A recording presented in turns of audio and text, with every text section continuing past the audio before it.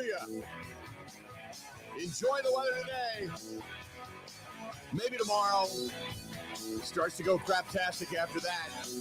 And then by the weekend, the words rain, snow mix enter the forecast, depending on what part of the state you're in. So there you have it. This is it. Kind of the last gasp as we sit here on November 5th. November 5th. Good day to you. We got a lot to get to today. We got today's one of those days where you're really excited because the trade deadline came and went, and much like we talked about yesterday with Pete Doherty, didn't really think the Packers were going to do anything. I thought if they did, it might be depth at the safety or not the safety, but the corner position, maybe some more beef up front, but that was only if the deal was going to be a good deal for them. And there was probably just not much out there that they really wanted to spend any kind of draft capital on. And therefore, they didn't make a move. And I know people were mad, but, you know, it wasn't like the baseball trade deadline where you had 57 different transactions going on. All you saw were the Jets trading away. Basically, the Jets are in a rebuild. And they sent Quinnen Williams off to the Cowboys. They kind of fleeced Jerry a little bit. At least that's the thought. And then they sent Sauce Gardner over to the Colts, which was big breaking news yesterday. And now that secondary of the Colts, man, they're real. That whole team, if Daniel Jones can keep playing well, that team's real. Two teams that we didn't think would really be like favorites in the postseason. We all thought Buffalo, maybe Baltimore, Kansas City's always in the mix, right? Now you go, oh, by the way, New England's back and the Colts are real. So now we just kind of wait and see how the AFC continues to unfold. Meanwhile, in the NFC, the Green Bay Packers get ready for the Philadelphia Eagles, who are on bye. Did not make a move when it came to trading away A.J. Brown because there was a lot of thoughts that he was, not happy and they'd get rid of him. And that's really not what Howie Roseman does. He doesn't get rid of quality pieces. He tries to make them feel more appeasable in his own backyard. So I didn't think A.J. Brown was going anywhere. But now the Philadelphia Eagles coming off of the bye, get ready for the Packers coming up on Monday Night Football, Lambeau Field, and that's a 7:15 kickoff. So we're looking forward to that. In the meantime, as we sat here over the last couple of days and we kind of broke down their stats and thoughts and play calling, and Pete Doherty and I were talking about it yesterday. Sam Bruchhaus from Sumer Sports. Now, Sumer Sports is if you've never been there, they compile a lot of statistics. A lot of things. They're like another version of PFF, so to speak, but they actually go through a specific, they go through all the plays, don't get me wrong, but then they give you the tendencies and such, not just the grades, okay? So we'll talk to Sam Bruchhaus from Sumer Sports coming up here in a little bit. Wednesdays are always a joy. Why? I'll tell you why. Wednesdays are always a joy because Mark Scoffield is back. We're going to talk everything that is in the, the soap opera that is the NFL. Everything in the NFL. We'll get into that with Mark coming up here about 2 hours from now. As the soap operas continue. Because the NFL continues to churn and burn, man. Okay, that's enough. So we got that. We got a buy or sell coming up in the 1 o'clock hour today, which is always fun when we get a chance to do that. So we got a lot going on today. There's a lot happening in our world. And hopefully you're along for the entire ride. If you can't, you can always go back and check it out. I'll tell you how you can be participate in the program, though. Give us a buzz. 877-867-1670. 877-867-1670. You can do that. Also, you can track us down via text message, 608-321-1670, 608-321-1670. You can find us over on YouTube. Go to youtube.com. That's youtube.com/Bill Michaels Show. youtube.com/Bill Michaels Show. Find us on Twitter, on X, @Bill_Michaels, @Bill_Michaels. You can find Grant @Wisco Grant, WISCO, Wisco Grant. We're on Instagram, Facebook, and TikTok. If you would please like us or follow us there, we'd appreciate it. The Bill Michaels Show. We're on the Twitch app, the Kick app, the LinkedIn app as well, if that's your app of choice. Our app is Wisco Sports Zone, Wisco Sports Zone. And you can email the program, thebillmichaels@gmail.com. The website simply thebillmichaels.com. We are on Spotify, Apple, iTunes, Google Podcasts, and don't forget My24 TV in Milwaukee, 9 o'clock Central Time this coming Saturday. Our normal time is 8 o'clock, but this coming Saturday. We're going to be at 9 o'clock Central Time. My 24 TV in Milwaukee. Again, My 24 TV in Milwaukee. There you go. Chris says that there's a lot of reports that the Packers are looking into signing Asante Samuel. New York Jets kind of screwed over Breece Hall there. There's a lot of rumors still floating around out there about who may or may not end up in Green. I really, I'll be honest, unless there's somebody out there that they want to sign right here, right now, that's in shape, ready to go, I see them kind of standing pat, just to be honest with you. Graham Bills, how you doing today? I'm doing good. I love Wednesdays. The UW lacrosse stuff? Well, of course, it's a WEAC Wednesday, so I always got to either this or my UW Stout quarter sip. Those are the only options on a Wednesday. So, no, I'm doing well. The Bucks game really didn't do much for me last night. The second game of back-to-back, that wasn't even close. So I was telling Ebo in the morning show, I just watched King of Queens on TV Land until bed. Did you really? It was about the extent of my night last night. I didn't do a whole lot. Yeah, that's about it. Everybody loves Raymond. I get it. Although I was on the phone a lot last night, so I just kind of sat there. But last night it was a keep scrolling. Watch a little college basketball. Keep scrolling. And then you're like, wow, I really got nothing tonight. You know, I watched the Bucks. I mean, and that was, like you said, that was a waste. Not much there. No, that was, what is it about? And I get it, and back-to-backs and travel and such, I get it. But what is it about? I don't remember going way back in my NBA memory of teams just also almost automatically chalking it up as a loss on a back-to-back. No matter how good or bad the team was, I don't remember that. Like it was acceptable. Okay, it's a back-to-back, no big deal. No, this whole load management thing, and I just no, I don't agree with it. That you just kind of, because they were talking about it during the broadcast. Well, it's a back-to-back. Okay, so what?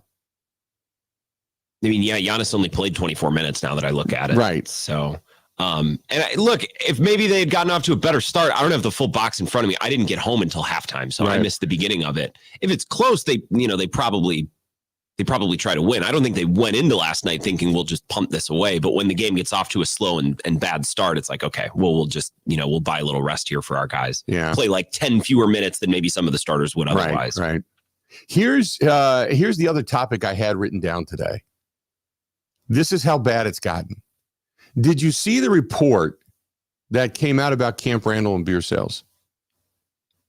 Yeah, and then I saw the correction on that report just as I sat down this morning because that original number wasn't right. Okay. Which I assume is where you're going with this. Right. Well, no. I'm not necessarily going there. I'm talking about big picture. The biggest thing to come out of Madison, or at least regarding Madison, when it comes to the football program, was that the University of Wisconsin-Madison sells more beer than anybody. Crushes it. Right? And we all take pride in that. We're like, oh, yeah, okay, we're drinkers. That's the story. Think about that for a minute. It's not about the release of the top 12 in college football playoffs. It's not about AP top 25. It's not about the matchup versus Washington. It's not about, quarterback play, who's coming back after the second bye week. None of that. What has been taken over for football news in the state of Wisconsin is we can outdrink your ass. That's it. We have taken up so much of our football time with basically saying to hell with it, we're going to drink. Apathy is set in. A large amount of apathy. And that's dangerous. When people start saying, okay, the biggest story coming out, yeah, we outdrank it. That's the only thing to get excited about. Man, that's dangerous. Because that's when people go, I don't care.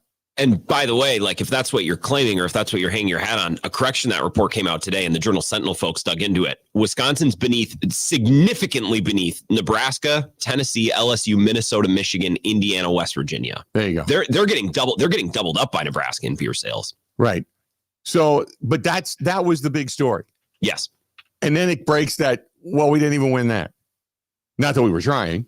Not even close. But I can see it because when you look at some of the other programs, first of all, the stadiums are bigger and they're full. They're full.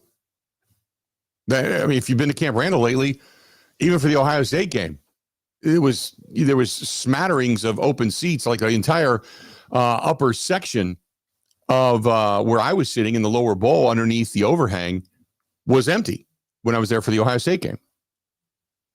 There are thousands and thousands and thousands of seats that were available that went unsold for the number one team in the country coming in at Camp Randall. And the ones that were sold, that was Ohio State fans. I never saw so many Ohio State jerseys out there in my life. So my point being is that's the apathy. It's a dangerous place, man. When apathy sets in and people just go, whatever. I'm not going to go. I had our buddy Mike from Connections Ticket Service. He was texting me that day going, hey, I'm selling tickets now for $10 and can't get rid of them. People don't care. It's an after that to me is a really dangerous place. So and not that I want to get too deep into the whole, coaching stuff again, because nothing's going to happen. But when you're Chris McIntosh and you're sitting there and you're looking at it as a business person, not with your heart and your soul and your gut and all that, you're looking at it as a business person. Right now, your downfall is now affecting your pocketbook. That people aren't going. And even on the secondary market, it's embarrassingly bad to buy tickets to go to a Wisconsin game because you can almost get them for free. It's kind of like, they should just start giving them away at the gas station saying, well, I don't know who did that, if it was Quick Trip or somebody else, where it was fill up so many times you get free tickets. Maybe it's just now if, you go in and you fill up your car, you get, 4 free Badger tickets just to go to a game because nobody's going. Well, and how many giveaways have we seen? You're referencing Quick Trip, and then I saw Culver's too. It's like, well, when the Badgers score in the third quarter, or when they hit this total, it's blah, blah, blah. And it's like, they're not hitting any of this. It's like, I want some free Culver's, man. Right. Like, come on. Yeah. The businesses are coming out way ahead on this stuff. It should be just like, like the what was it? The Taco Bell thing. If there was a stolen base during the postseason or something like that, they were giving steal a base, steal a taco. What happened to that? I remember that. I haven't thought about that. That wasn't there this year. They keep getting rid of everything. Yeah. That wasn't there this year. Because of woke or whatever. I don't know. They took away our free taco. It should be like if the Badgers put up any points at all, we'll give you a taco. That would be the best promotion ever to get advertising and never have to give anything away. Or for as many points as they score, that's how many tacos you get. Because they still wouldn't go broke. 7 tacos, no big deal. 2 tacos, no big deal. Okay. So, but that's where it is as far as the Badger program goes, with just a mass amount of apathy. So, all right, let's do this. We have dove. My grammar today is just terrible. Dabbed even. We have dabbed. Yeah, we have dabbed. You know what? I am. Did you ever wake up and you were so tired when you woke up that you feel like you're drunk? That's what I feel like I'm at today. Interesting. Just feel drunk today, and I don't know why. Didn't have a drop to drink. Not a one. Woke up today. I mean, I energized, but just like in a complete brain fog today. I had meetings this morning. I had to do some errands this morning. I was talking, which, by the way, we're going to make our announcement today. I didn't do it yesterday because I had to hold off. I was waiting for the text message, and I got it back today, so we're good to go. But I was sitting there in this meeting this morning, and they were asking me to describe some things of what it is I wanted. And I started talking. I just was like, I couldn't talk. I was a mental case. I felt bad. I actually apologized in the meeting. I'm like, I don't know if something happened in the middle of the night. Maybe I just had a stroke and I don't know it. But I just woke up completely in a brain fog today. Weird dreams last night and everything. Yeah. Larry says it should just be show up for the game and get a free taco. Oh, I'd go to Camp Randall for a free Taco Bell taco. Right? Walk in, walk out. We'll get your ticket scan and walk back out. You'd have more students at the game than ever before. If that was the promotion they ran. If like you had kiosks of 4 or 5 different Taco Bell stands, you would have more students at the game than ever before. It would just be one massive student section because God knows the students, man, if it's free, it's for me. I'm going for tacos. So yeah, those are college students. Now I'm much more mature and I would never self to going somewhere for a free taco. I do it in a heartbeat. Oh, I absolutely would. Yeah, I'd do it in a heartbeat. Need it more than the college kids. Probably. Yeah, I'd wear a pledge pin or something just to be able to just steal a base, steal a taco. The West Ave Taco Bell in La Crosse. Oh my, we overran that place. Right? Absolutely. Hell yeah, do it in a heartbeat. We got more of the Bill Michaels Show coming up next.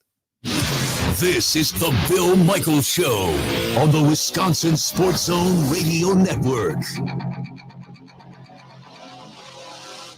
The Zone Blitz pregame bash is back. Every Wisconsin home game 2 hours before kickoff at the Blue Moon Bar and Grill. And this year, do I have something special for you? It's a perfect snack for game day or any day. Wenzel's Farm Pro Snack Sticks. Come see me and I'll hand you 16 grams of protein to fuel you through the day. Wenzel's Farm offers that and so much more. Crafted in small batches using premium cuts of meat, perfectly seasoned, and naturally hardwood smoke. Check out wenzelsfarm.com. Made by pros for pros.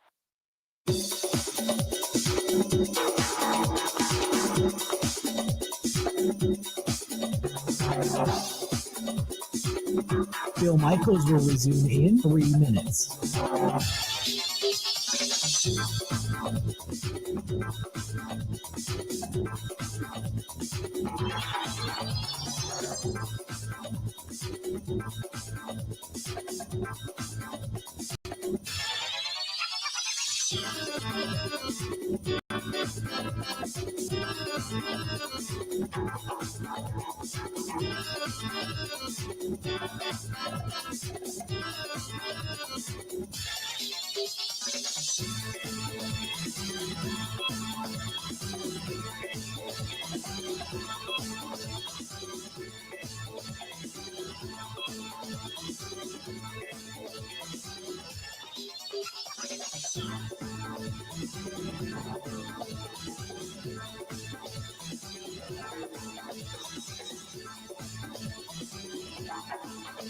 Bill Michaels will resume in 2 minutes.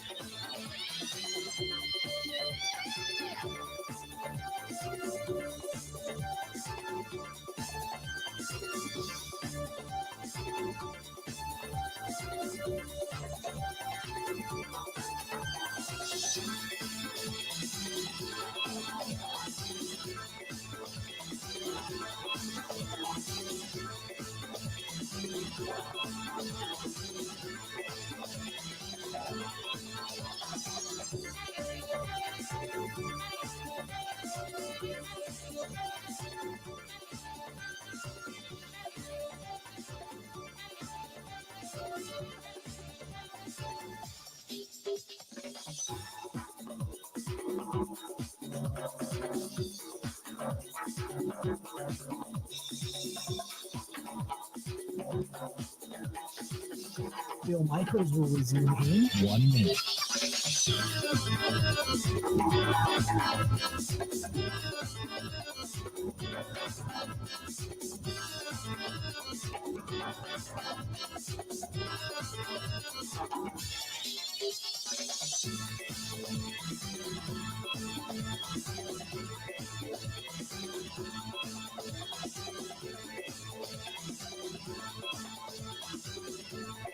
Bill Michaels will resume in 30 seconds.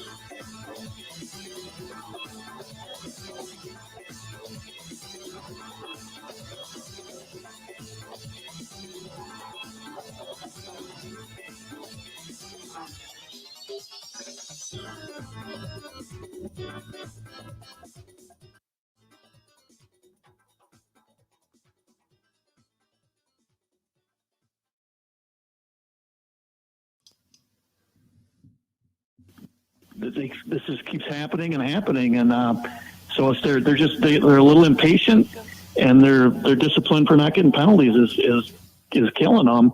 And all it would have taken was, you make that field goal that they missed, or Savion Williams, that fumble, that was a backbreaker. It seems like whenever they're going down for a score early, and if they turn that ball over, that just seems to really come back and haunt him, and things just go downhill from there. That definitely happened in this game, and without being able to remember which games off the top of my head, I know that's happened to them in the past. I think I remember Pittsburgh even 2 years ago at Pittsburgh, for instance. You don't get that score when you move the ball early, and they just seem to have a lot of trouble bouncing back from that.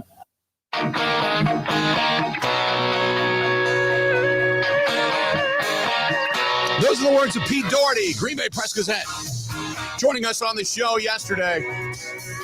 Welcome back to the program, The Bill Michaels Show. This portion of it brought to you by our good friends over there at J&L Tire and Service Center. And they're just good people, really good people. I just sent, as a matter of fact, I just sent Lyle a note. Lyle's the owner out there, him and his brother, and just good people. I just said, hey, how you doing? I know he had some health issues, but nevertheless, the shop itself runs, with his son, Chad, and everything. But I know Lyle had some health issues, so I was just kind of checking in on him, seeing how they're doing. But he said they're doing great, and they're gearing up for the holidays, and they're getting the gift cards together for all the families that are in need out there in both the Johnson Creek area and the Watertown area, because they, send out different food quality things, so to speak, and just really, really good people. They do that during Thanksgiving, and then obviously during Christmas, they help out a lot of families with kids in need and families that need to be able to go in and kind of do Christmas shopping without shopping.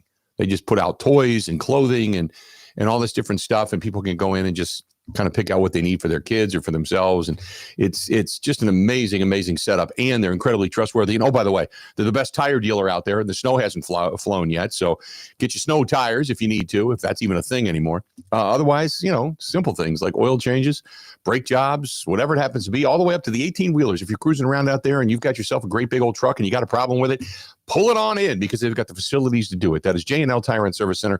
It's right there at the Johnson Creek exit, just above 94. You can see it from the highway. And then there's another one on Boulder Road in Watertown, Wisconsin. But they are great people, and every year they get voted as the best tire dealer out there. And I think it's because they do so much in the community as well. They're just really, really good people. So, Grant, I am giddy.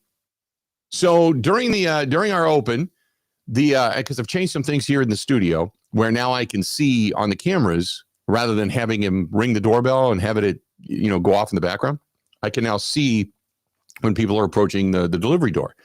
So I see somebody come up, they read the note, they didn't ring the bell, they texted, it came through, dropping off a package. Thank you very much, Mr. Michaels. Okay.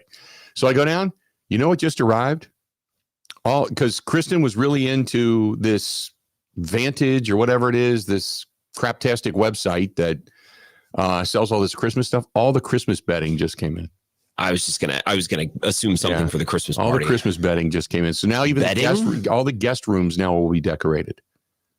Not that we have anybody stay in the guest rooms, but if I have another wedding in Milwaukee, maybe. Yeah, but all the Christmas bedding for the bedrooms now, when people meander throughout the house.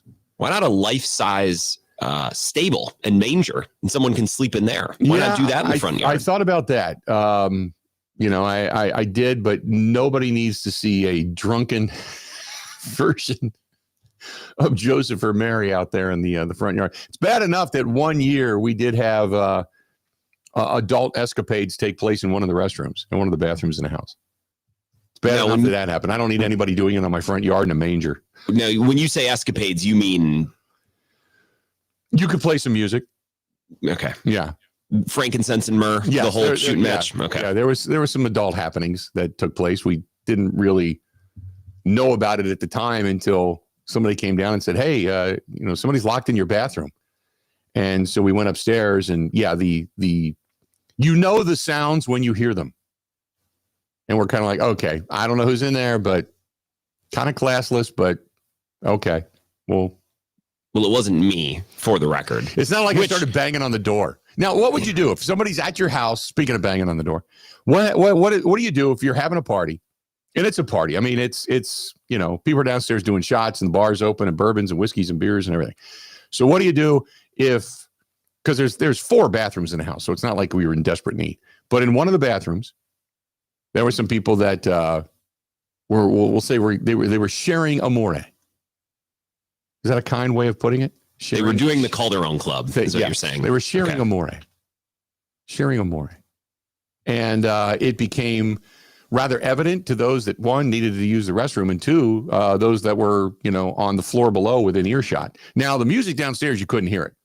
But, yeah. Do you go upstairs and bang on a door and stop them? Or do you just wait for them to come out so you can say, that's who it was? I think it's like Christmas Vacation. It's probably just easier to let it finish. Yeah. Let them finish. Right. Okay. Now, if you're going to do that in someone else's home, bold, Right. First and foremost. Second, you got to be quiet. You know what I mean? Yeah, there was like, she was trying to be quiet. Well, good for him. She was trying to be quiet, I think. It was good for that guy then, I guess. I guess. I don't know. But but you always love it when they come back downstairs because you're kind of now doing a head count. You know, you're kind of looking around going, who's not here?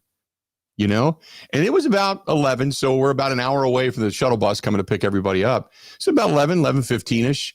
And you're looking around and now they come walking down and the hair's messed up, you know, and the whole thing. And I'm like, I didn't want to go there. And you're kind of like, oh, and then they come down like, oh yeah, we just went and got a little fresh air. Now, do you play it off? Do you just not say anything? Or do you go, no, we called a plumber because we heard somebody was laying some pipe upstairs. You know? Yeah, I don't know what I'd do.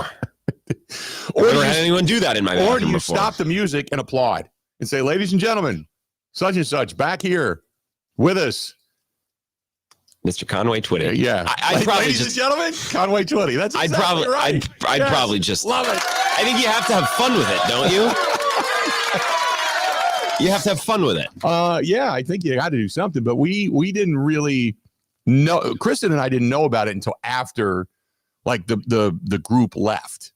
I see. And the shuttle bus left, but other people knew about it, and then they said, "Did you know that such and such?" And they were people that worked at her old bank, so they're not even coming back to the party. So they're not. She doesn't work with them anymore. So is someone taking up this mantle this year? Yeah, I guess. I don't know. You could happen. Who knows? Who knows? There were a lot of ladies chasing Mike Clemens last year. Well, Mike's not going to be here this year. Oh, I didn't know that. Mike's going to Denver. I completely forgot about it because the Packers play the Broncos the next day, which is the reason we chose the party for that particular day, because at least I don't have to get up at the crack of dawn and I can still stay home and do the show in the studio, the postgame show in the studio. So it gives me until 3:30 in the afternoon to kind of get my head together after that night. But yeah, so Mike's not, I talked to Mike because Ebo is all about listening to Clemens play the guitar and sing. And I'm like, oh, this is going to be great. I'm like, Mike, Ebo's looking forward to it. And Mike's like, oh man, I just checked. Yeah, I'm in Denver. I'm like, oh, son of a. Well, get me a guitar after a couple cocktails. Just grab one. Those Boo the Band guys, they're playing Hal Ketchum songs last year. I'm like, this is the music of my childhood right here. The Small Town Saturday Night's my request. I love that song. My goal is, and I know I'm going way too long, and this is not on sports topic at all. My goal is I'm going to sit down here in the next month and see because I used to play guitar, and see if I can't put it all together to play that if I got drunk enough. Because I don't have to drive. I'm at home. But if I got hammered enough, maybe I'll do it.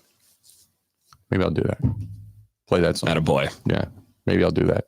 If not, I'll just stand there and hold the guitar and let Rick play it and act like I'm doing something. I'll tell him to unplug mine. Just dance. Be the eye candy. Yeah, exactly. Yep. Let's see here. What else do we have? This is from Mark. Mark says, This non-trade by the Green Bay Packers is a travesty to be able to put all these assets towards Micah Parsons and yet not give him help in the secondary. I blame Goody for all of this. This team is bereft of talent. No, it's not. How can you say that? There is bereft of talent and the coaching is no better. This team needs a complete and total rebuild. I hate it here. Somebody else I woke up feeling a little buzzed last night. Because I didn't even drink. I just woke up in a brain fog. You had to have drank last night. You had to have gone out, got hammered, had weird dreams, woke up, and looked at Quinnen Williams going to the Dallas Cowboys and went, I can't believe they didn't get him. And then decided to sit down and type out an email. Either bereft of talent. Yeah, bereft of talent. Yeah, I would say you've been smoking a 5-mass skull bong, but you use the word bereft. I like that. That's part of the nomenclature. That's good. But yeah, you would have started out your email with the word dude had you been hitting the 5-mass skull bong. Either way, the effectiveness of your email at this particular point in time is about the same. Stay tuned. More of the Bill Michaels Show next.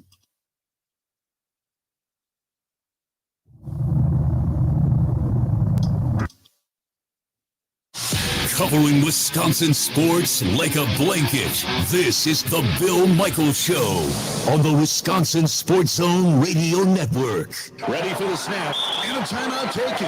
The team looks a little bit lost. Let's bring in Gina Della from Pella. What's the winning game plan this month? Wayne, the winning play is simple. A whole house of new windows as low as $297 a month with 0% interest for up to 6 years. Wow, that's a drive you can sustain for years. No penalties, no interest. A championship move from Pella Windows and Doors of Wisconsin. No doubt, Wayne. And unlike the opponent's defense, Pella Windows actually stopped the drafts. The draft picks we gave up for number one had to be the steal of the century. True, but I'm talking about replacing old drafty windows. Roger that. With energy-efficient windows to keep the cold out, you'll stay as toasty as a fan at a warm weather preseason game. Pay as low as $297 a month for a whole house of new Pella windows. Don't sit on the sidelines, folks. Make your move today. Schedule your free consultation today at PellaWI.com. Certain restrictions apply. It's 11/30/2025.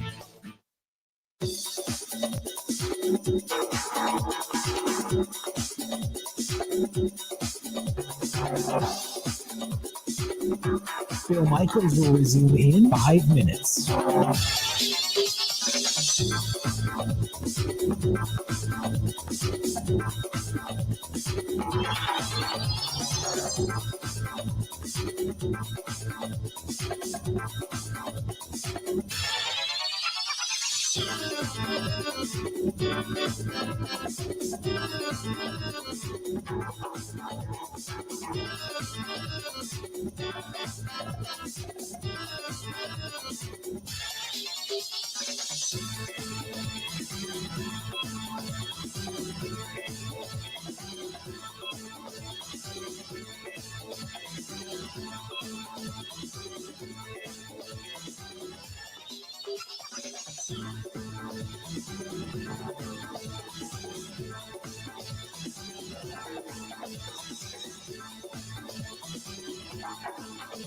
Bill Michaels will resume in 4 minutes.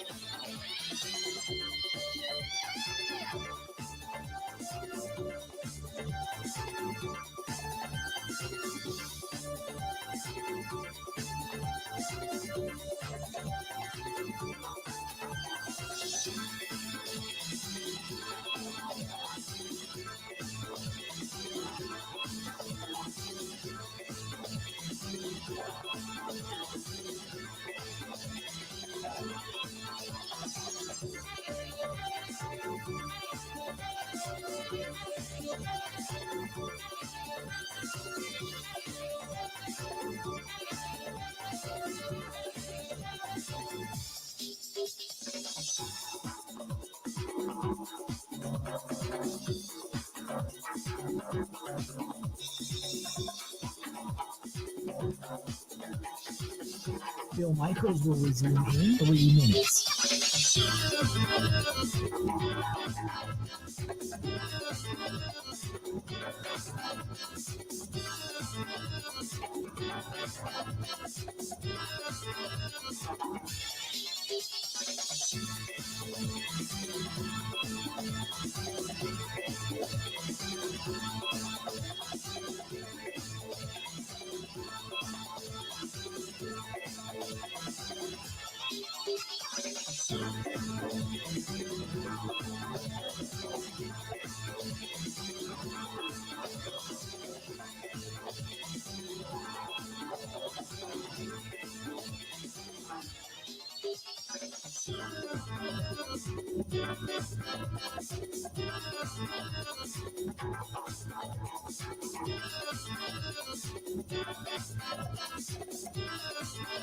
Bill Michaels will resume in 2 minutes.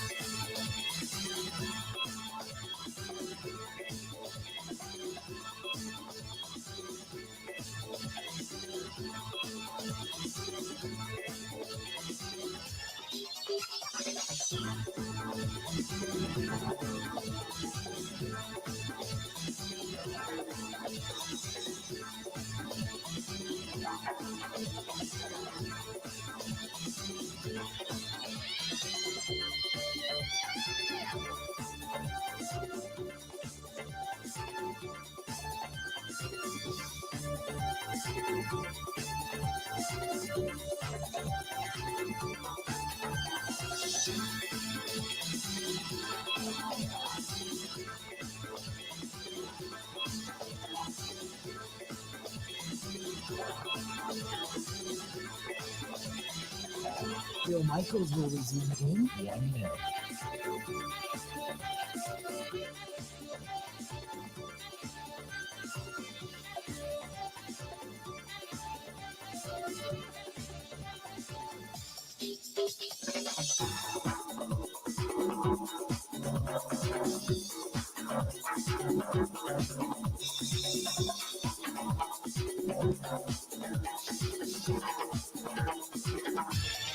Bill Michaels will resume in 30 seconds.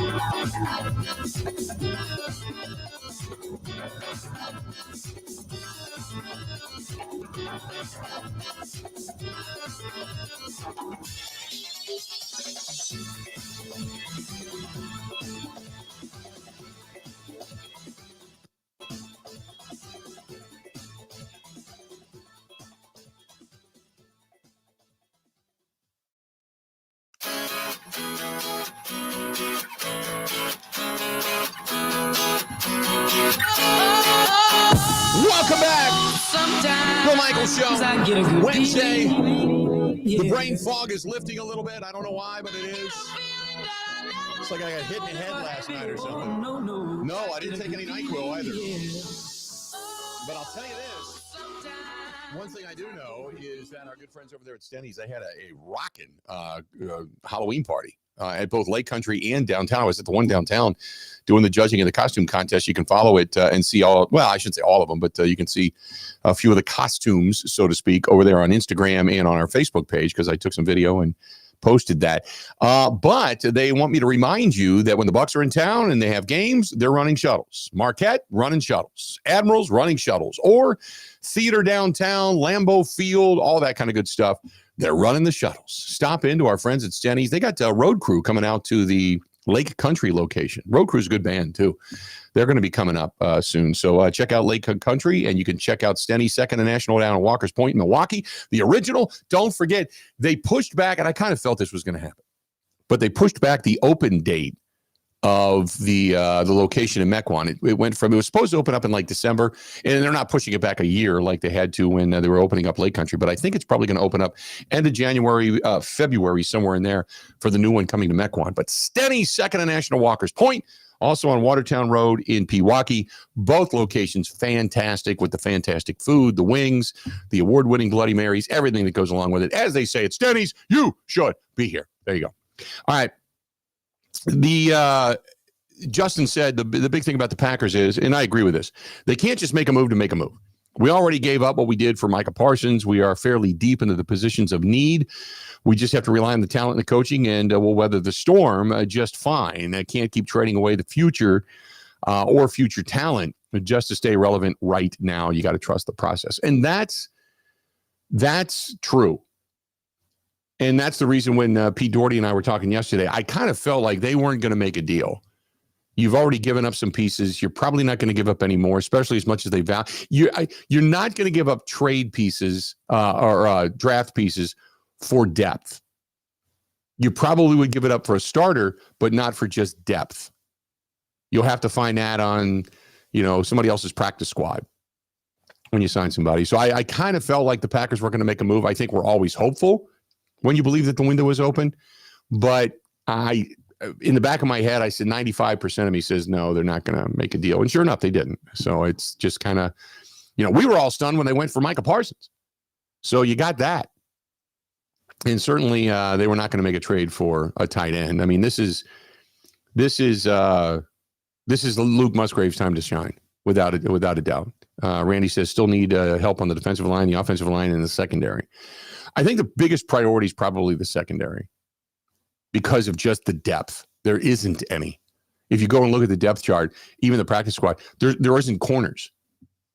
If you lose one or two corners along the way, you're hurting, man. You're just throwing bodies out there to throw bodies out. You might have wide receivers playing corner just because.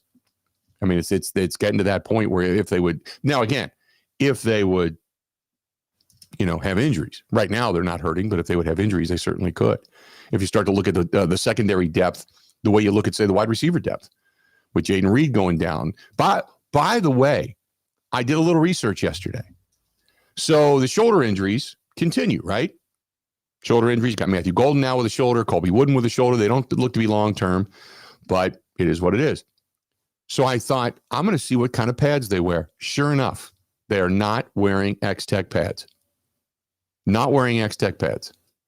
They were wearing the Vici pads, I think. Whenever I see a shoulder injury, I always go, is it an X-Tech pad?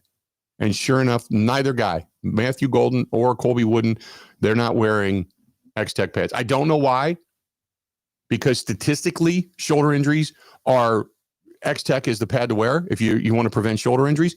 Don't know why, but if you're listening to us in Green Bay and you're inside the walls at 1265, I'd love somebody to answer the question why they don't massively put X-Tech pads in that locker room. Don't know why, because every time I hear about a shoulder injury, it's the first thing I do. I go and check. Sure enough, not wearing X-Tech pads. At the risk of your own players, you're choosing either whatever money or contracts you have over the health of your own players. I don't get it, but maybe that's the thing for Ed Policy to handle. Who knows? But I went and checked last night. Neither player wearing X-Tech pads. So not to say that you never get a shoulder injury, but the likelihood of it happening with an X-Tech pad, not there. Statistically showing that they reduce the shoulder injuries, and I don't know why they don't put those in there. So anyway, I just thought I'd throw that out there because I did a little research last night, sitting around. You got anything to say, Grant? I thought you were pulling the mic. I'm like, oh, Grant's going to say something. Well, I'm just locking in a little bit. I don't have anything to add to X-Tech. It's just interesting to hear Josh Jacobs and those guys talk about the product and hear about the politics of some of those things that go on with NFL organizations and the equipment they use. I guess is the only thing I'm thinking about. I can't speak to it directly. I just find it interesting. Yep. Completely agree. There is a politics there, and it is, I don't know why, but it is what it is. And, but at the health and wellness of your own, now you got guys that are banged up. If I'm Goody, I'm saying, hey, get these guys in this pad. If you're a receiver, if you're somebody that's, throwing your shoulder around, specifically if you're a receiver or a secondary guy, because you're jumping and you're flying through the air, you're trying to, that's the first thing I would do. All my secondary guys, all my wide receivers and my running backs, all wearing X-Tech pads right now. Prevent shoulder injuries. Don't want it. Who knows? Maybe it would have prevented because Jaden Reed wasn't even wearing X-Tech pads. So, Complicated Fella says, can you please expand? Go look at the demonstration. Just type in like X-Tech pad and then Bob. I'd have to find it. When I first met these guys years ago, he came over to me and said, I got a demonstration for you. Now, this might have been in Minnesota at the Super Bowl, but I had heard about this, oddly enough, I heard about this through Urban Meyer. And at the time, there was a discussion about X-Tech pads. And if you just like Google X-Tech pad demonstration, Urban Meyer or something like that, I can't remember how long ago this was. But basically, he takes two pads, two thin pads, puts one on the ground, and this is in the Mall of America, okay, in the food court. That's where they set up Radio Row. Puts a pad on the floor, puts another pad over the top of his hand, and he's sitting there talking to me with a football helmet, grabbing it by the face mask, okay? And we're sitting there talking. He says, yeah, these pads, they're I don't know what polymers are in them or anything, but yeah, they disperse. They're made to like a car to disperse the shock. So it's not the impact directly in one area. They disperse the shock, therefore creating less tension on the bones and the muscles and blah, blah, blah. And as he's talking, he goes, wham! And he smashes the absolute blank out of his hand between these two pads with a helmet. And I'm like, oh my God, this guy just broke his hand. He had to. He pulls his hand out of the pad and shakes my hand. He's like, it's fine.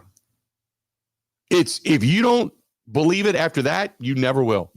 You never will. It was amazing. And I'm like, how is that not hurt? He's like, it's not that you don't feel it, you feel the pressure, but it disperses the impact of the direct hit. Whereas a lot of shoulder pads don't. They're just a pad on top of a pad on top of a pad. They just layer it. And that's all it is. These pads actually disperse the impact like the frame of your car is built to. And I've been a believer ever since. ever since. And I always check when I see shoulder injuries, who's wearing them and who's not. The majority of them are not. I'd say 80% of shoulder injuries not wearing X-Tech pads. 80 to 90%. So that's the reason I pimp it so hard. And every time I hear about a shoulder injury in Green Bay, it's the first thing I do, because I know there's a behind the scenes story and there's some politics there, but I know for a while that they weren't even allowed to present to players. X-Tech wasn't. They weren't even allowed to talk to them inside the walls of 1265. So I talk about X-Tech whenever I can. If I see a shoulder injury, that's the first thing I do. What are they wearing? I find out. I'm like, oh, okay. There you go. Don't they wear Riddell or Shut? One of those two? I feel like those are the big ones these days, don't Douglas pads are one. Vici or VC, VICI, something like that. There's X-Tech that's out there. There's a couple of pads that are out there that are the popular ones. But every time I read about a shoulder injury, that's the first thing I do. I go and see what they're wearing. Some guys like them so small and thin that there's no protection, and you can't help them. You're trying to keep them from injuring themselves from themselves. You just can't do it. But yeah, X-Tech is by far one I consider to be one of the best pads that are out there. So, and anyway, I don't want to go too deep into that, but that's the reason. That's the reason. And the Packers for a long time were Douglas. All they had was Douglas before they started allowing a few other pads in there, but crazy. Anyway. All right, let's do this. I've gone on long enough about the innovativeness of X-Tech pads and shoulder pads. But that being said, we'll go ahead and take a quick break. We'll come back. We'll pick up where we left off. Don't forget, we got our buddy Sam Bruchhaus from Sumer Sports going to be joining us. He's at 11 o'clock, right? 11:15. 11:15 Central Time. So coming up in a little bit less than a half an hour, we'll talk to Sam Bruchhaus. And I want to go over with him, because Sam and Sumer Sports look at the tendencies. I want to look at what we were talking about yesterday with shotgun and play action and, balls that are thrown in the pocket, balls that are thrown under duress, balls that are thrown out of the pocket. I want to get into all of that with him, and we'll discuss a lot of that stuff coming up. Don't go anywhere. We got a whole lot more of the Bill Michaels Show coming up right after this. Covering Wisconsin sports like a blanket. This is the Bill Michaels Show on the Wisconsin Sports Zone Radio Network. Ready for the snap and a timeout taken. The team looks a little bit lost. Let's bring in Gina Della from Pella. What's the winning game plan this month? Wayne, the winning play is simple. A whole house of new windows as low as $297 a month with 0% interest for up to 6 years. Wow, that's a drive you can sustain for years. No penalties, no interest. A championship move from Pella Windows and Doors of Wisconsin. No doubt, Wayne. And unlike the opponent's defense, Pella Windows actually stopped the drafts. The draft picks we gave up for number one had to be the steal of the century. True, but I'm talking about replacing old drafty windows. Roger that. With energy-efficient windows to keep the cold out, you'll stay as toasty as a fan at a warm weather preseason game. Pay as low as $297 a month for a whole house of new Pella windows. Don't sit on the sidelines, folks. Make your move today. Schedule your free consultation today at PellaWI.com. Certain restrictions apply. It's 11/30/2025.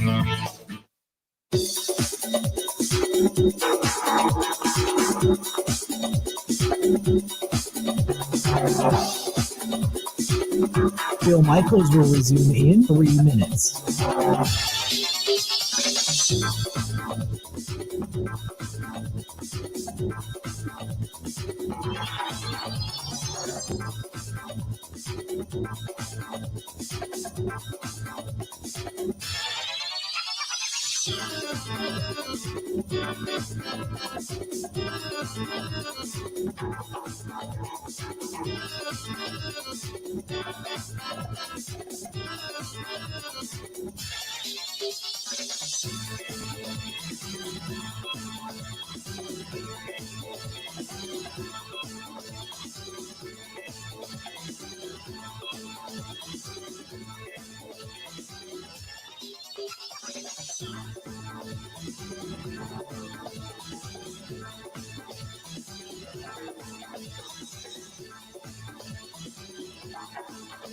Bill Michaels will resume in 2 minutes.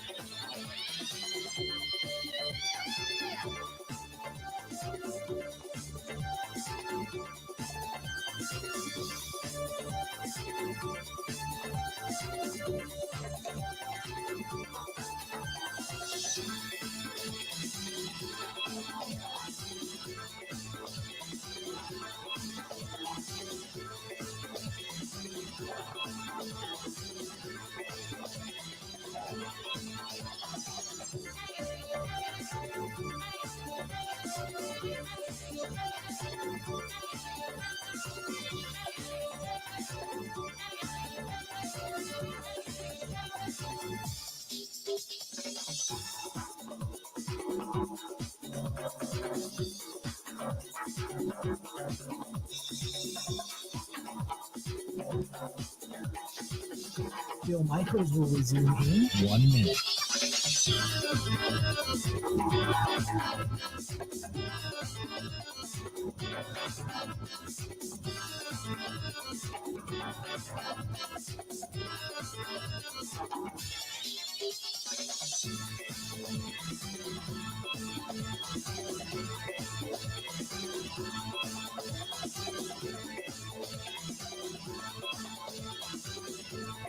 Bill Michaels will resume in 30 seconds.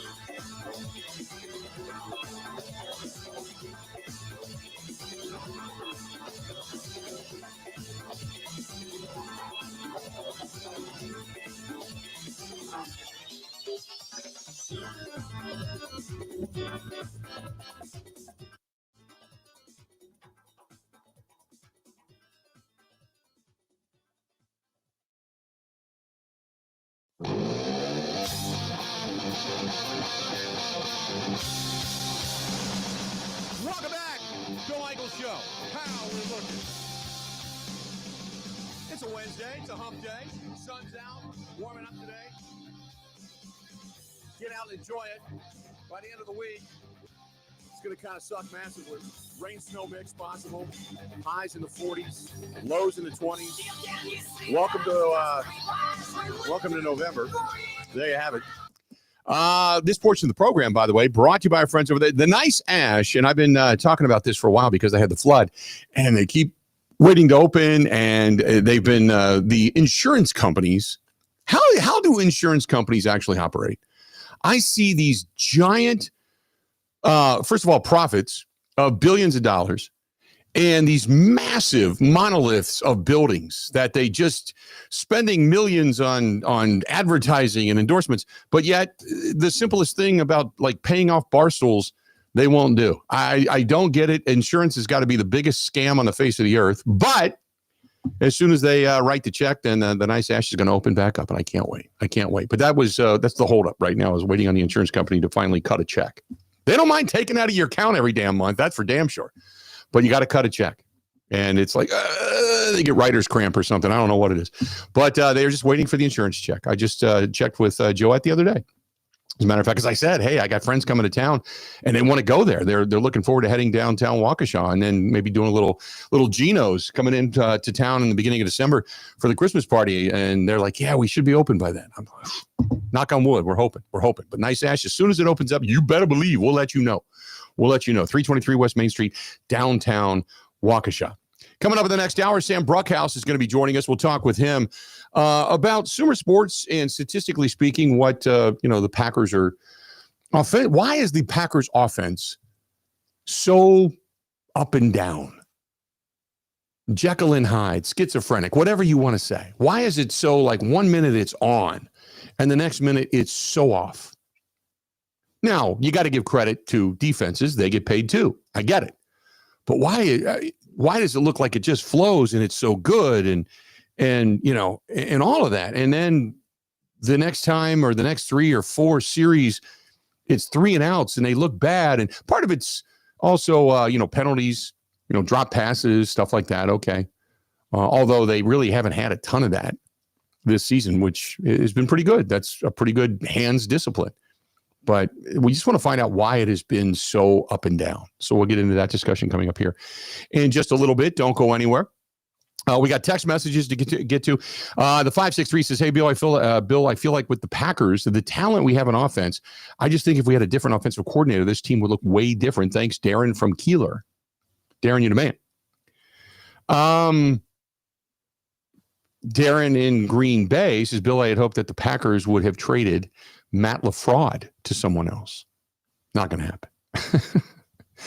Right, I'm going to talk, Bill, with regards to the Packers and LaFleur. I think it was yesterday you talked about the team taking the attitude of the coach. I think when you talk about Campbell, Reed, Vrabel, Belichick, some show emotions, some don't, but I think the team took the confidence and the expectations from their coach. The players know what to expect and how to perform.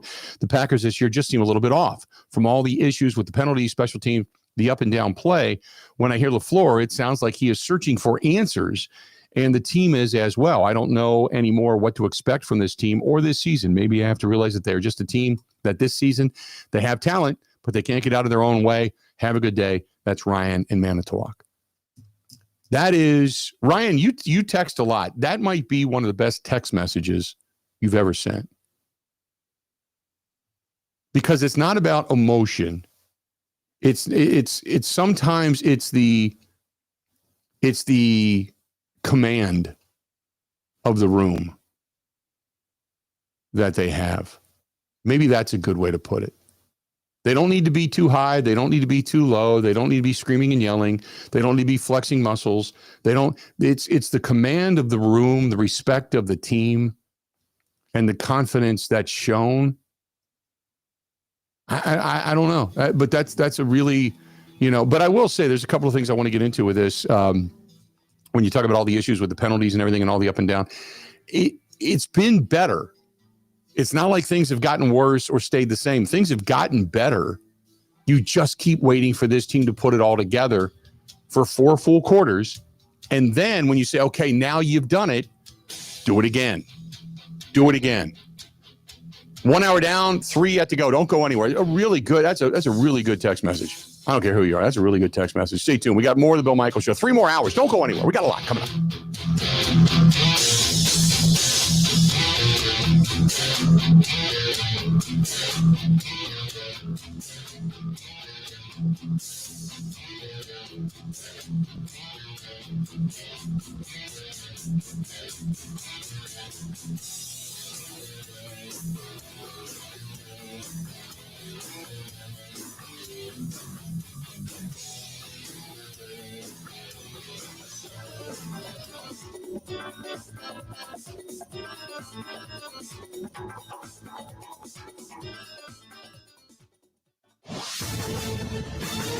This is the Wisconsin Sports Zone Update. Well, it was an off day for the Packers yesterday, but the team is still coming to grips with the news that tight end Tucker Kraft will miss the rest of the season with a torn ACL. Kraft was leading receiver for the Packers and it's one of the most versatile weapons in the league. He is also a leader in the locker room, one of the team captains, and that's where it hits the hardest. Here's more from running back Josh Jacobs. I know who he is for this team and what he means to this team, and that's a heavy blow for us. A lot of the guys, even in the locker room and even in the huddle afterwards, we felt that, and he's a leader on this team. He's a captain, and he's one of those guys that you really love to have on your team. So that's a heavy blow for us. Packers are back in practice today as they prepare for their matchup with the Eagles for Monday Night Football. A couple other injury notes: wide receiver Matthew Golden and offensive lineman Aaron Banks both left Sunday's game with injury, but not expected to be long term. While cornerback Nate Hobbs suffered a knee injury that will keep him out a couple of weeks. Turning to the Badgers, coach Luke Fickell has not named a starting quarterback for Saturday's game against Washington at Camp Randall, but did say freshman Carter Smith is a possibility. For nearly 40 years, ABC Wisconsin Apprenticeship has been helping men and women transform themselves into highly skilled trade professionals. These skills are in demand and provide strong wages and benefits for a bright future. If you're a hands-on person who likes the feeling when you get projects done, apprenticeship could be for you. Go to buildyourcareerwi.org or just search online for ABC of Wisconsin. Well, a second night of a back-to-back, the Milwaukee Bucks could not keep up with the Toronto Raptors and lost 128-100. The Deer are back in action Friday night and back in Wisconsin as they'll host the Bulls. And finally, Wisconsin basketball will host Northern Illinois Friday night at the Kohl Center. Tip is at 7:30. For the Wisconsin Sports Zone Network, I'm Evo. Teams do kind of tend to take on their coach's personality. They can. There's definitely a lot of truth in that. LaFleur is wired pretty tight, and so maybe some of that filters down to his team. He's a really emotional guy. I think that 4th and 8 decision was made purely on emotion. He knew he was going to go. He knew he was going to go for it. Right. And then he calls. They've gone to that well a little too much. The perimeter screen. And so he goes to that well, and they get dumped for a 5-yard loss. So I'm sure he was just really upset about that, and he just made an emotional decision. We're going for it. He was probably upset at himself for making the call. So they should never have gone for that 4th and 8. The odds just aren't good enough. You take the points in a low-scoring game. So I think sometimes his emotions get the better of him too, and that probably filters down to the team as well.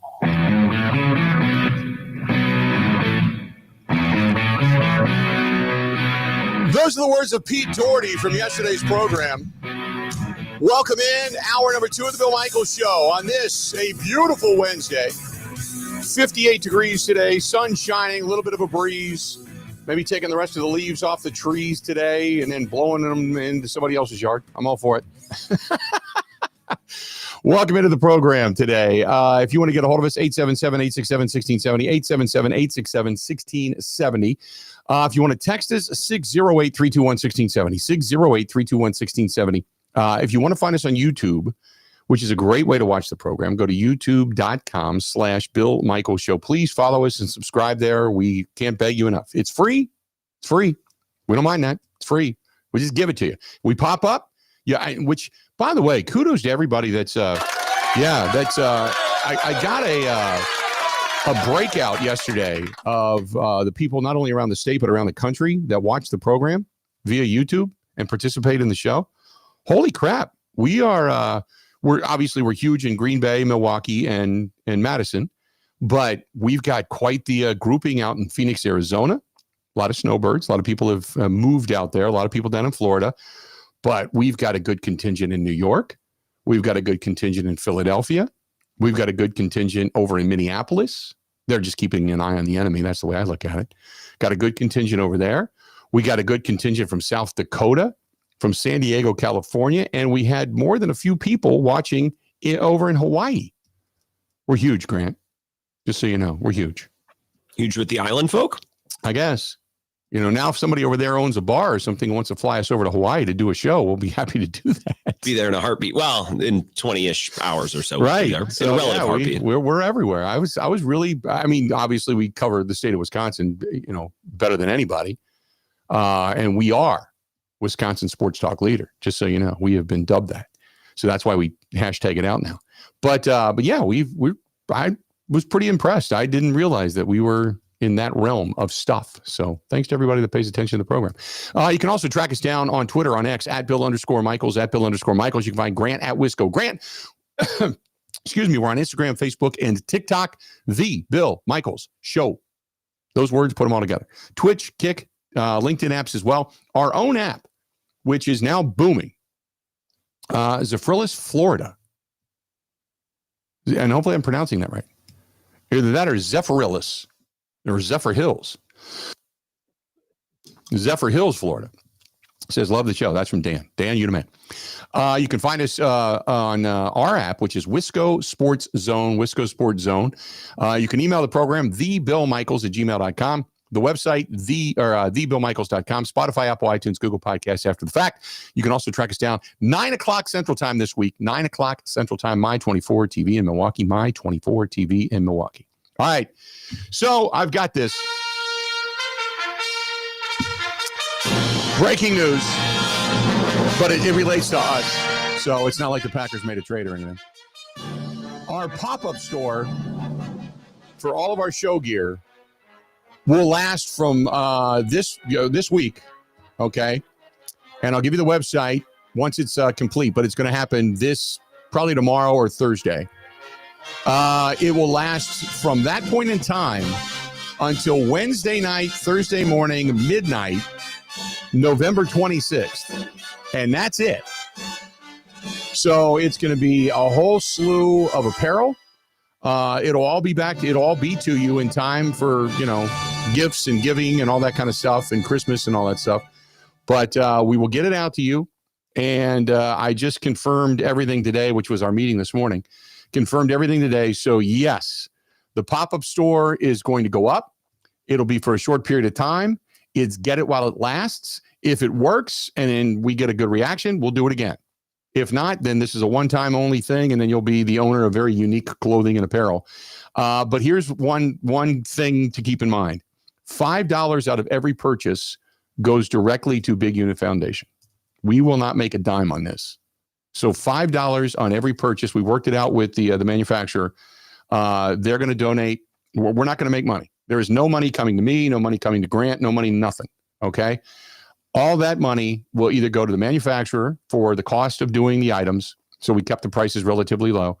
And then $5 out of every purchase will go directly to Big Unit Foundation. So not only are you getting some of our gear, but in addition to that, You are then, and it'll have the big Unit Foundation logo on the sleeve and or on a hat, and all of that proceeds, all of it, will then go over to Big Unit Foundation, helping military members, veterans, their families, and first responders. So there you go. That's our that's our Christmas contribution, so to speak. So there you have it. So we'll tell you exactly where to go to get it, and I'll post the hell out of it once it's live. But just to let you know, this week, finally, after a lot of painstaking effort, the pop-up store will go up, and it'll last a little over 2.5 weeks. There you go. How about that? That's good stuff. 877-867-1670. Hit us up, 877-867-1670. So here's what I want to ask. And we're going to talk with Sam Bruchhaus from Sumer Sports coming up here in about 10 minutes. Here's what I want to ask.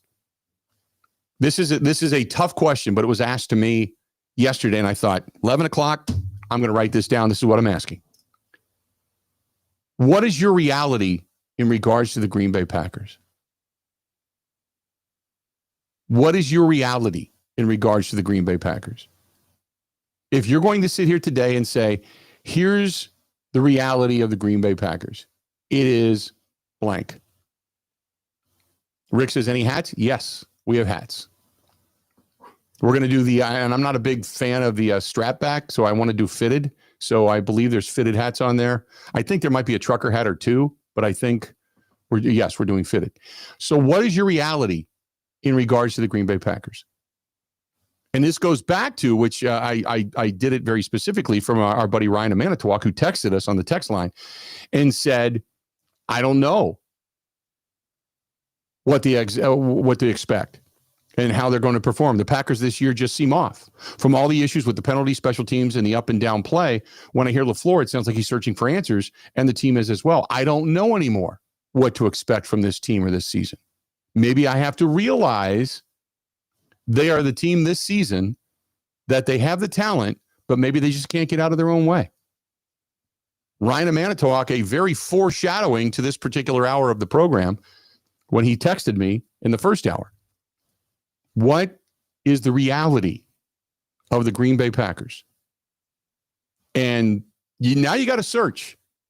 You got to separate your fandemonium to what it is you see, what the reality is, which is what we try to deal with a lot of the times passionately on this program, specifically when you get into a postgame show and such, and people are just venting to vent, and we try to keep it real. But what is the reality of this team? And this is where you have to, again, separate that emotion and say, this is what I'm actually looking at. This is where they're at in comparison to others. This is where they are, level of talent, level of performance, level of coaching, level of play, individual, as a team, as an offense, as a defense. This is where you have to separate all of that. What is the reality of the Green Bay Packers? And I'll tell you that, what, that's some deep stuff. I don't care who you are. That's some deep stuff, because you really, it's tough to separate the fandemonium side. Tuffy Sox says, reality, young, talented team not playing to their potential yet. A lot of season left. Rick says, wild card will get beat in the wild card round.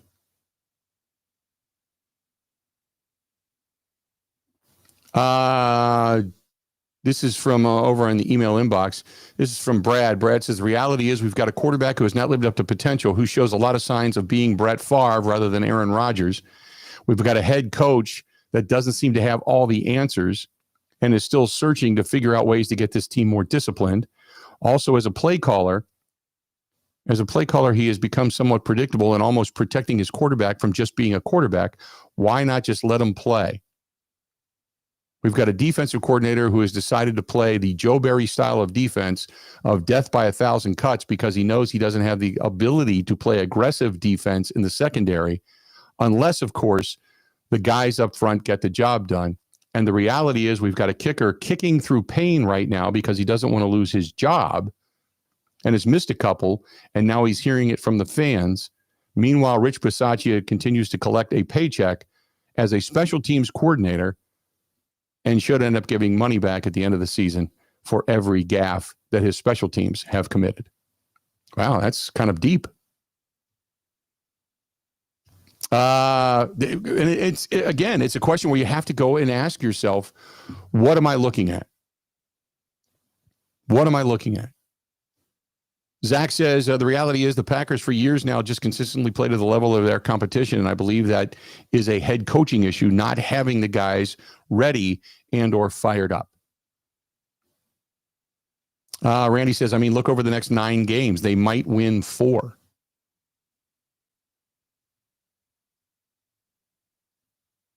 They might win 4. Thing about it is, Randy, they could win 4. They could win all of them. They're that unpredictable. They could win all of them. I don't think there's a team they face that they couldn't get boat raced by or boat race. Jeff says, if you see what we saw Sunday with the team, I see 9-7-1 season, a wild card playoff. The shortcomings are the offense and being a young team. I don't want to hear youth as an excuse anymore. It's a lie. Who's young? Who's young anymore? Physically, they're young, but this is about the time when you should start winning, where it comes together. I don't want to hear they're the youngest team in football. No. That's done. At what point are you veteran? 1 year in, 2 years in, 3 years in? Most of these guys are 3 years in, except for the new guys. At what point do you become because you've got a guy in Xavier McKinney, because you can't say, well, they don't have any leaders. Xavier McKinney's a leader. Micah Parsons is a leader. Right? Quay Walker's in his 5th year? 4th or 5th year? You're a veteran now. Devontae Wyatt's got a 2nd contract. Rashawn Gary's a veteran. So you can't say that anymore. Nate Hobbs is a veteran. Elton Jenkins has been around a while. So is Rasheed Walker. So is Josh Jacobs. Romeo Dobbs, 3rd, 4th year? You can't say they're young anymore. McManus is an older guy. Special team side of things. I don't buy the young thing anymore. I just don't. Don't ever use that as an excuse unless you've got a whole bunch of 1 and 2 year guys mixed in with rookies. You don't have that anymore. This team collectively has played a lot of football. 877-867-1670. It's a real good question. It's a really good question, and I appreciated it being asked to me.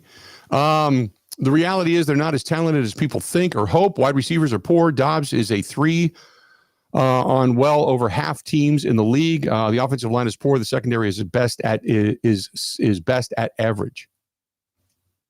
Or the secondary is at best average, is what he said. I read that wrong. Thank you very much. All right, let's do this. We'll step out. We'll take a quick break. We'll talk with Sam Bruchhaus from Sumer Sports when we come back. Statistically speaking, let's talk about this team and what they are and aren't doing well. We got more of the Bill Michaels Show next. This is the Bill Michaels Show on the Wisconsin Sports Zone Radio Network.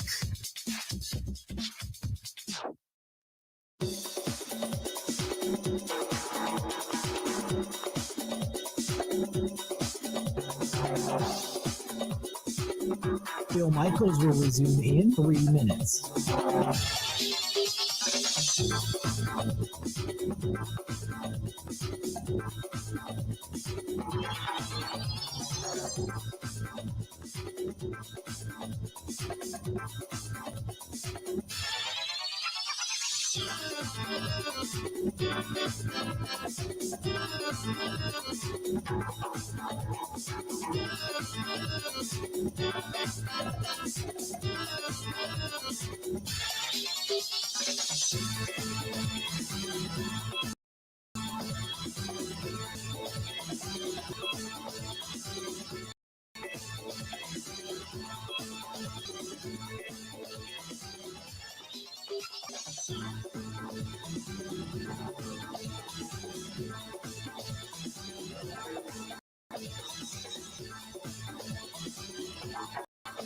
Bill Michaels will resume in 2 minutes.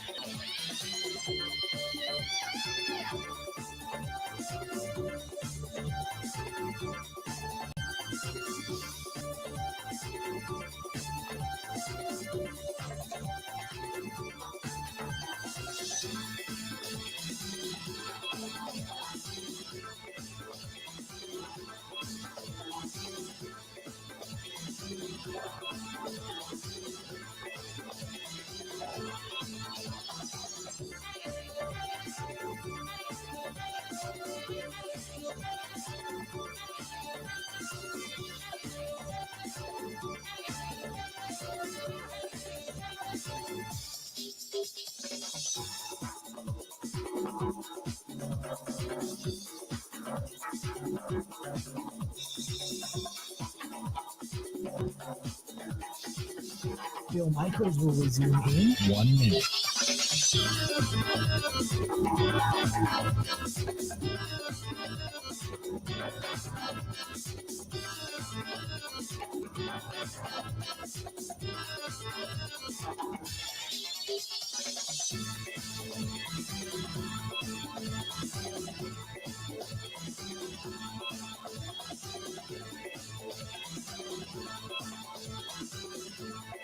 Bill Michaels will resume in 30 seconds.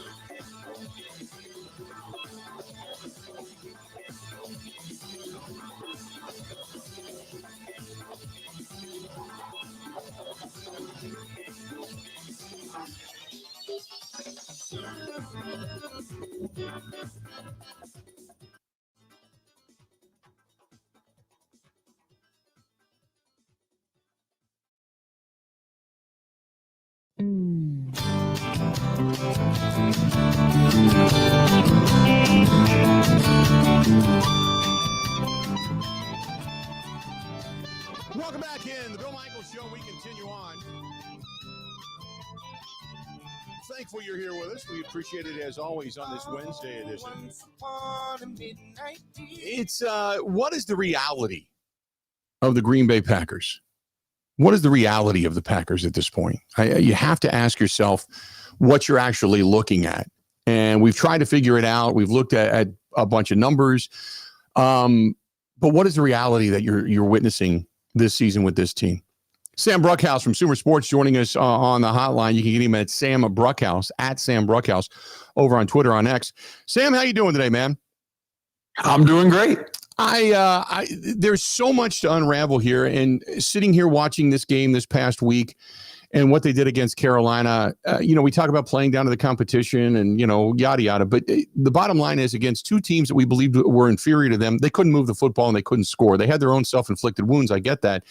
But what do you see out of this offense? And I want to get the helicopter view first before we get into the nuts and bolts of this. But what do you see in this offense that right now has not been able to come together consistently?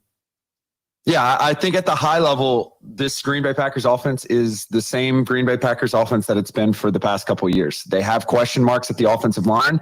They have question marks at the pass catching positions, particularly now that Tucker Kraft is hurt. That has been the goal to address in the draft, in free agency over the last 2 years. And while they've patched it up and there's been multiple different options thrown in, it's still the primary holder back of the team right now. I started charting about 3-4 games ago under center versus shotgun. And last year they fell in love with shotgun. They did it a lot, and I understand it is because Jordan Love was injured. This year, it seems like the offense does not flow. And from what I've charted, they run the ball better when they're under center. They use play action, obviously, more under center. They sell it more when they're under center. There is a time for obviously throwing out of shotgun, and when you've got a clean pocket for Jordan Love, he's one of the best quarterbacks in the National Football League. What about play calling at this point, whether it's under center or in shotgun, not using or using play action? It just looks like there's something dysfunctional about this. Can you explain that? Yeah, I think there's a couple items that stand out to me about exactly what is going on right now. And as you said, they fell in love with shotgun last year. That has not been the case. And typically these Shanahan tree head coaches, play callers are not that way. Typically they like to be under center. They like to be running a lot of play action. And so you really look at what's going on this year, and they don't really have an identity. They're kind of in the median of the amount that they're running under center. They're kind of in the median of how effective they are on those plays, but they are quite effective on play action. And so I think the point of emphasis has to be, number one, trying to get the offensive line on the same page in order to get the running game going. They're just not seeing the success that they saw last year. And then moreover, continuing to make strides in the play action game in order to potentially open up the run, number one, and number two, continue to put Jordan Love in places where he can succeed. Now, given right now, in terms of EPA per dropback, this team is performing well over the season. However, we are just starting to see the inconsistencies crop up, particularly given some injuries. And the question is, can this be sustained? I think with an increased amount of passes, a little less reliance or stubborn stickiness to the screen game and the running game, and a slight move continuing towards being under center. I think those are kind of the solutions that are on the table for the Packers right now. Yeah, I watched this past week and I started charting 41 snaps, minus penalties, obviously, out of shotgun, only 19 under center. And of those 19, I only saw 5 true cells of play action. And it just... that was a great way of putting it. It's like they just haven't found the identity yet. It doesn't. I know Matt LaFleur alluded to it last week, saying, "Look, it's just a guy here or there. It's a guy holding a block a little bit longer. It's a guy blocking down a little bit harder. It's little things." Do you see the offensive line? Because I believe in the trenches. Look, if you start up front and you can hold off, a defender. You can run out of shotgun, you can run out of play action, you can run out of center, whatever it happens to be, and it doesn't matter because as long as your offensive line's doing the job, they're doing the job. Is it just as simple as saying the offensive line just has not come together yet? I think it could be as simple as that. In our Sumer scores, we currently only have one offensive lineman over the 70th percentile, and they are under the 75th percentile. So basically what that means is we only have one impact starter right now on the Green Bay offensive line. You have to be better than that. I mean, you look at the Lions, you even look at the Seahawks now that they've added Grey Zabel and some other people, and those guys have excellent offensive linemen operating at a very high level. That's just not what we've seen from the Green Bay Packers yet. I think that's why we don't have the complementary run-pass offense that we've seen in past years. You got a statistic that says under center rate on all plays, there's 35% is where the Packers are at, 13th. The tops are the Rams, who can move the ball, the Seahawks, who are playing extremely well, the Lions, who are playing well, the Bills, who are playing well, and the Bears and the Patriots. All of these teams, the Bears have started to ascend. The Patriots are on top in their division. The Seahawks are certainly playing good football. The Lions are only a step behind the Green Bay Packers and getting better as time goes on. It's like you look at the teams that are having success, they're running under center more and more, and they're doing play action successfully more and more. And that's what I keep preaching. I'm like, I don't understand the necessity to keep Jordan Love in the shotgun. And my question to you is this: are they protecting Jordan Love by doing that? Yeah, I mean, ironically, the superpower of this offense, or the superpower of Jordan Love in particular, has been the ability to not get sacked. And that's really more of a quarterback stat. The question is, are they protecting him and allowing him to pass down the field? And I think in recent weeks, that's been a little bit more of a question. It's always a shock when you see Jordan Love getting sacked. And currently they sit on the season at 4th in sack rate. About 4% of all plays include a sack. And I'm not going to say that this is a crisis. I'm not going to say that this is absolutely terrible and that it's one of the worst offensive lines in the league and all that. But when you're trying to compete in an NFC, that's an absolute bloodbath. I mean, you mentioned some of the top offenses in the league. The Seahawks are performing at an extremely high level. The 49ers continue to win games. The Rams are the best EPA per play offense and one of the best EPA per play defenses right now. And that's not even considering the Philadelphia Eagles, the Lions, you said the Bears as well. The Bears are starting to ascend. Like, the NFC is going to be an absolute bloodbath, and you are going to have an offense that is firing on all cylinders at all times. And that's just not what we're seeing from the Green Bay Packers right now. So the other thing that I read, if you look at Jordan Love in a clean pocket, he's one of the best quarterbacks there is. He's a 130 plus quarterback rating, and you got all the statistics. When he has pressure, he has interceptions, incompletions, off-platform throws, accuracy is low. It's like if you just, as they say, heat him up, you're probably going to win more often than not in those plays. Is that correct? I think that's correct. And just more generally on plays where a quarterback sees pressure, which is about on, 25, 33% of plays league wide, you see the expectation just plummet. And so when you have a player who is going to avoid sacks, that doesn't necessarily always mean it's going to be the Patrick Mahomes, Josh Allen, Lamar Jackson going to go make a play. We see Michael Penix right now, for example, who is not taking any sacks, but that offense is struggling as a result of him not pushing the ball and forcing the ball to Drake London on those plays in which he is pressured. And Drake London's one of the best wide receivers in the league. They don't necessarily have that option right now for the Green Bay Packers. And so at some point, Jordan Love, I'd love to see his scramble rate increase. He's an athletic guy. Mm-hmm. I'd like to see a little less heating up from Jordan Love and a little bit more of able to make those plays, able to settle his feet in the passing game. But moreover, just trying to make a play in the running game. I think that's the real separator between some of the best offenses or most consistent offenses in the league right now. You look at Patrick Mahomes this year, he's scrambling more. He's able to create more. That's why their offense has kind of unlocked a new element, and also why they've seen success on fourth down. So I think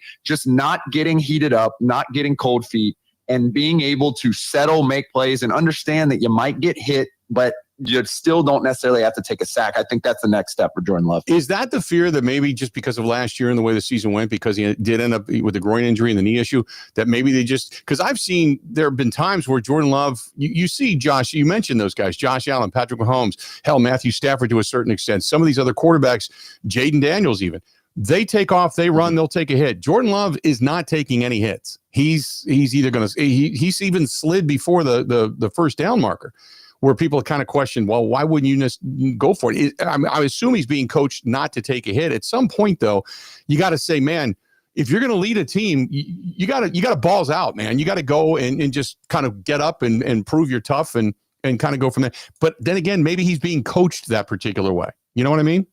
Yeah.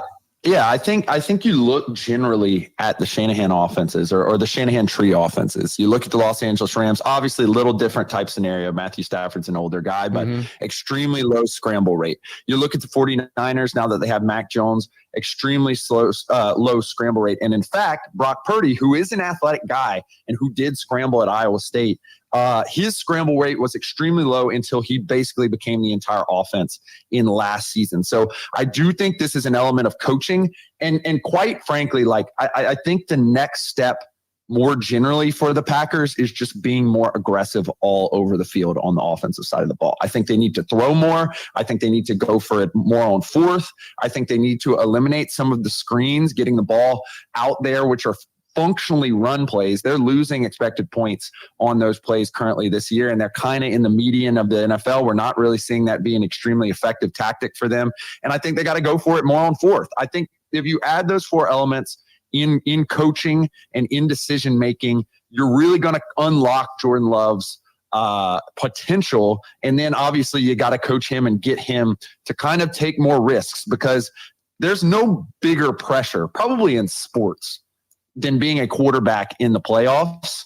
And we have to see him continue to build on his performances in order to get to those playoff wins. Before I let you go, we have seen time and again the national pundits say, look, he's a guy, and you and I, when we saw each other down at Super Bowl, Greg Cosell was there, Brian Billick was there, we had all these names. They said, look, he's top 5 talent. He's tremendously talented. He'll make decisions at times that are bad. How do you get past that? We saw they pick up a first down, then the very next time you see him chucking a ball downfield into triple coverage, gets picked off, kills the drive right then and there. Those are the things that drive people nuts. How do you get mentally past that as a quarterback to understand the down and distance situation and the situation you're in? I think it's a very, very delicate balance, especially when it comes to gunslingers like Jordan Love. I mean, we've seen Josh Allen have years where he has a very high interception total. And some of the criticism this year has been that Joe Brady has made Josh Allen too conservative. And that's why he isn't performing necessarily to the MVP level, despite them still winning games behind an excellent running offense. And so I think it's a very delicate balance. I think you got to take some of the good with the bad. And look, big purview over the season, he's doing extremely well, and he projects to continue doing extremely well. But there's just one more tier that you got to jump up into, and I think becoming that kind of cerebral pre-snap figure is where he needs to become, and be able to take those check downs within a second of the snap when you're not going to get it, rather than chunking it deep. I think those are the little bit differences that we need to see from Jordan Love. I'm going to ask you one more question. I just asked everybody else, what is the reality of the Green Bay Packers? What do you look at as the reality of the Green Bay Packers as they sit here today, of this offense the way it is? I think the reality of the Green Bay Packers is they are who they were last year, plus Micah Parsons. And Micah Parsons is a generational player who can change playoff series. I mean, you think of those Giants teams in the 2000s that won the Super Bowl, they did it behind generational pass rushers. So you get a hot Jordan Love, you get a hot Micah Parsons, you can win playoff games certified.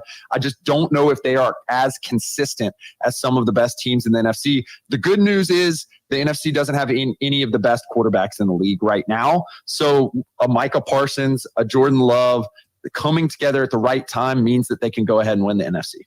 Great stuff, Sam. Appreciate it as always. It's a great deep dive look numerically and statistically into what's going on with the Green Bay Packers. I appreciate it as always, and we'll get you back on real soon, okay? Appreciate y'all. Thanks, Sam. Find him at Sumer Sports, S-U-M-E-R, Sumer Sports. That's Sam Bruchhaus. Man, good stuff. Going to go ahead and take a quick break. Did you digest all of that? Did you get it? You can look at the numbers and you can say, well, they're under center. Well, they're not under center. Well, they're in shotgun.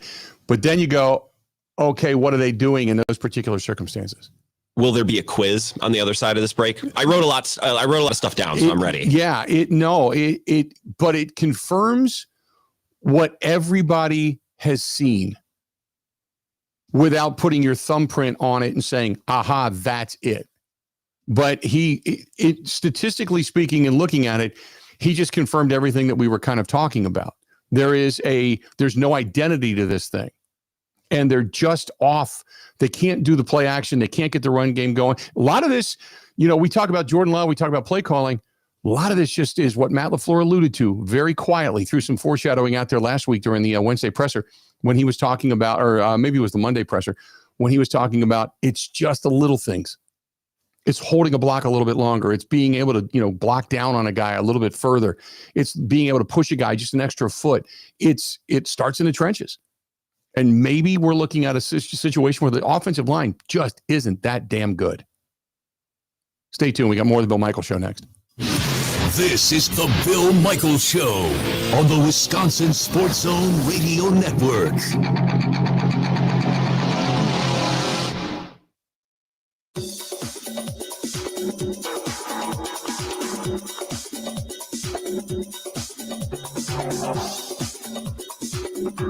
Bill Michaels will resume in 5 minutes.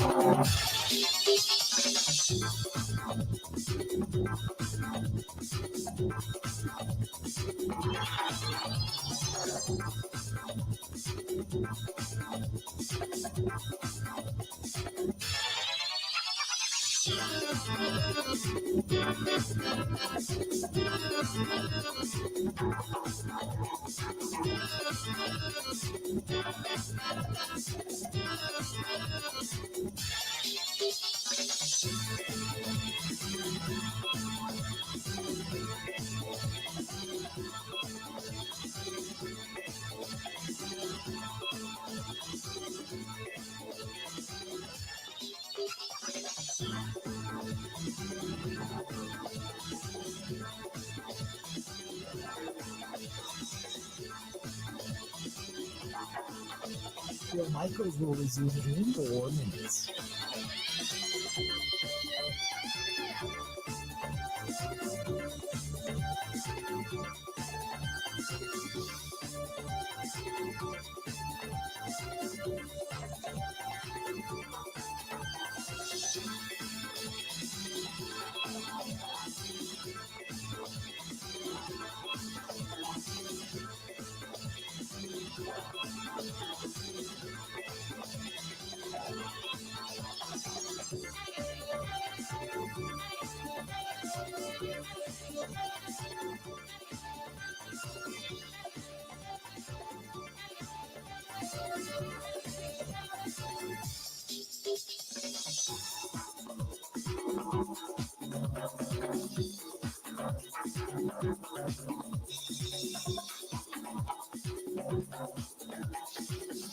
Bill Michaels will resume in 3 minutes.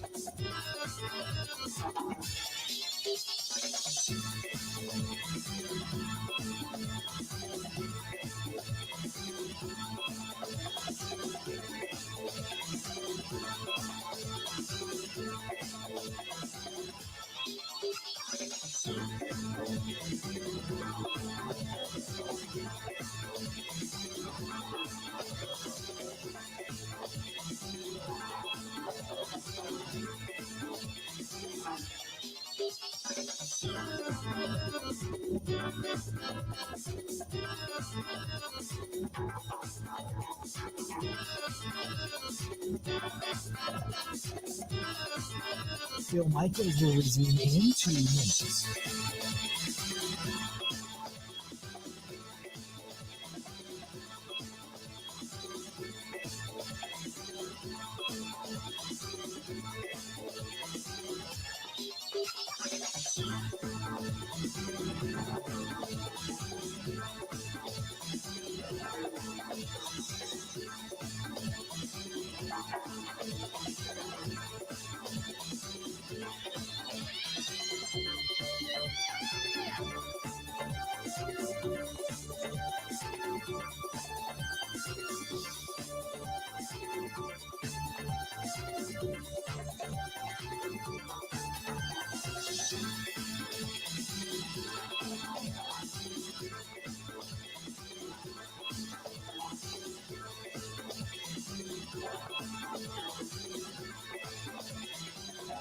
Bill Michaels will resume in 1 minute.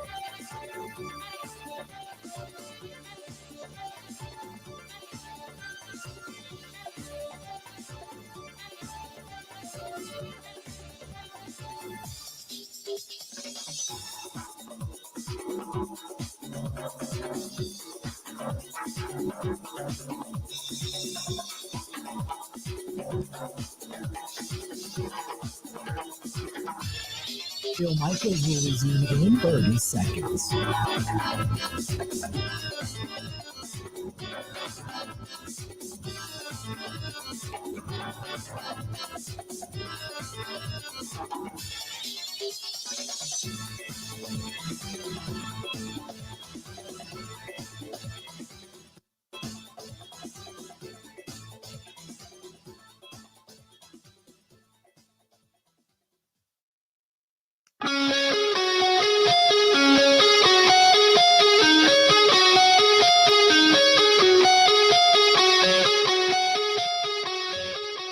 Here's some news for you if you live in the Appleton area. The Appleton Camping Center is now Marquardt RV. I think it's their 9th location in Wisconsin. New ownership, great people are still there.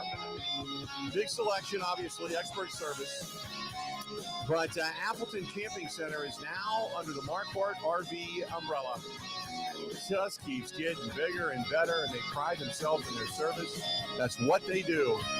So for those of you who thought, I didn't want to drive to the western portion of the state of Wisconsin if I was living in Green Bay or that area, that surrounding area, Green Bay, Appleton, Oshkosh, over there even in Sheboygan, there you go.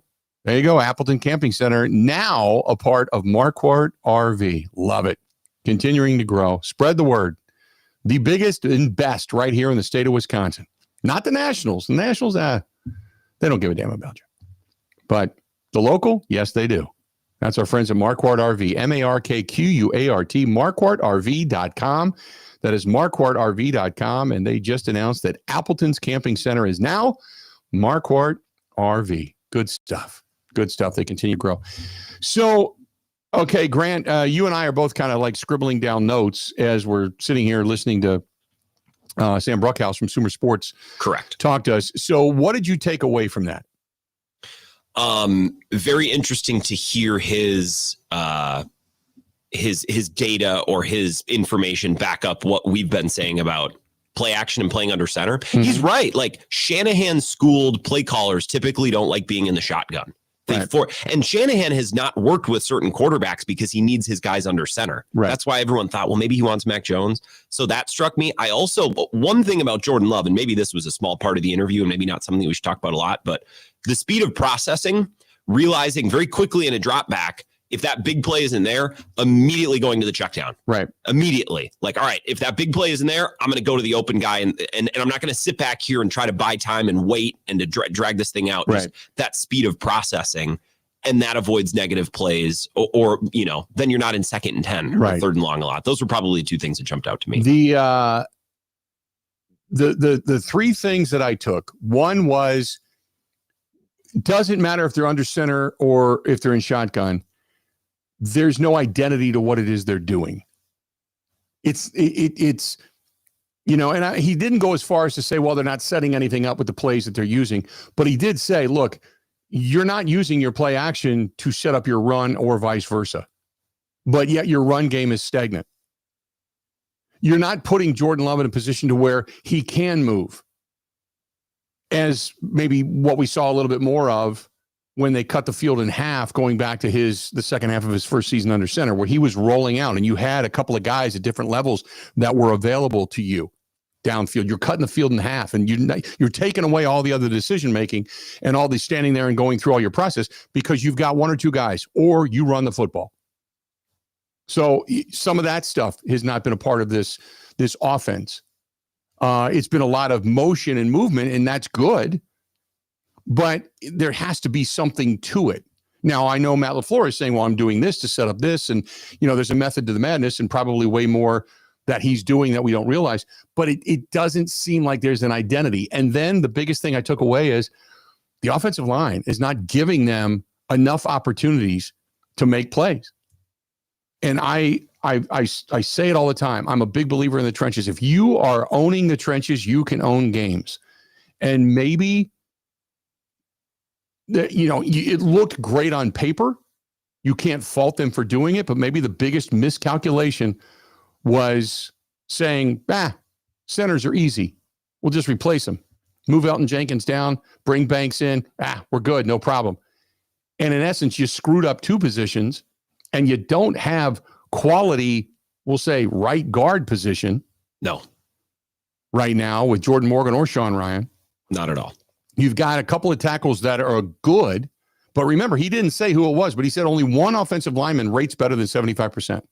Only one. I would guess it's Tom, but Tom, like, the thing is, if Tom is your best O lineman and that's what you're building the thing around, that's fine, but he's got to be healthy, and he hasn't been healthy. Right. So he's probably been a limited version of himself. Anyways, I was texting with Sam a little bit during the break, and he said, look, we didn't talk about the run game, but in their charting, they love Josh Jacobs and don't like the O-line at all. And analytics-driven people, Bill, when do they ever talk that way? That's really rare for analytics, numbers-driven people to say it's actually the running back and not the line. Yep. Typically, it's the other way around.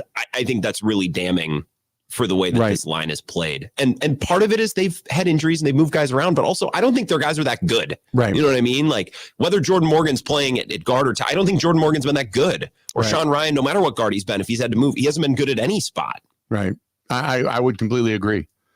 I sit here and I hear what he's saying, and everything he said and the way he went about it confirms everything we've said, is that it's there and sometimes it clicks, but a lot of the time it doesn't. And there's not an identity. And we said all along, what is the identity of the Green Bay Packers coming into the season? We thought for a while, well, it's going to be Jordan Love. He's healthy this year, and it's going to be with the deep pool of receivers. And then you're like, no, the identity really does need to be the run game. And now more so than anything, you kind of go, no, the identity needs to be your offensive line. And they're not that good. And even if the running game isn't the end all be all, it can't suck. Right. You know what I mean? Like, it can't be bad, especially now if you're without Kraft and you really haven't found like, if your passing game is the best passing game of all time, sure. I still think you need to run the ball a little bit, but it's not like their passing game has been otherworldly consistently. It's shown it in flashes, but consistently, like, they haven't been able to build the boat around the passing game either for 4 quarters, week after week after week. Zach Tom is the 45th ranked offensive lineman in the National Football League. And he's your best guy, and hands he's down. the best guy ranking wise you have.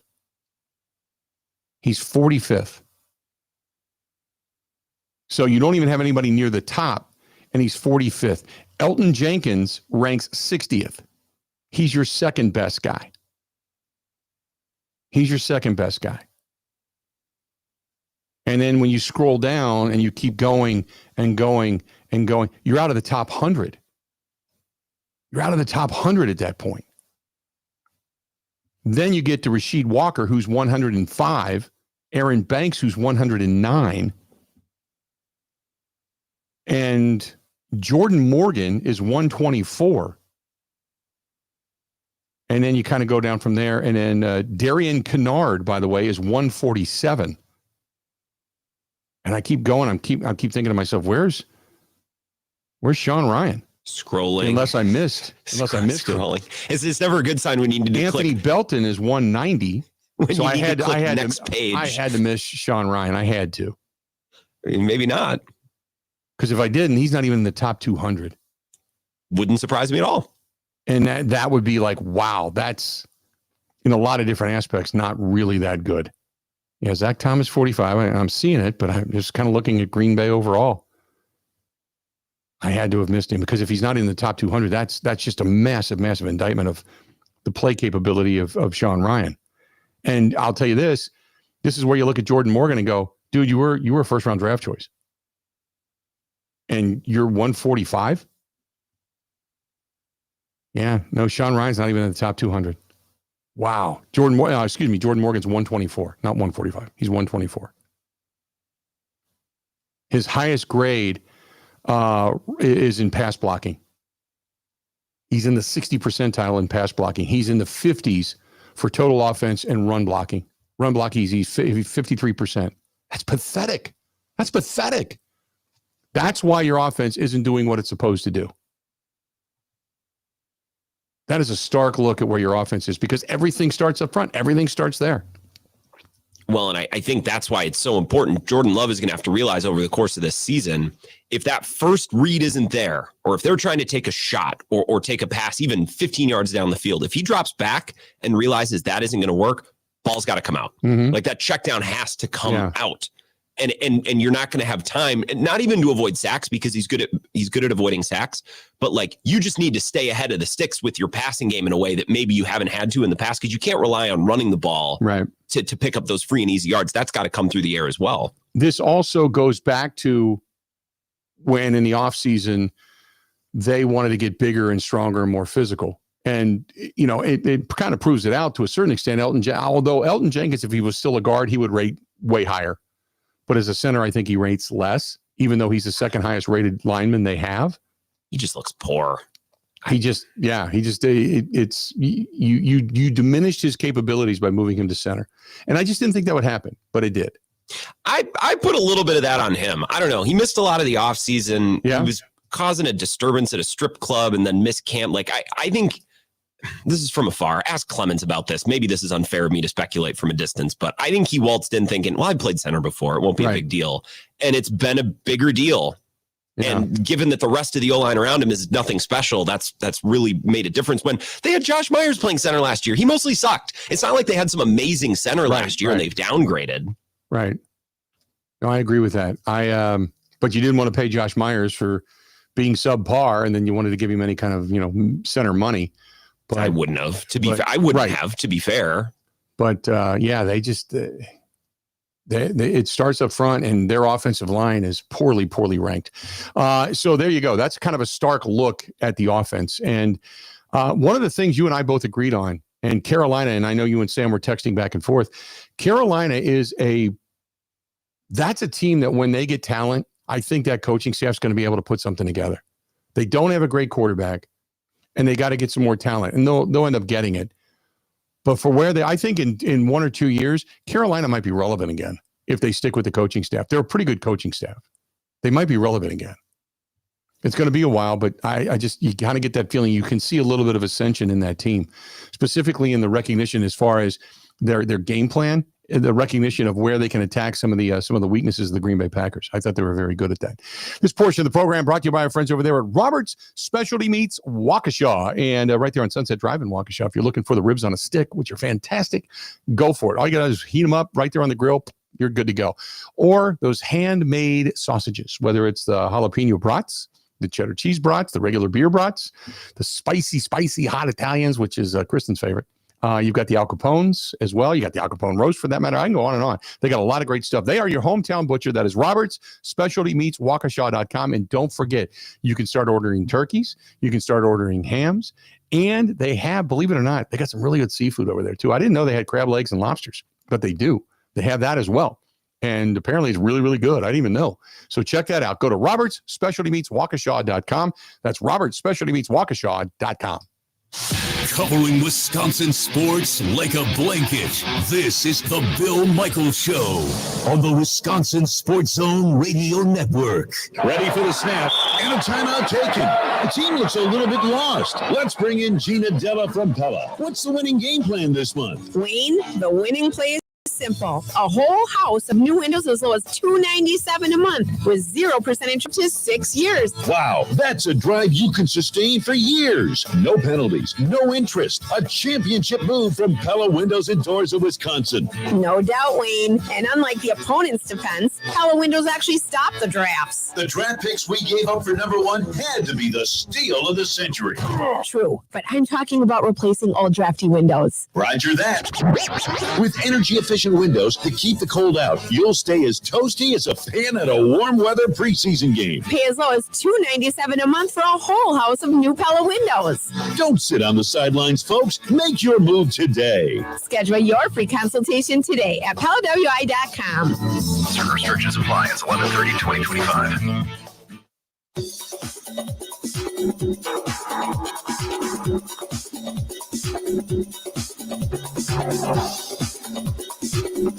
Bill Michaels will resume in 3 minutes.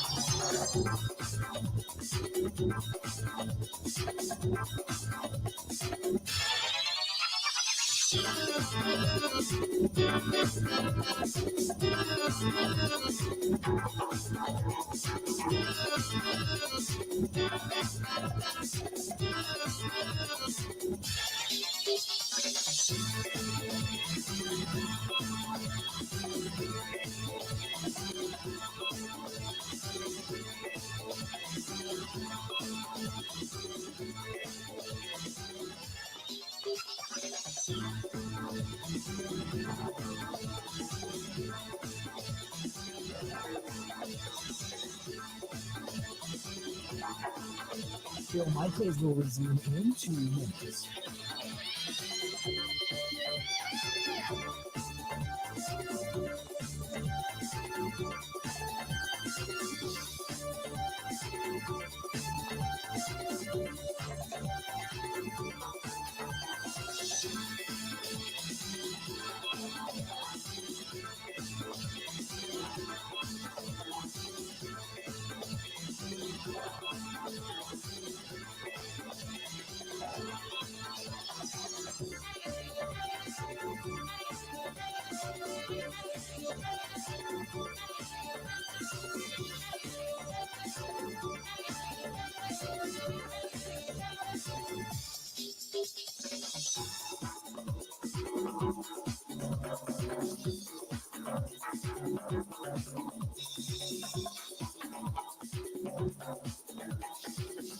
Bill Michaels will resume in 1 minute.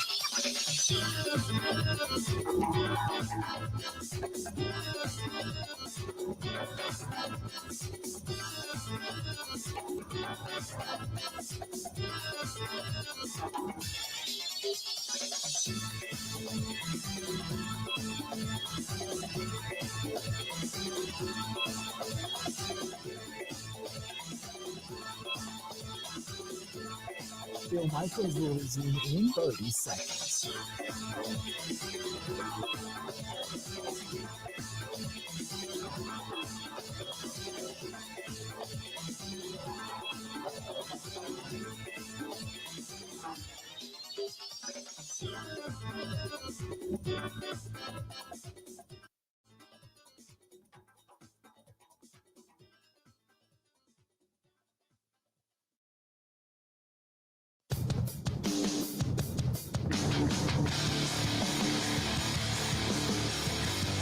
Welcome in the Bill Michaels Show. We continue on. Only about a minute here before we get to the top of the hour.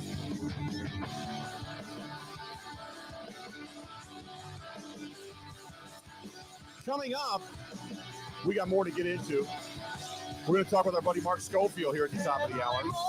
And from SB Nation, we're going to go through all the drama that is the NFL. There's the trades that went down yesterday. We'll talk about teams that are ascending, teams that are kind of foundering a little bit. We'll talk about the Green Bay Packers. We'll talk about the NFC. Want to get into all of that. It's coming up here in just a couple of minutes, so don't go anywhere. We're going to discuss. We'll play it again. There have been people asking about some of the statistics and stuff, and I'll post some of them over on the Facebook page, the Instagram page, and over on Twitter from Sam Bruchhaus. But that was a really good dive into what it is we are and aren't seeing in the Packers offense identity-wise.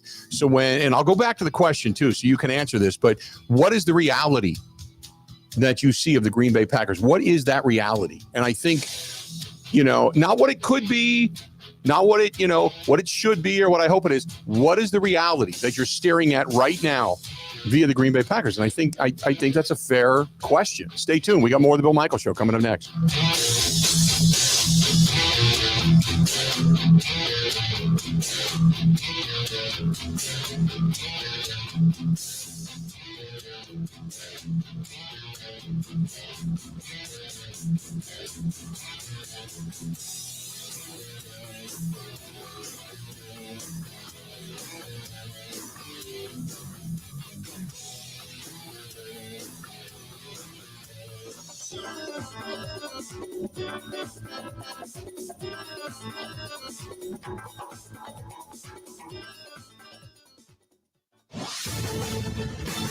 This is a Wisconsin Sports Zone update. Well, the Packers back in the field tomorrow to start preparing for their matchup with Philadelphia on Monday night. The Eagles are 6-2, tied for the best record in the NFC. Packers a half game back at 5-2-1 on the year. Philly was active at the trade deadline, acquiring pass rusher Jalen Phillips from the Dolphins and a couple of defensive backs, including former Packers All-Pro Jair Alexander. Again, with the Packers and Eagles next Monday night. Turn to the Badgers. They will host number 24 Washington on Saturday at Camp Randall. Badgers rushing attack has not been very good this year, as they're averaging under 4 yards per carry, but it got a little bit of a jolt with getting into Tuca back there against Oregon, ran for 85 yards, and with injuries in the room, likely to get even more chances this week. Here's Coach Luke Fickell. And he's done a really good job, and he'll have to continue to grow. And, again, that's another one of those things when all of a sudden put in this situation, it's a little bit different. And that's where his growth will be important for all of us. Sometimes you just get thrust in there, not expecting to be the guy to, carry the load when you are expected to be the guy to carry the load.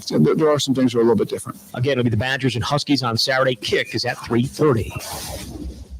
For nearly 40 years, ABC Wisconsin Apprenticeship has been helping men and women transform themselves into highly skilled trade professionals. These skills are in demand and provide strong wages and benefits for a bright future.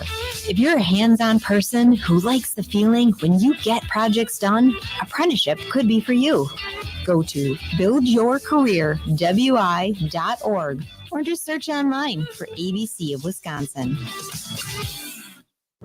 Well, the Bucs are getting the day off after splitting their back-to-back with a win at Indiana and a loss at Toronto last night. Back in action on Friday with the Bulls in town. And the Badgers back at practice, getting ready for a visit from Northern Illinois, also coming up on Friday. With this Wisconsin Sports Zone Network update, I'm Zach Heil.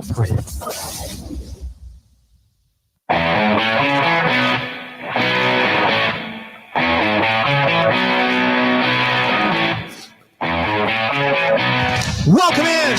We're past the halfway point of the Bill Michaels Show. Glad to have you on this Wednesday. Nice day edition. Nice day edition. Beautiful outside. For November, take it. You take it. It is 58 degrees, sunshine, a little breezy. That's okay. That's okay. We like it. We'll take it at this point. Take anything at this point, to be perfectly honest with you. That's not snow and rain and all that kind of stuff. So, hell yeah, you get into it. It is that time where we start to look into the soap operas as the world turns like sands through the hourglass. I know I'm combining soap operas, but nevertheless, the NFL It continues each and every week. It is must-see TV. Joining us now on the hotline, our guy to discuss all the drama, Mark Scoffield, SB Nation. Mark, how you doing, pal? I am doing well, Bill. Fantastic. We get some theme music now. I love it. Yeah. We got, the soap opera that is. I mean, my God, there is just so much going on in the NFL. First of all, what did you make of yesterday in the trade deadline? Winners and losers, we'll say. Winners, I think I put the Jets in that sort of winner category, but with a caveat. I always love, Bill, when a team has a plan, whether it's a game plan on how to attack an opposing offense or defense, or a plan on sort of turning around their roster because they've realized that, look, what we have right now in this building, we have some pieces, but the whole picture is not working. We've got to go in a different direction. So those two trades to give yourself 5 first-round picks in the next two drafts, I love that. I think that's a very good move. But I said there's a caveat to that. Caveat is this. You're now going to get those picks right. Right. You trade away Sauce Gardner, you trade away Quentin Williams, you get this draft capital in the building. That's great. But now the real work begins because you've got to get those picks right. And there's a bit of that sort of, to make a Family Guy reference, that mystery box element to it where, you want to get some young, talented players in the building with those picks. Well, you had 2 pretty young, talented players and you just let them walk. So it's good what they did. I'd say they won this, but it comes with that caveat. You've got to now go out, get those picks right. Seattle. I love adding Rashid Shaheed to that offense, to that passing game, because by almost any metric you want to look at, adjusted completion percentage, average net yards per attempt, average yards per attempt, whatever you want to look at, Sam Darnold has been one of the best deep throwers in the NFL this season. Mm-hmm. I personally like adjusted completion percentage, 71.4% on throws over 20 air yards, tied with Drake May atop the league. You give him Rashid Shaheed, you reunite him with Kubiak, his former offensive coordinator. Right. That is, again, I just talked about it, right? That idea of giving yourself a plan, giving yourself a pathway. That is a great addition to that Seattle passing game. So I really like that. On the flip side, I don't want to say that these two teams lost the trade deadline because I understand what they did, but you got to now deliver on this with this one team, Indianapolis. You trade for Sauce Gardner. That's a lot to give up for a corner that has perhaps taken a step back. Now, I understand why they did it. We've talked about this over the past couple of weeks. It's a wide open league. It's a wide open season. If you're Chris Ballard, if you're Indianapolis, you look at, maybe Kansas City's taking a step back. You look at the other teams in the AFC. Maybe they've got some questions. Be aggressive. Take your shot this year. If you think corner is something you need to address, I get it, but it's a lot to pay. And then Dallas. Yes, you needed help on the defensive side of the ball. Logan Wilson, it's a nice addition. Quentin Williams, it's a nice addition. Are these really, though, going to get that defense where you need it to be? Sitting here right now, I don't know if those 2 moves alone get it done because you had a lot you had to fix on that defensive side of the ball, and I don't think it was going to get fixed in just one trade deadline. So that's kind of – I look at Seattle, I like what they did. I look at the Jets, I like what they did with that caveat. And with Indianapolis, with Dallas – I understand why they made those moves. I just don't know if it's going to be enough to get them where they want to go. That's the question is, Dallas is so far back. I mean, they're 3-5. You got Philadelphia better than them. The entire NFC North is better than them. The majority of the NFC West is either equal to or better than them. I don't know how they think that this, maybe they just think that this offense is going to be that good that eventually they're going to be able to elevate and get themselves luckily into the postseason. Or maybe just Jerry's trying to save face in one way, shape, or form, or maybe it's a better move for next year rather than this year. But I agree with you when it comes to Dallas. I want to go back to something you talked about, though, in the AFC. You've got right now the Colts at 7-2 and the Patriots at 7-2. They lead their divisions. The Broncos are at 7-2. They lead their division while the Kansas City Chiefs have, tried to ascend a little bit. Who's the best team in the AFC? I mean, and then you got the Buffalo Bills, don't forget, at 6-2, but I don't know if I can specifically say that they have one of the better offenses other than if you remove Josh Allen. So who right now is the better team in the AFC? I think we really don't know. And I think that's the fascinating thing about the NFL this season, because you can make the case that perhaps it's Denver. that you look at the way they found ways to win football games, particularly that win against the Giants, the win against Houston, which I think is kind of an impressive win just because of what that Texans defense is capable of. That's a top 5 defense against the run, against the pass, only defense in the league right now that is top 5 in those two categories. So to find a way to win that game, to have that huge comeback against the Giants, I think you can make a case that with their defense, what they're starting to get out of Bo Nix, maybe that's the best team in the AFC. You hear my Boston accent every week. I would love to sit here right now, Bill, and tell you that it's the New England Patriots, but you look at the way they almost let that game slip against Atlanta. You look at some of the issues they have protecting Drake May. Myles Garrett, one of the best defenders on the planet, but he had 5 sacks 2 weeks ago. That is an astronomical number. They haven't really played anybody except for Buffalo, which to their credit, they won that game. And they have an extremely easy schedule the rest of the way. This Tampa Bay game this weekend will be interesting. They do get Buffalo one more time, but I don't know if I'm sold that when they get into a playoff situation, and again, they've got like a 96% chance of making the playoffs by whatever sort of simulator you want to look at, that when they say go up against a team in the playoffs, whether it's Buffalo again or Chargers or something like that, they'll be able to get it done. So I've still got reservations there. Indianapolis last week was a bit scary if you were a Colts fan, turning the ball over so many times. And they've got a tougher schedule coming up, than what they've had to play so far. So I think they've got questions. Maybe you look at the Bills again. You take another look at them and say, well, I like what they did defensively. Cole Bishop had a fantastic game against Kelsey and company.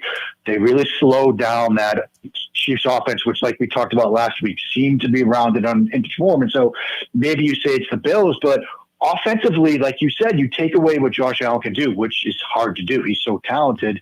You have some questions about the pieces around him. They didn't really add anything at the deadline, and now Cook's a bit banged up. Seems like he's going to miss practice today. You wonder about the Bills. And so a lot of words I just threw at you, but I think it speaks to the general theme of this year, which is got a lot of good teams.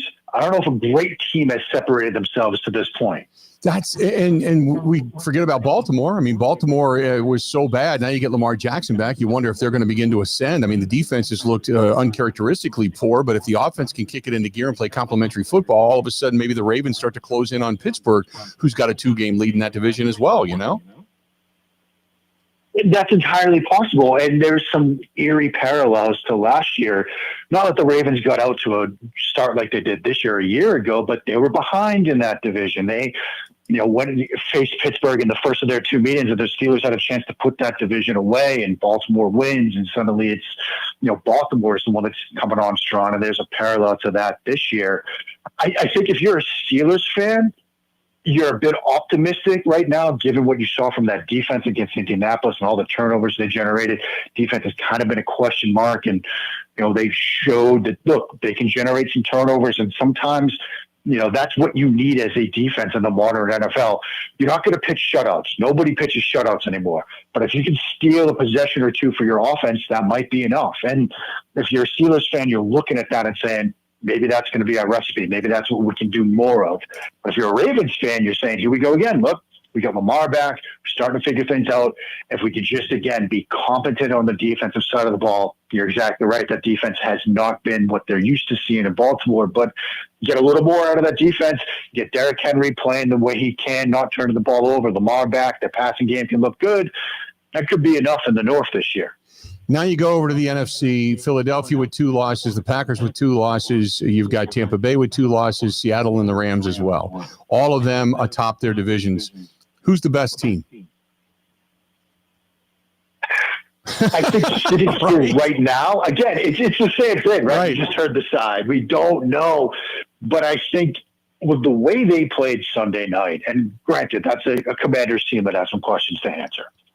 Seattle looked very good. Mm-hmm. They looked very good on both sides of the football. Sam Darnold, the ball didn't hit the turf in the first half. He was making, and some of it, yes, schemed up. Kubiak's done a very good job. But some of those throws, he had a throw to Horton up the left side, the touchdown to Arroyo. He's putting those throws exactly where they need to be and against tight-ish coverage. And so, we were here last year with Darnold and the Vikings. When does the Sam Darnold fall off, lay an egg type of game come? I don't know if that's going to happen. I think sitting here right now, maybe you make the case that it's the Seahawks, but these teams all have questions. Mm-hmm. I think Philadelphia, certainly Howie Roseman believes that defense needed some help. They got a couple of corners, and then they make the trade for Phillips to address the pass rush. Tampa Bay, I think the issue there is they're so banged up, and we're hearing that Godwin might be out. We're hearing that Irvin might be out this weekend as well against New England. How long can you keep stringing wins together with Baker and a collection of characters around him? Mm-hmm. And it's not like a lot of their wins have really inspired confidence. You look at Green Bay and you look at Detroit, two teams we talk about each week. Green Bay, some weeks it looks like they might be the best team in the NFC. That's what we talked about last week. But then you look at a loss to Carolina. Maybe Carolina is a bit better than we thought, but a loss to the Browns too. Can you really buy into a team like that? Detroit, they've got some issues as well, banged up. Seems like they struggled last week as well. And so, again, a lot of good teams. Wonder if there's a great one out there. So far, we're probably not seeing a great one. Maybe on the NFC side, Seattle might be closest given what we saw last week. But in those topsy-turvy world that is the NFL, maybe they stumble in a week or two from now. The team with the best point differential, by only a point, by the way, over Seattle, is the Rams. And I keep looking at the Rams. They're veteran. They're very quietly good. McVay is a hell of a head coach, and as long as you got that veteran leadership and a guy that's been there, done that, winning a Super Bowl and all that kind of stuff, I don't think you can count the Rams out. But they just very quietly, they've won 3 straight. They're just going about their business, nothing flashy. The addition of Devontae Adams over there with Puka Nacua has opened things up for Puka Nacua as much as anything. I keep looking at the Rams going, don't count the Rams out, because the Rams are probably going to be there in the end. Do you? No, I mean, I think that the Rams have been, like you said, sort of quietly impressive. And Stafford had some throws Sunday against the Saints. I mean, that no-look dig to Devontae Adams early third quarter was one of the best throws I saw all week. They're finding ways to win. Their schedule coming up is fascinating because they've got a 4-game stretch here. Niners, Seahawks, Bucks, Panthers. I think those are 4 very interesting games. They go to Arizona after that, and then it's Detroit and Seattle. That's an interesting stretch of games. If they can get through that stretch and just drop 1 or 2 here and there, then maybe we're having a conversation around Thanksgiving time or before Christmas that, we finally have a great team, and it's the Los Angeles Rams, because what they've done on offense, what Stafford has done, and like you said, that veteran leadership, both from the coaching staff on down, they've been a very, very good team so far. And you get through that upcoming stretch and, you're 8-2, 9-2, 10-3, something like that, then we can start saying, okay, maybe they're the team we should have been talking about all year long. I move in now to the Green Bay Packers, and I think this week they could beat the hell out of Philadelphia or get completely boat raced. I just don't know. And you go through the rest of their schedule, and you're like, oh, those are all winnable. Oh, they could lose all of those games. What do you make of where the Packers are right now? You had talked about the loss to Cleveland, the loss this past weekend to Carolina, who we may think is a little bit better than expected at this point. But when you look at the Green Bay Packers, and I asked this question to our listeners, and I asked this question earlier to Sam Bruchhaus from Sumer Sports, what is the reality, in your opinion, of the Green Bay Packers? I mean, I think that the Green Bay Packers are a good football team that could be great, but they have to, and this is sort of small sample size. I was just looking at last week, but I think last week is emblematic of where this team might be. You have to stop beating yourself in situations. I know a lot of people, and I know you've probably talked about it, listeners have talked about it, 1 touchdown and 5 red zone trips. Mm-hmm. Like, you've got to do better than that. And I think the perfect sequence to sort of describe that was that second red zone trip where, I think you've got a 1st and 10 at the +18. You get a 4-yard run. You're, 2nd and 6 at the +14. False start, sack against a 4-man rush where Love has a receiver open the back in the flat. You just throw that, and you've probably got at least a manageable 3rd down situation, but instead you take a sack. Then you get another false start where it's a receiver flinching in the slot. You go from 1st and 10 at the +18 to 3rd and 23 at the +31. Right. I mean, you look up shooting yourself in the foot in the dictionary, in the football dictionary, that drive is it. You can't do that. And, I understand you look at some later red zone trips where, you kind of throw screens and things like that because you're maybe worried about running the football, you're worried about your offensive line, and you might have reason to do that because, again, you're giving up pressures against a 4-man rush. The decision to kick the field goal. I'm sure you've talked about that. Right. But when you finally run the play, you got a 4-man pressure and you're getting pressure. You're giving up pressure. And so there's some concerns about the offensive line, sure, but you've got to do a better job in the red zone. You've got to show more consistency in the red zone. And yes, that's one game, but then you take a step back and you see the shooting yourself in the foot stuff. You've got to clean that up.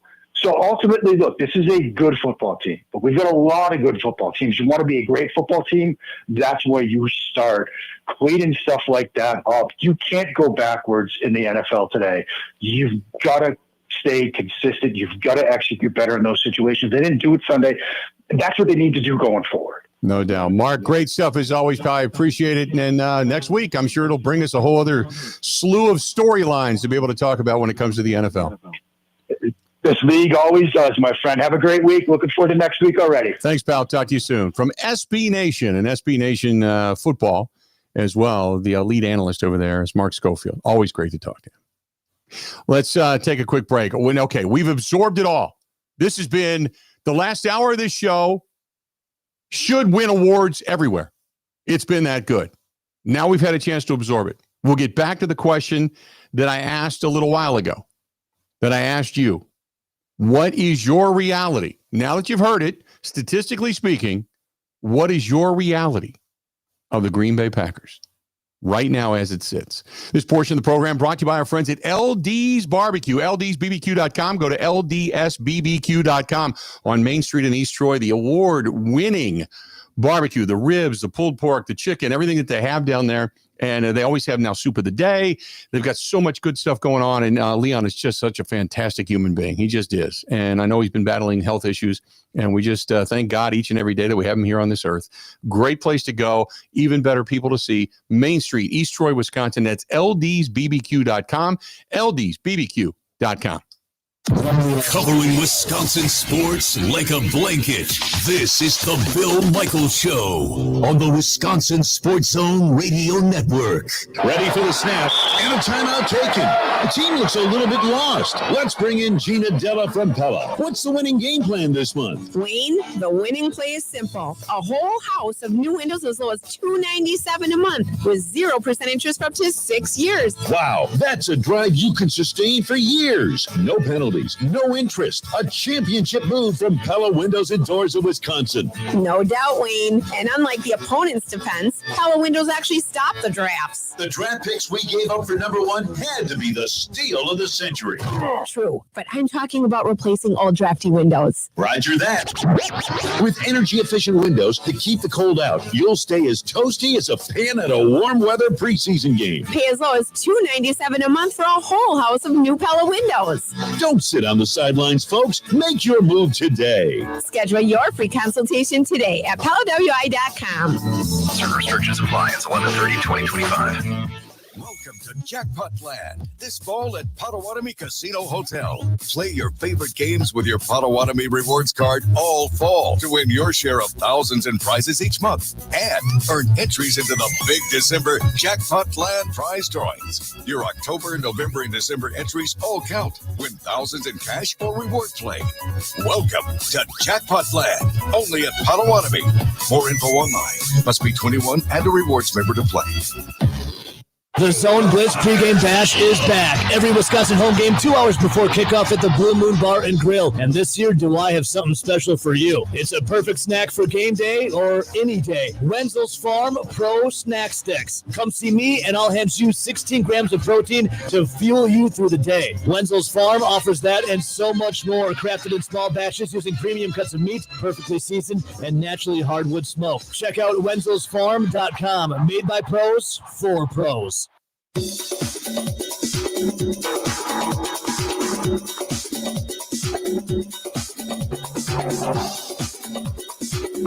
Bill Michaels will resume in 3 minutes.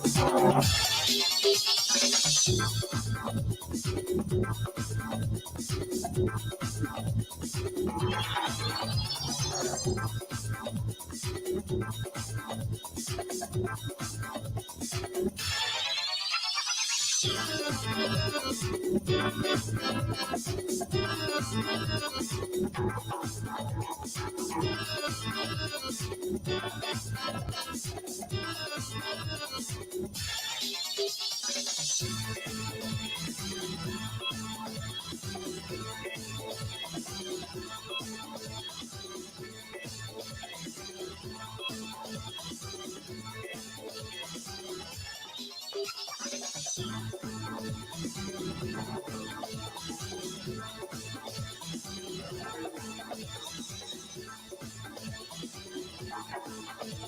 Michaels will resume in 2 minutes.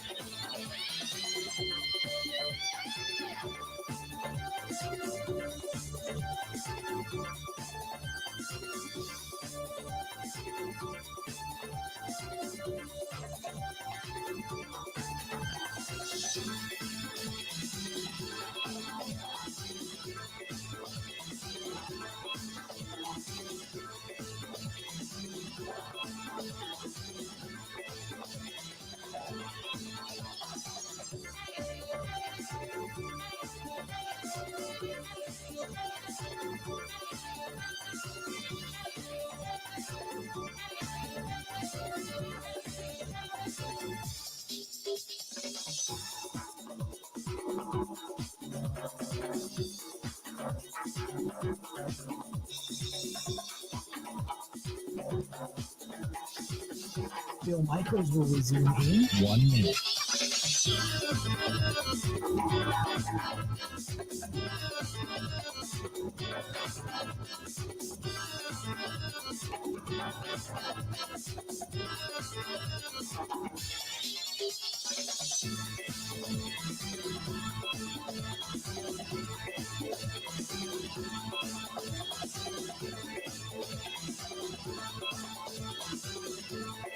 Bill Michaels will resume in 30 seconds.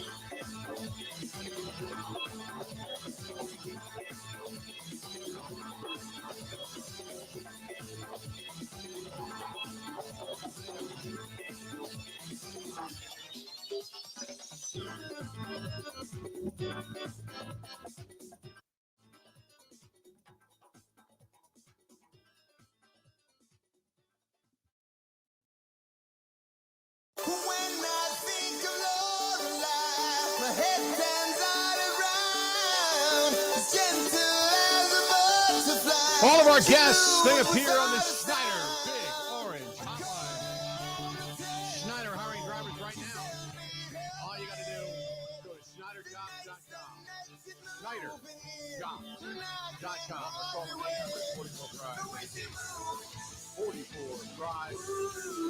Tell them where you're located. Give them your zip code, and they can find you a driving gig in your area. And whatever kind of gig you're looking for, whether you're home nightly, weekly, monthly, whatever it happens to be, they've got something for everybody. Again, check them out at SchneiderJobs.com. That is SchneiderJobs.com. Again, SchneiderJobs.com, or call them 844-PRIDE and get a hold of a recruiter. And they will even help you if you want to get a CDL, help you get the CDL and then have a job waiting for you when it's all said and done. That's the way to go. That's our friends at Schneider.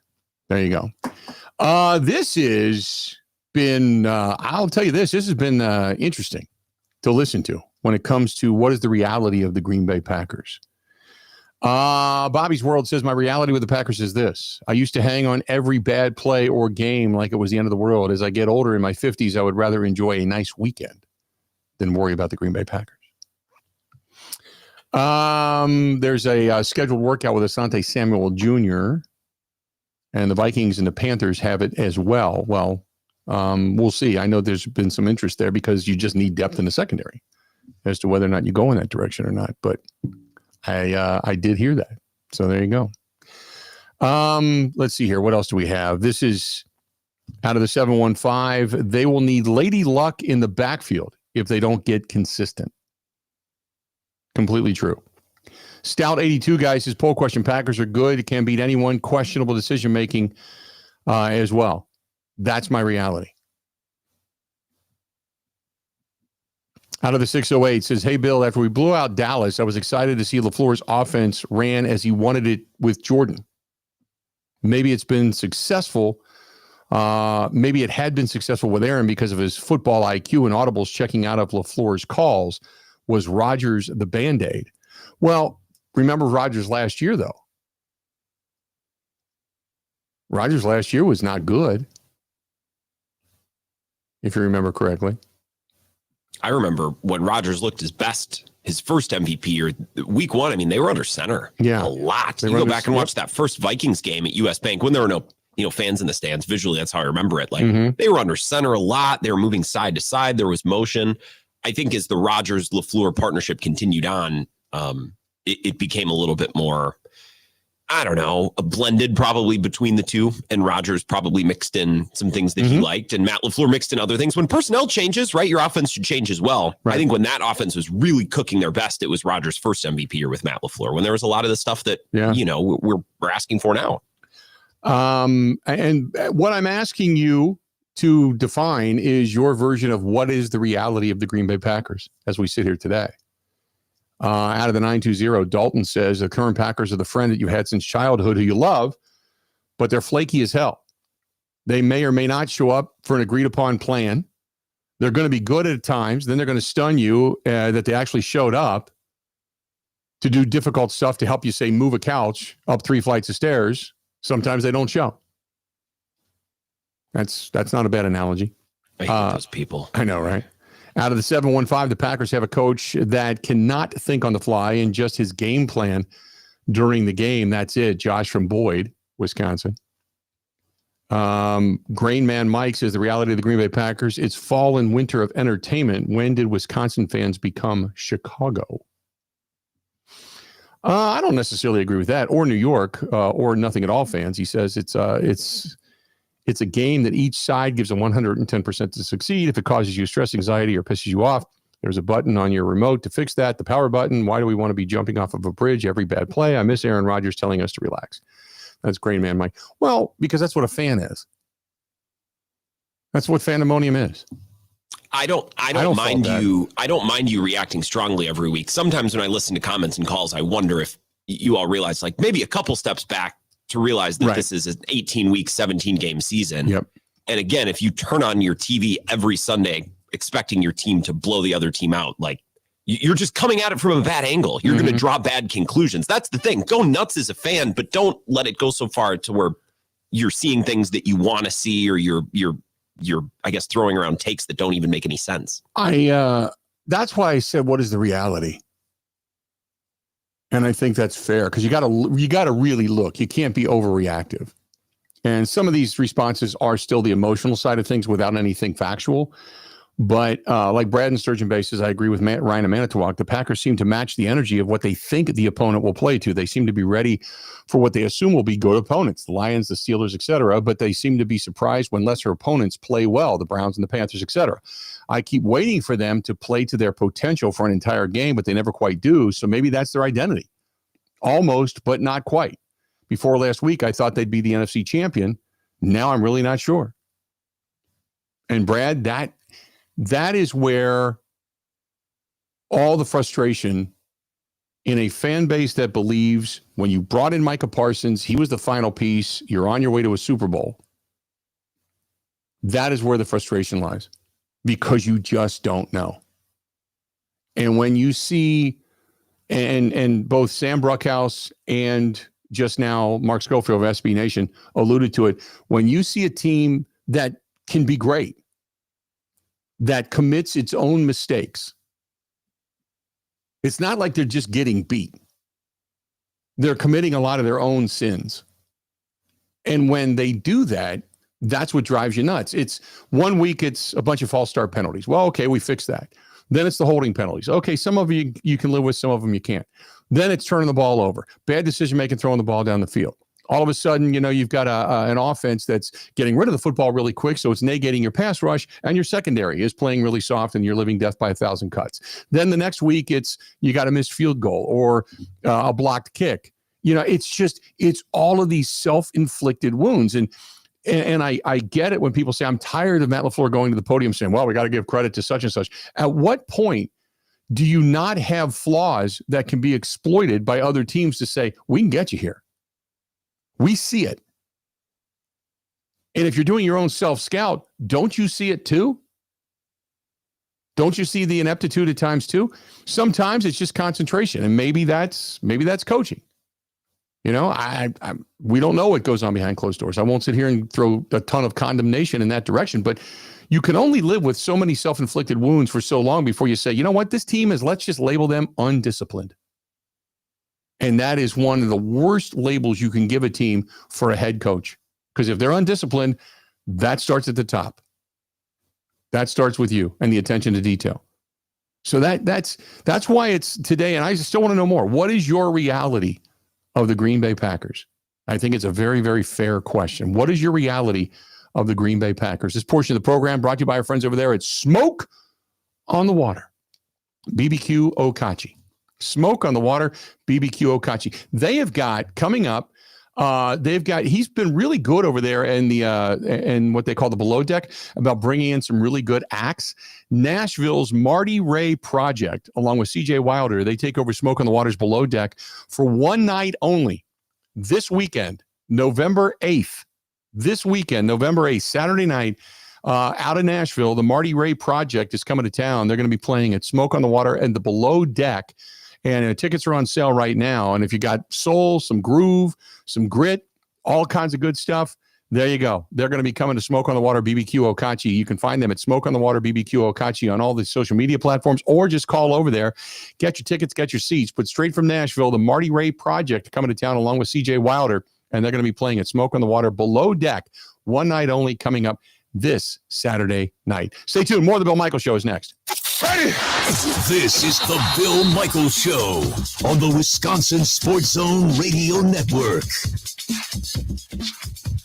The Zone Blitz pregame bash is back. Every Wisconsin home game 2 hours before kickoff at the Blue Moon Bar and Grill. And this year, do I have something special for you? It's a perfect snack for game day or any day. Wenzel's Farm Pro Snack Sticks. Come see me and I'll hand you 16 grams of protein to fuel you through the day. Wenzel's Farm offers that and so much more, crafted in small batches using premium cuts of meat, perfectly seasoned, and naturally hardwood smoke. Check out wenzelsfarm.com. Made by pros for pros.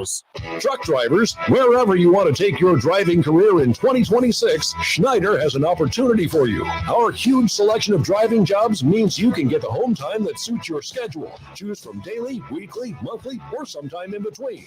Plus, Schneider drivers can choose from dedicated, intermodal, drive-in, and tanker options. Don't wait to upgrade your career before the new year. Search jobs and apply now at schneiderjobs.com. That's schneiderjobs.com.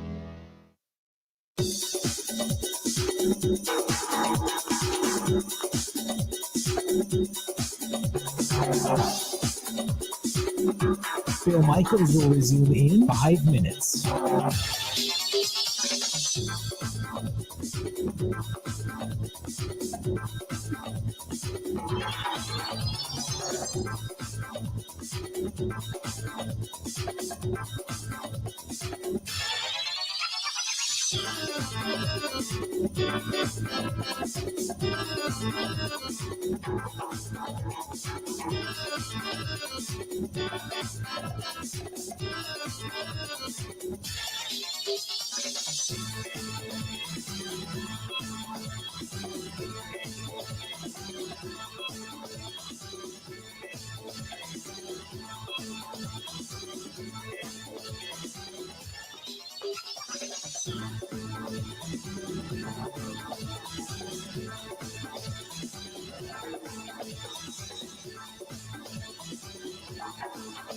Bill Michaels will resume in 4 minutes.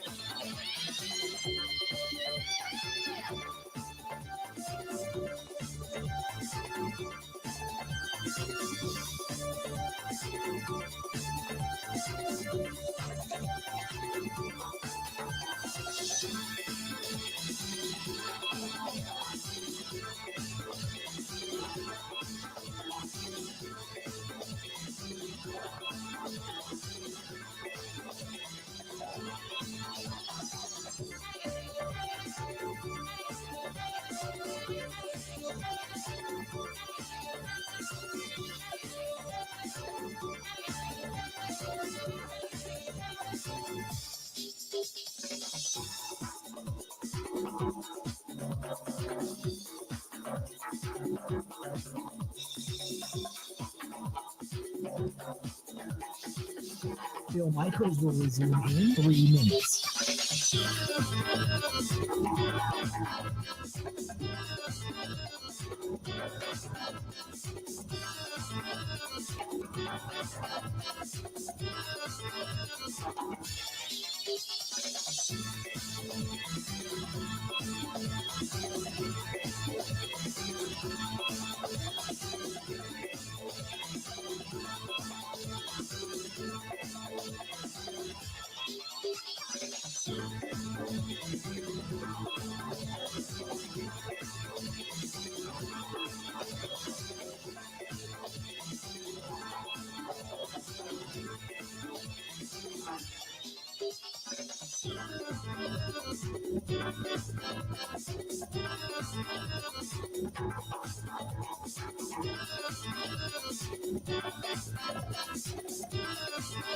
Bill Michaels will resume in 2 minutes.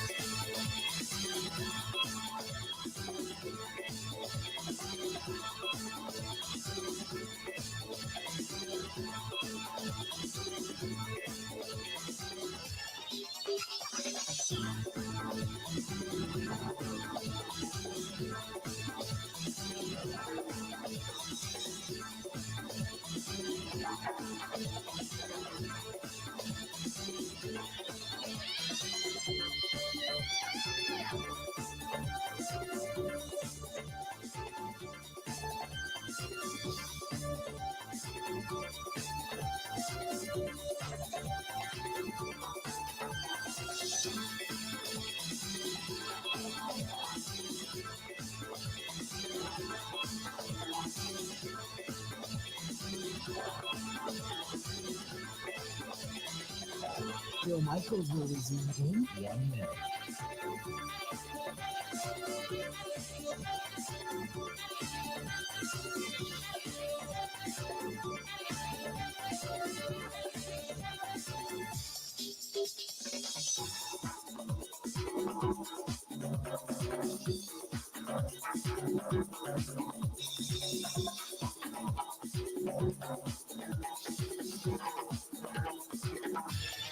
Bill Michaels will resume in 30 seconds.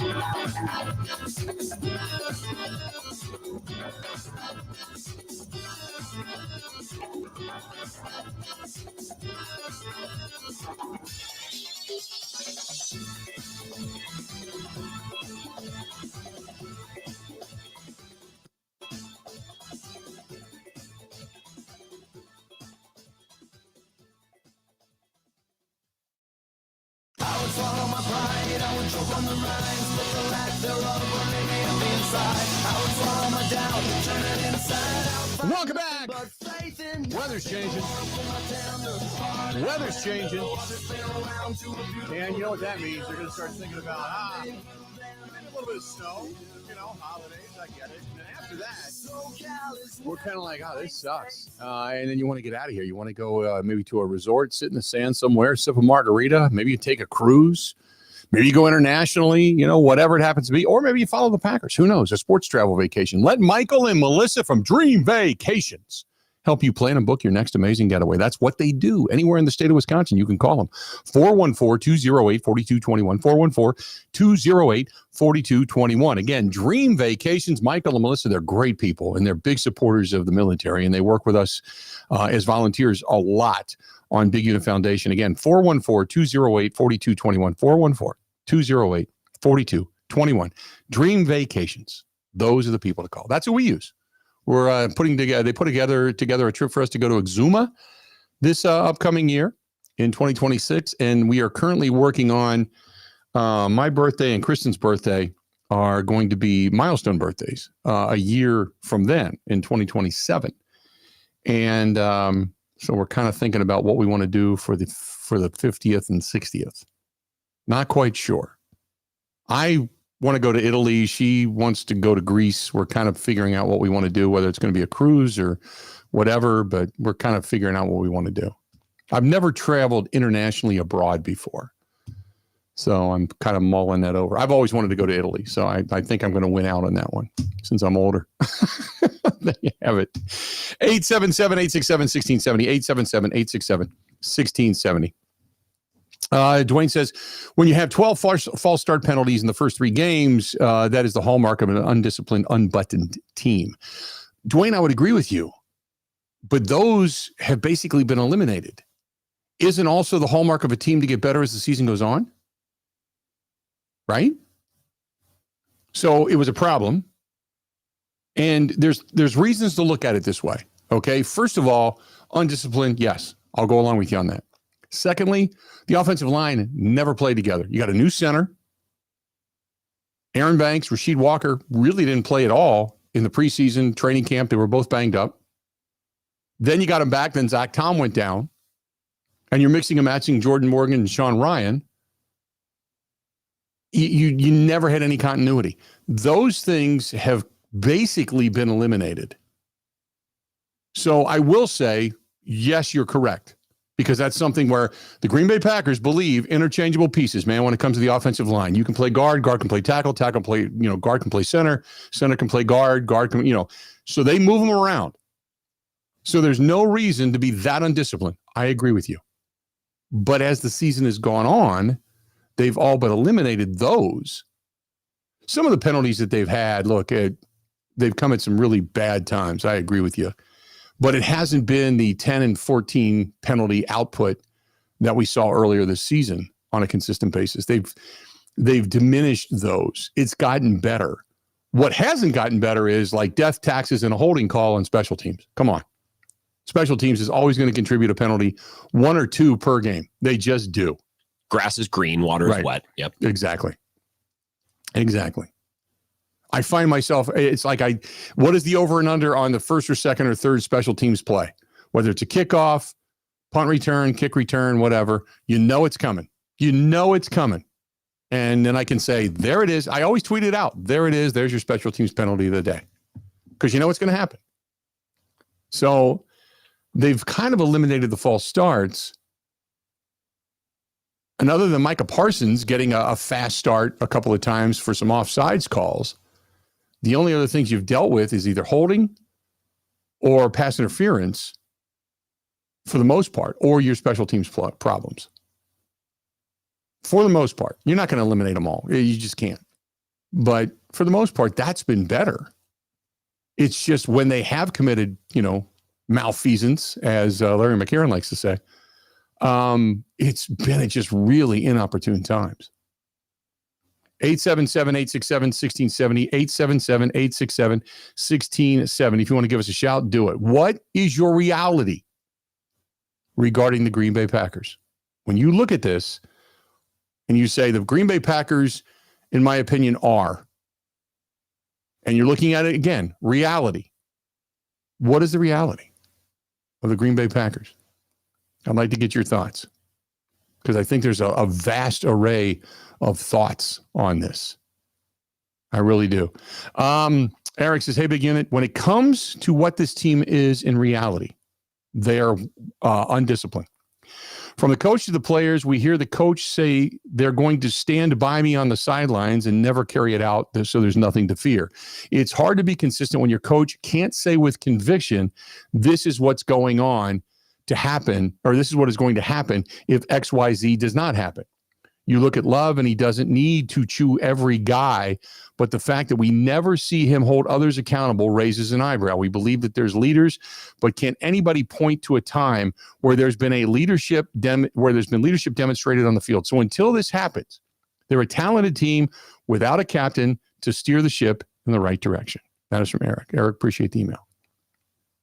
Thank you very much. Rick says the Packers' reality, they're Jekyll and Hyde. Down to down, quarter to quarter, game to game, you just never know when Hyde will rear its ugly head. Special teams aside, I blame most of this on Goody's O-line construction. By adding Banks and moving Jenkins to center, he degraded 2 spots, and neither Morgan or Ryan look like starters. Unless they begin to play better as a unit, I expect more of the same. Good quarters here and there, and a team that wins 10 or 11 games in the end, because when they're hot, for even a couple of quarters on offense, they win. However, that will not fly come playoff time. That is from Rick. Appreciate it. It's hardly flying now against the Panthers. Right, exactly. This is from Anthony, who says, I believe the Green Bay Packers are a very undisciplined team. It starts at the beginning. We talk about it all the time. Penalties here, false starts there, bad throws, bad plays, mental mistakes, blocks not being held just long enough. Let's be honest. That all starts with the attention to detail at practice, Wednesday through Friday, as you state. This is not something that just rears its ugly head on Sundays or Mondays. This is something that has to be taught, has to be learned, has to be disciplined throughout the week. Is Matt LaFleur doing his job? Question mark. And then this is from Gail. Gail says, I think this is a team that is simply up and down, and until they put it all together, it's going to be like this for the remainder of the season. The problem is when you face good teams in the postseason, you're not going to beat those good teams in the postseason. We have seen that time and again, and this is the frustrating part of it. You talk about it all the time. This is the foreshadowing of what's to come when they face somebody who is peaking at the right time come the postseason. The Packers are going to be watching the Super Bowl from home yet again, and we're going to be asking, why did they not go out and fix these problems? I put this at Matt LaFleur's feet. After this season, I would assume he is going to be gone. And then real quick, because I want to get to a break, but this is from Joe. Joe says, I'm holding Matt LaFleur accountable for all of this. Unless things change and this team really begins to fire on all cylinders, I would assume that Ed Policy is looking at this going close but no cigar. And if it's no cigar, then the man at the top has to be changed. It's been 7 years now. And if you don't have enough team respect to discipline each other, then this team is okay. I see what he's saying. If you don't have enough team respect to discipline each other, then it's going to be up to the head coach to do it. If the head coach can't do it, or if that's falling on deaf ears for the consistency with which they need to play, then Matt LaFleur has to be the scapegoat. There you go. Appreciate it. Let's do this. Good stuff. Because I think a lot of this is there's no one thing you can point to and go, aha. But I think what we're pointing at is the inconsistency, and why is it so inconsistent?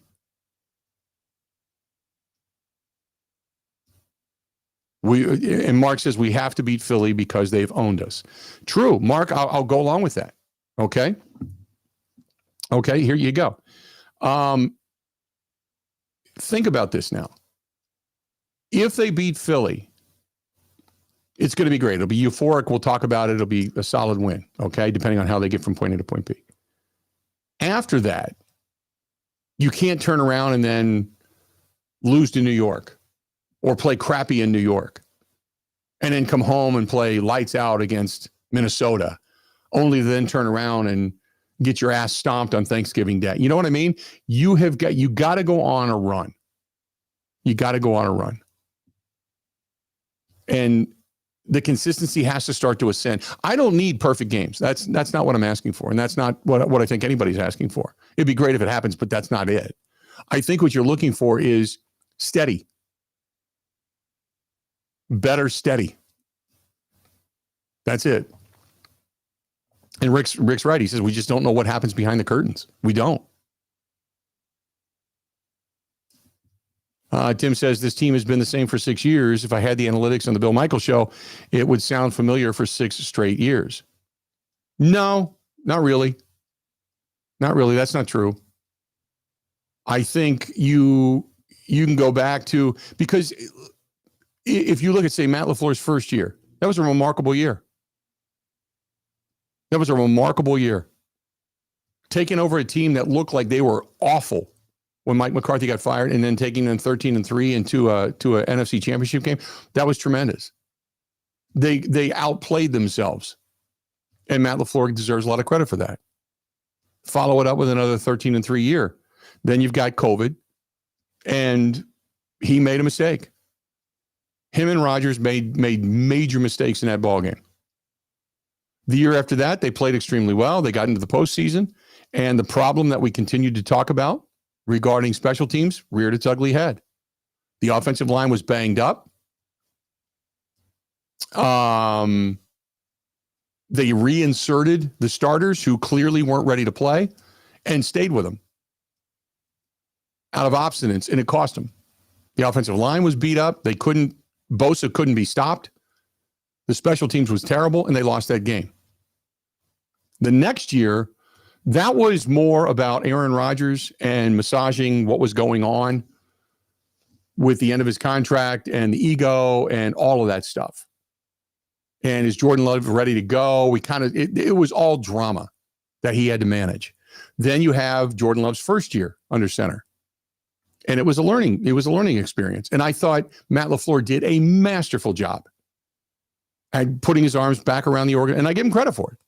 Back around the organization, getting that team on the same page. And then what they did on Thanksgiving Day in Detroit, and then going on to beat Dallas the way they did, I thought it was perfect. It was a great learning experience. Walk before you run. Last year was a step back. Last year was falling back into a lot of bad habits and creating bad habits. And then there's this year, which has been, you know, if Matt LaFleur doesn't feel pressure, he should. I'm not saying he's on a hot seat, but he should feel pressure. You always feel pressure to win, but he should feel pressure. You can't keep committing mistakes, as Sam Bruchhaus put and Mark Scoffield put. You can't keep shooting yourself in the foot and then say you're a disciplined team. There has to be an identity. And yeah, it starts up front. I get it, which then you can go back to the discussion of Goody, or maybe just a miscalculation. It is what it is. But I agree with all of that. But I'm not going to just lay it out and say, oh, it's 6 years of the ineptitude of Matt LaFleur. No, that's not true. That's not true. More of the Bill Michaels Show coming up after this. This is the Bill Michaels Show on the Wisconsin Sports Zone Radio Network. Ready for the snap and a timeout taken. The team looks a little bit lost. Let's bring in Gina Della from Pella. What's the winning game plan this month? Wayne, the winning play is simple. A whole house of new windows as low as $297 a month with 0% interest for up to 6 years. Wow, that's a drive you can sustain for years. No penalties, no interest. A championship move from Pella Windows and Doors of Wisconsin. No doubt, Wayne. And unlike the opponent's defense, Pella Windows actually stopped the drafts. The draft picks we gave up for number one had to be the steal of the century. True, but I'm talking about replacing old drafty windows. Roger that. With energy-efficient windows to keep the cold out, you'll stay as toasty as a pan at a warm weather preseason game. Pay as low as $297 a month for a whole house of new Pella windows. Don't sit on the sidelines, folks. Make your move today. Schedule your free consultation today at PellaWI.com. Certain restrictions apply. It's 11/30/2025.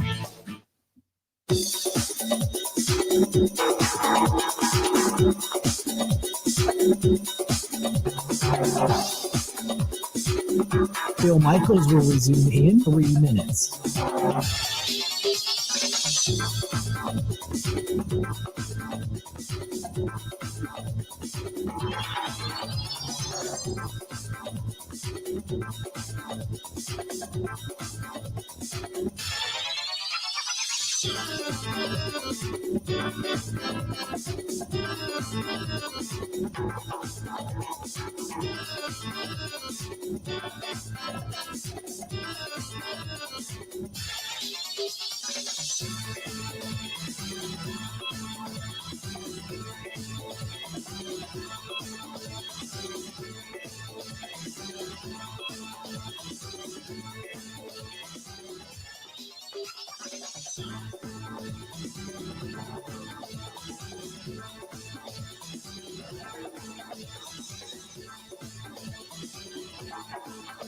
Bill Michaels will resume in 2 minutes.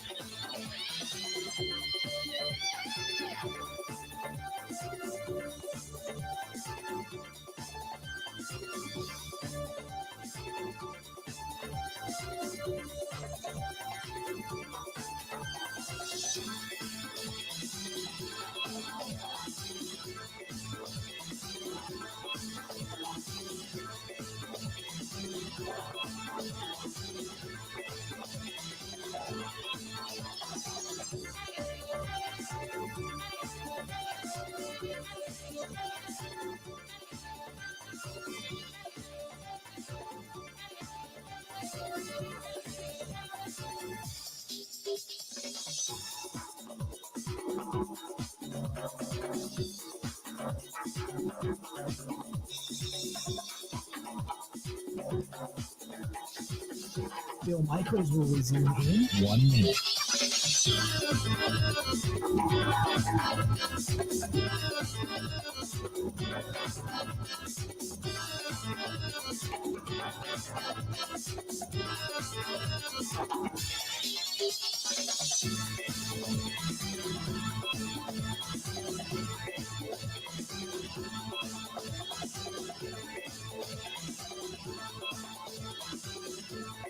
Bill Michaels will resume in 30 seconds.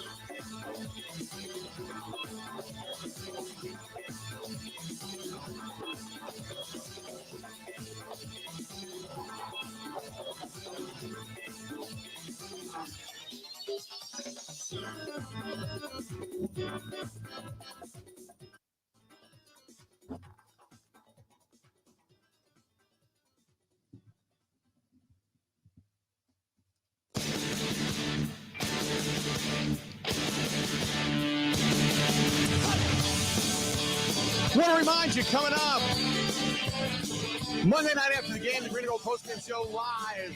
We'll take your calls, get your reaction. But also, we're going to be in Chicago on December 20th, and we're going to be at the Shy Bar inside the Sheraton Grand Riverwalk. We can't wait. Can't wait. Back in Chicago again this year. Come on down. Make a weekend with us. Come on down. We're leaving on Friday, heading down there Friday night. Going to be there for the game Saturday afternoon, Saturday night. Down there on Sunday, hanging out. A little shopping for Christmas, and then heading back home to the great state of Wisconsin. If you want to get a room and hang out with us, 312-464-1000. 312-464-1000. The Chicago Sheraton Grand Riverwalk. That's where we're going to be inside the Shy Bar. The Green and Gold postgame show after the Packers and the Bears. And then, I can't wait. Can't wait. Can I room with Mike for a discounted price? Is that an option? That is, you got to pay extra, though, if he's going to do the Snuffleupagus thing for you with the CPAP machine. So there you go. Good stuff. Another hour yet to go. Buy or sell is next. Don't go anywhere.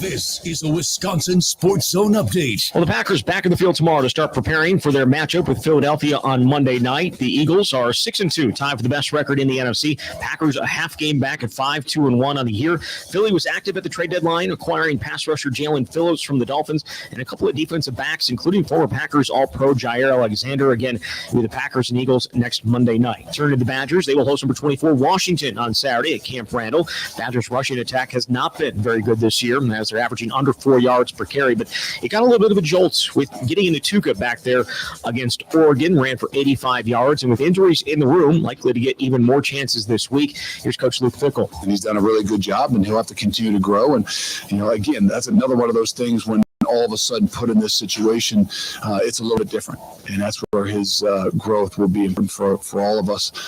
Sometimes you just get thrust in there, not expecting to be the guy to, carry the load when you are expected to be the guy to carry the load. There are some things that are a little bit different. Again, it'll be the Badgers and Huskies on Saturday. Kick is at 3:30. For nearly 40 years, ABC Leadership has been helping men and women transform themselves into highly skilled trade professionals. These skills are in demand and provide strong wages and benefits for a bright future.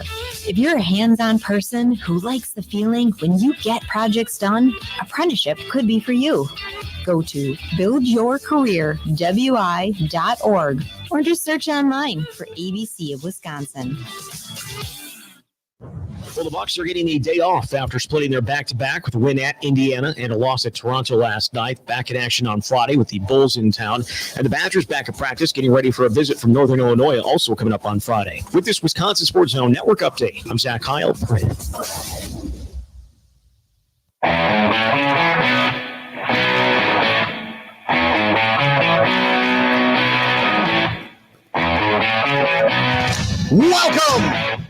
Welcome one, welcome all.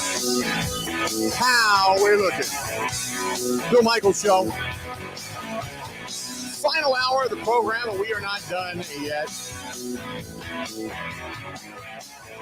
We're not done yet. We got a lot to get to. We'll get back into some messages and such over in the live stream. Thanks to everybody over there listening, watching, hanging out with us. We certainly appreciate it. Everybody in the cheap seats. Hell yeah. Can't do it without you. Cannot do it without you. What else do we have here for you? We're going to do some buy or sell coming up. By the way, you want to watch the program each and every day, go to youtube.com/Bill Michaels Show. YouTube, it's free. That's the best way to describe it. It's free. We're not going to charge you for this crap. Let's be honest, okay? Go to youtube.com/Bill Michaels Show. You can call us 877-867-1670. You can text us, and we've been pretty good about getting to the text line recently. So I've tried to pay attention to everybody that takes the time to type something to us. Text us 608-321-1670. You can find us on Twitter, on X, @Bill_Michaels or @WiscoGrant. Our app, by the way, is Wisco Sports Zone. Wisco Sports Zone. 3 words, put them all together. You can find us on Instagram, Facebook, and TikTok. Please follow us there. We appreciate all the followers, too. We continue to grow and get bigger and better. And then you can follow us on the Twitch app, the Kick app, the LinkedIn app as well. Again, our app is Wisco Sports Zone, or just go to wiscosportszone.com and you can download all that stuff there. Email the program, thebillmichaels@gmail.com. The website simply thebillmichaels.com. We're on Spotify, Apple, iTunes, and Google Podcasts and all that kind of good stuff after the fact. You can find that over on the website. And then My24 TV in Milwaukee. This week, it's 9 o'clock Central Time on My24 TV in Milwaukee. And yes, we made the announcement a little bit earlier today, which I'm happy to do it again. The much anticipated clothing line is about to drop. It'll drop. I'd look for it probably in the next 24, 48 hours. And the way it's going to work is this. It's called a pop-up shop because we didn't want to buy thousands and thousands of pieces of inventory just to have it sit. So we're going to basically open up the shop, take the orders, fulfill the orders, and then get them back to you in time for, some of your holidays and such. But the pop-up shop is going to remain open until midnight on Wednesday, the 26th. So basically 3 weeks from today. The shop should open in the next 24, 48 hours, but 3 weeks from today at midnight between the 26th going into the 27th, we will open the shop and then close the shop and then get your orders fulfilled. Everything's going to be embroidered and sent to you, and it's embroidered stuff. We're not doing stick-on crap. It'll be nice. It'll be embroidered. We'll get it out to you, and that way it's there in time for the holidays. So the best part about this, and I made this announcement earlier, is $5 off of every item. Every item. We don't make anything on this. We don't make jack anything. $5 off of every item is going to go straight to Big Unit Foundation, helping veterans, military members, and their families. So, and first responders. That's what we do. So we're going to, $5 out of every item goes directly there. And that's all basically the proceeds out of every item. So we kept the price cheap, inexpensive, shall I say, because the quality is really good. But we kept it inexpensive. And as soon as that drops, look for it on all of our social platforms. It's going to be there. And then eventually it'll work its way into our website. But find it because it'll be for a short period of time. So if you've got somebody that listens to the show, or you wanted to get something for, the holiday season or the golf season, or just something to wear around the house or whatever, or something for somebody that listens to the show, doesn't matter where it is. I'll let you know when it drops. Just follow us. Please follow us over on Facebook and Instagram.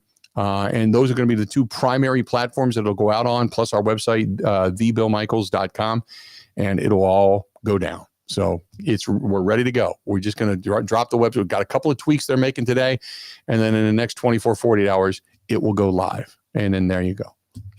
That's it. Simple as that. We'll get to buy or sell coming up here momentarily. I got John and Sean, who's been on hold a long time. John, how you doing today, man? What's going on? John!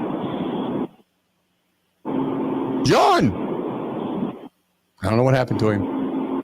John's gone. John's just driving along. That's about the extent of it. Sorry, John. John, we tried, man. Sorry he must about be that, listening to the radio, and he's like 20, 30 seconds behind.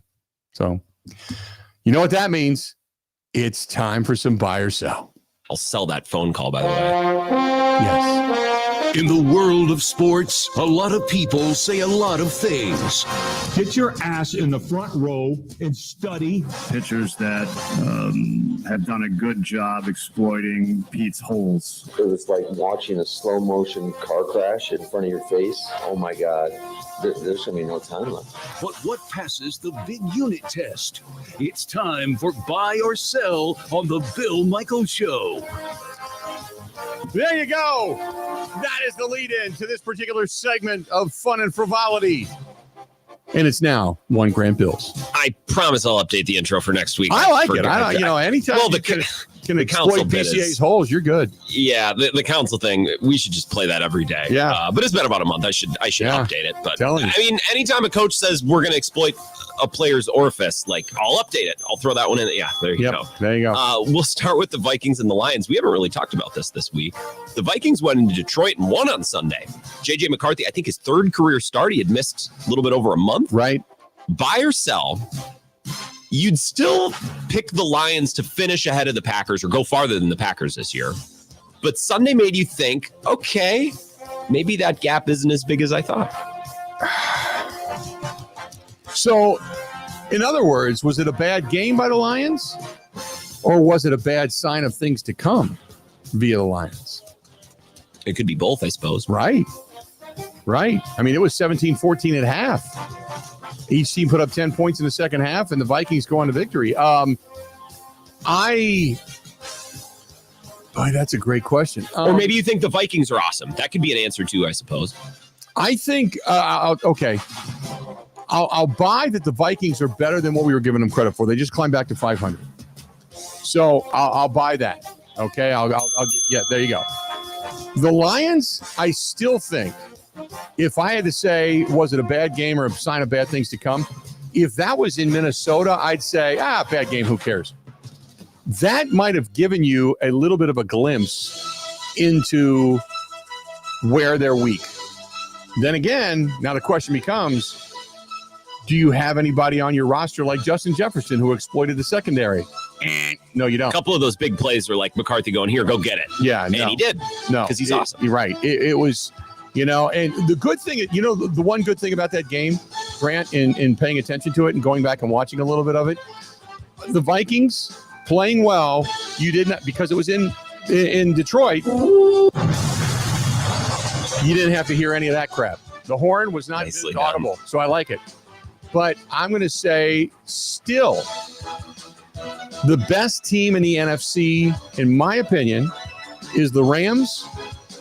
The Lions are at number 2. The Lions are at number 2. I know that's crazy. Hear me out. No. Hear me out. If you have Ram thoughts, put a pin in it because I want to talk about the Rams in a couple minutes. Here we go. The right now, the Rams are plus 82 in point differential. The only team that's better than them in the entire National Football League is the Colts at plus 109, and it's not even close. Plus 81 is Seattle, but I still don't necessarily have a big belief in Seattle because we saw Sam Darnold completely crap the bed in the postseason. So I don't have a ton of belief in them until they do it. I don't believe in them. The Rams, I do. They've been there, done that. So I believe in them. The team behind them is at plus 61, and that's the Lions. The Lions, I believe, are a really good football team. They're 3-1 at home. That was their first loss at home. 2-2 on the road. They're 1-2 in the division now. Think about that for a minute. They're 1-2 in the division. The Bears are 0-2 in the division. The Vikings are undefeated in the division. So if the Vikings keep pace, the Vikings could very well end up climbing into the postseason. They could end up in the driver's seat before it's all said and done because they haven't lost a game in the division yet. Everybody's in play in the NFC North. But I think if I had to sit here today, I'd say the Rams are the best. The Lions are the second best at that point. Then until somebody beats them and knocks them off, it's Philadelphia. But can you believe Philadelphia is 6-2 with a point differential of only plus 23? I mean, even the Packers are plus 40, and they've got a tie and 2 losses in there. And they haven't really blown doors off of anyone. No. So I don't. What's their biggest margin of victory? 14 points? Yeah. Points? So I'm going to say the Philadelphia Eagles, because they're the champion and they've been there, done that, and they have the ability to kind of flip the switch. I'm going to say the Eagles are 3. Then I'll go with the Green Bay Packers at number 4, the Seattle Seahawks at number 5. That's kind of the way I'll round it out. But do I believe in the Detroit Lions? I still believe in the Detroit Lions. 100% fair. I want to come back to the Rams in a couple of minutes, so I want more thoughts. Buy or sell. It's the AFC. They won their 6th game in a row on Sunday, talking about Mark Scofield's Patriots. They beat the Falcons by a point. That was their first game that had even really been all that close since that win over Buffalo on Sunday Night Football, last-second field goal. I want you to give me your current AFC power rankings, and you're doing this on the fly, so it's okay. I mean, it's not nuclear physics, but take a look at the standings and give me your current AFC power standings, and I want you to stop when you get to the Patriots. Okay. Number 1, Indianapolis.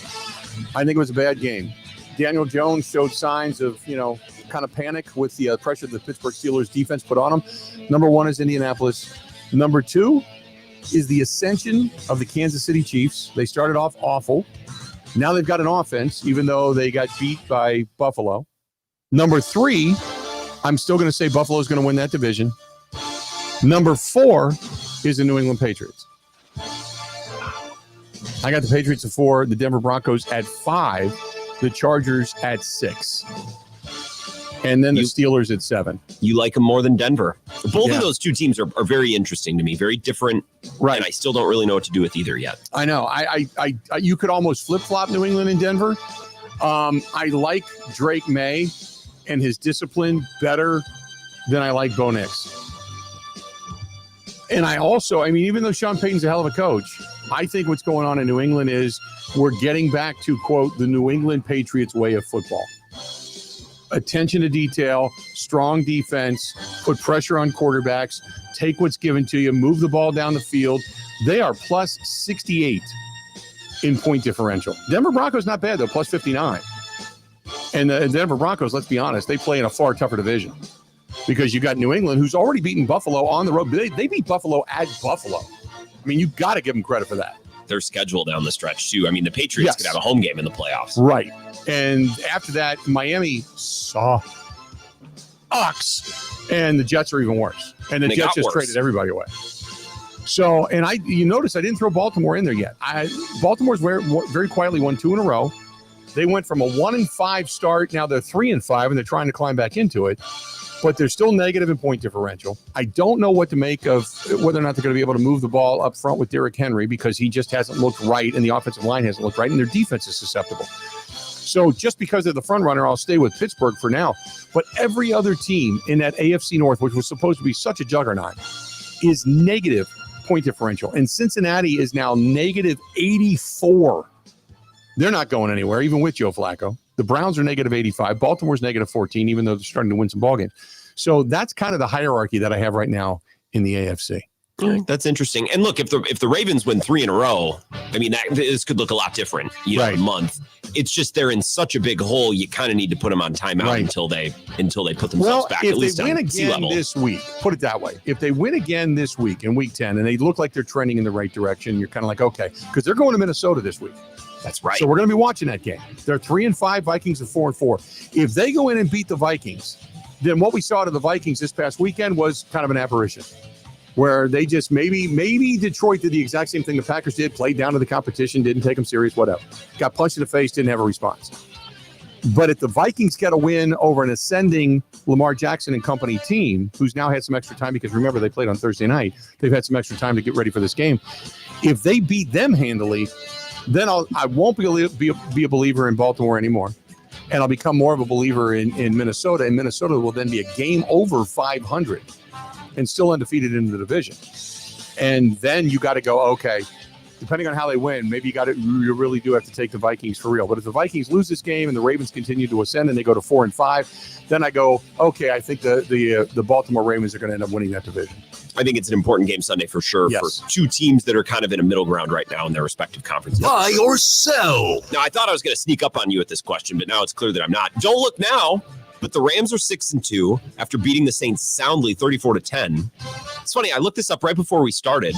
I was not surprised. The Rams are the current favorites to win the NFC. I'm just looking at DraftKings. They're plus 400, the Eagles plus 450, the Lions plus 475, Seahawks plus 500, Packers plus 500. So it's really close, but the Rams stand alone at number 1. Buy or sell. The Eagles, the Lions, the Packers, these teams are getting all the talk, but the Rams are the most trustworthy contender in the NFC right now. They got the most experience. They're probably the deepest, one of the best coached, all of that. And here's where really the rubber meets the road this weekend. They got beat by the 49ers 26-23 at SoFi. They play the 49ers in Levi Stadium this weekend. Yep. Big revenge game, because after that, they have got 2 really tough games. They have got the Seahawks and then the Buccaneers. Both of those games at SoFi. if they get this win, and then if they knock off the Seattle Seahawks, you got to think they're a commanding team in that division and a commanding team in the NFC.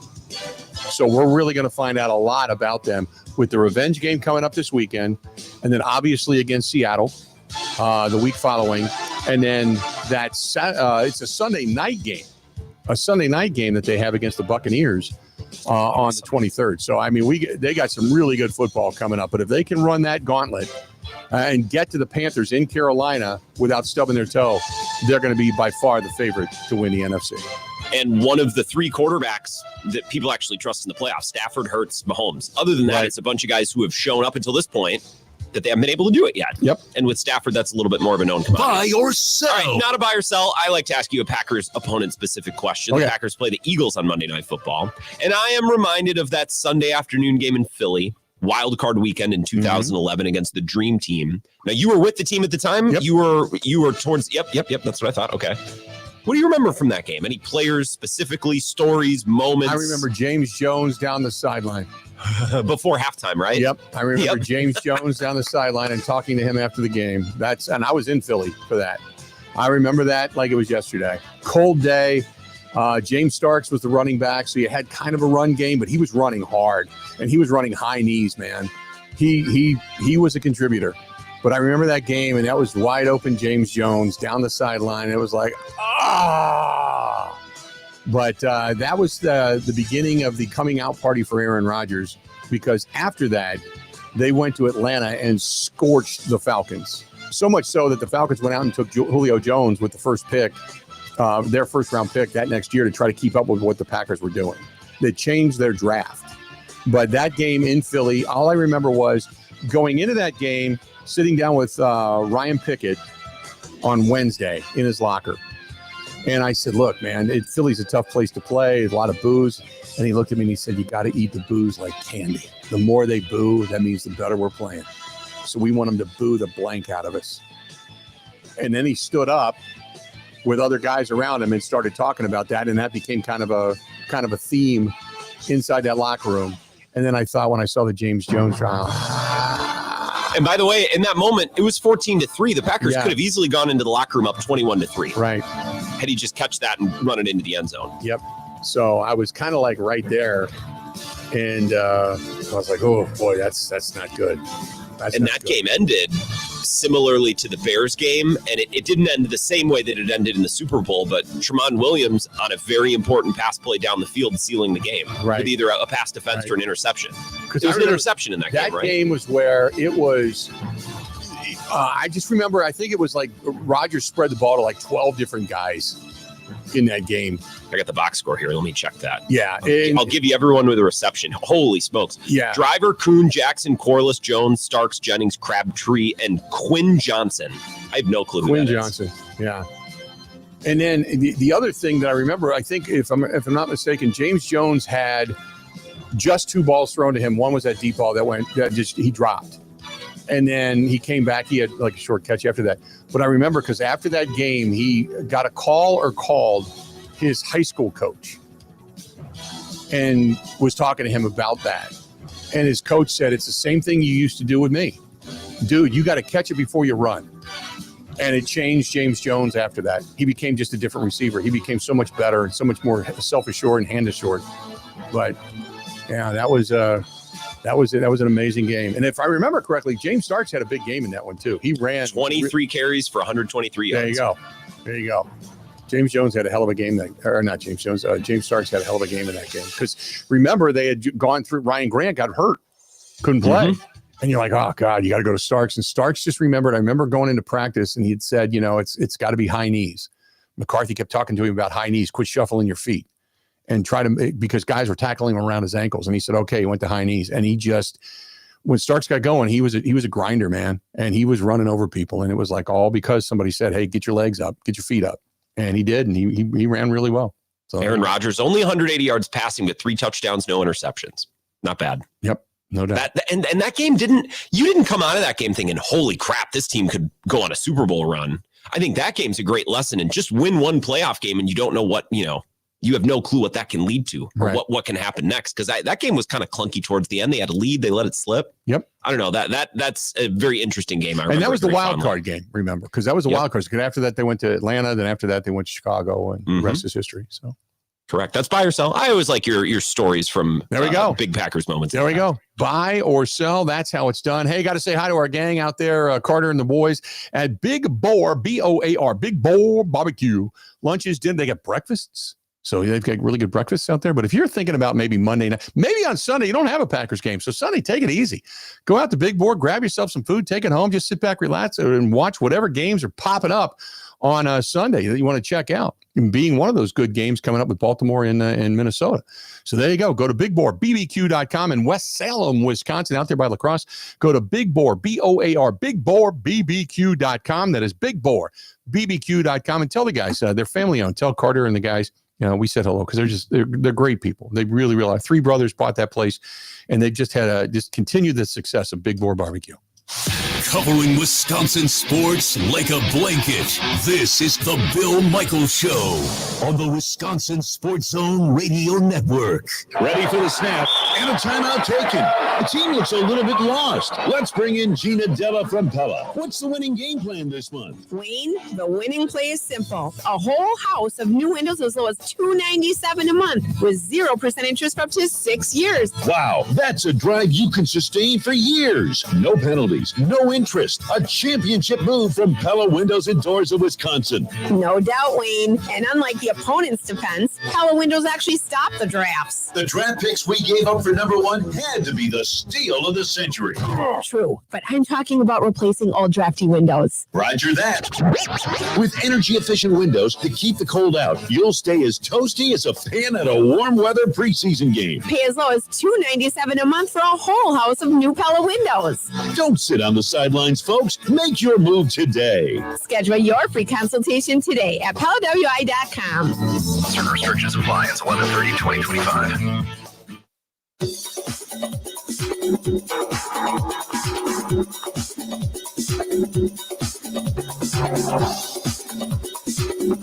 Bill Michaels will resume in 3 minutes.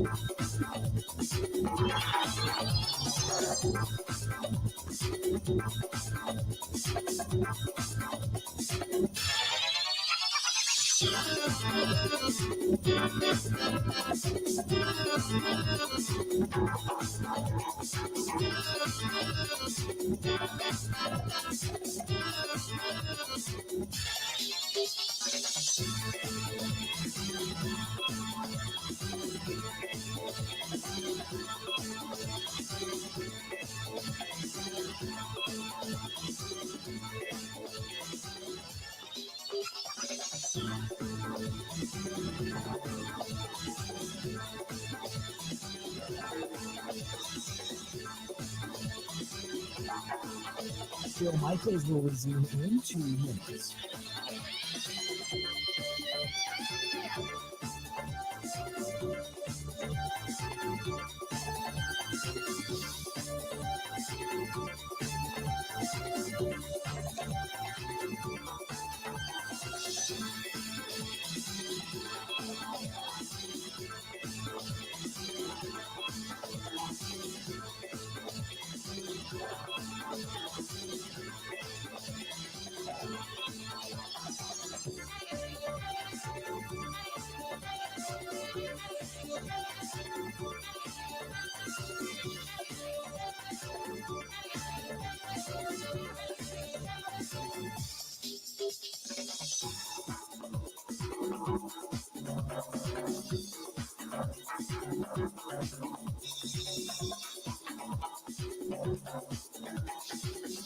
Bill Michaels will resume in 1 minute.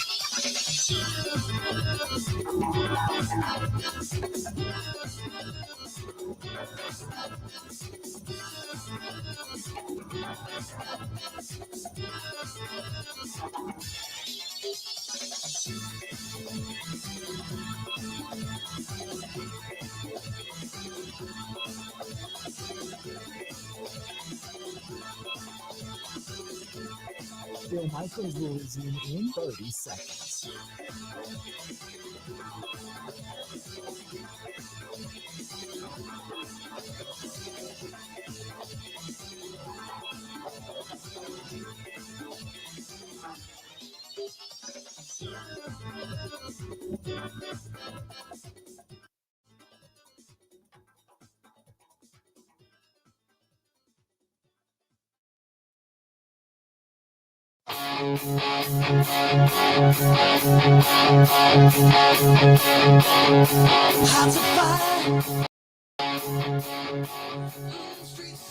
Welcome back.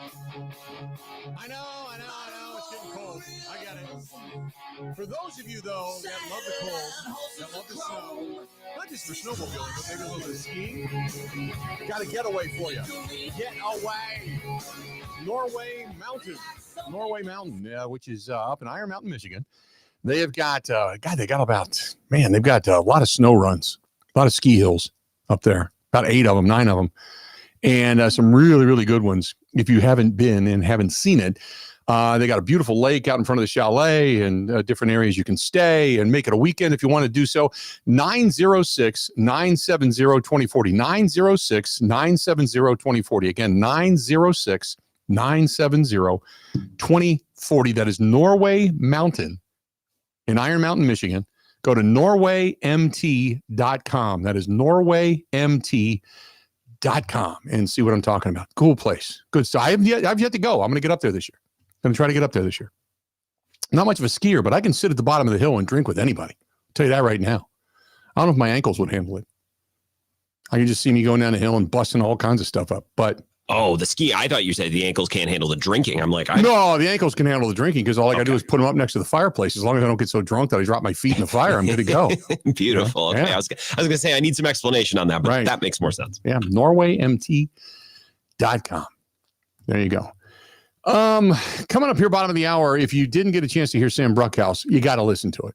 It is a tremendous statistical breakdown of the Green Bay Packers, and we're going to give you that again if you haven't heard it already. Steve says, Bill, in my opinion, the Packers are a good team, talented enough to be a very good team, and horrendously inconsistent. Flip a coin to see who shows up on a Sunday, Dr. Jekyll or Mr. Hyde. That is the reality of the Green Bay Packers. That's our buddy Steve. Steve in Richfield. This one is from Andrew. Andrew says, asking the reality question regarding the Green Bay Packers is a movable target. Today, it is a team that's inconsistent. Tomorrow, it could be a team that ends up blowing out the Philadelphia Eagles. The day after that, it could be a team that ends up committing a bunch of false start penalties, and we can call them undisciplined. It's a problem. The problem is they are so inconsistent and undisciplined, we just don't know what to expect. There you go. Okay. Anything else before we move on? Jimmy says, I think Matt LaFleur is a good coach, not a great coach, probably a better offensive coordinator, but even that, I'm starting to wonder because the offense does not have an identity, is inconsistent. But you're going to hear this coming up. It really does. What convinced me was part of what I've seen and what I've been thinking is part of this conversation you're about to hear with Sam Bruchhaus. Do this. Let's do this. Stay right where you're at. Stay right where you're at. Don't go anywhere because you're going to want to hear this when we come back. Sam Bruchhaus from Sumer Sports, statistically speaking, and a lot of the different things that we talk about being under center, not being under center, shotgun, play action, all that kind of stuff. We're going to talk about that when we come back. This portion of the program brought to you by our friends over there at Sobelman's Pub and Grill in Mill. I had Ebo. Ebo ended up going to Sobelman's. He wanted to go over there. They stopped at Sobelman's, had the burgers, had the Bloody Mary. They wanted the Bloody Mary with a meal in it. Did all of that stuff. So he took the advice. They went to the tradition. That is Sobelman's, 25 plus years on St. Paul Avenue in Milwaukee. They stopped there and said they had a blast, and it is everything it was billed to be. Loved it. Loved meeting Dave and his wife, and they had such a great time. Sobelman's Pub and Grill on St. Paul Avenue in Milwaukee and on William Street in Waukesha. Meet at Sobelman's. Milwaukee and Waukesha. Covering Wisconsin sports like a blanket. This is the Bill Michaels Show on the Wisconsin Sports Zone Radio Network. Truck drivers, the holiday rush is here. Take advantage by becoming a Schneider driver. By driving for one of America's busiest carriers, you'll stay busy during the holiday season and throughout the new year. Plus, as a Schneider driver, you'll have access to top quality driver support and newer equipment spec'd with the latest safety and comfort features that drivers want one. Don't wait. Get a jump on 2026 by exploring jobs in your area today at SchneiderJobs.com. That's SchneiderJobs.com.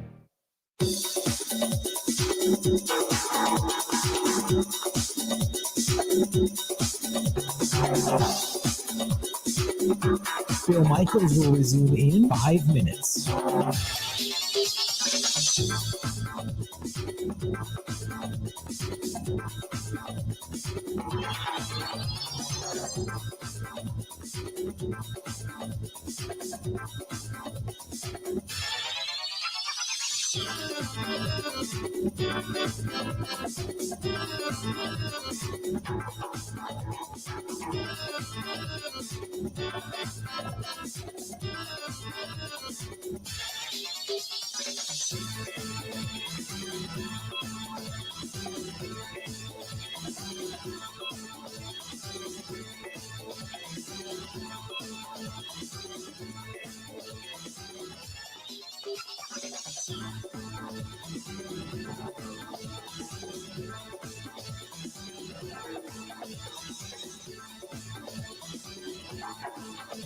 Bill Michaels will resume in 4 minutes.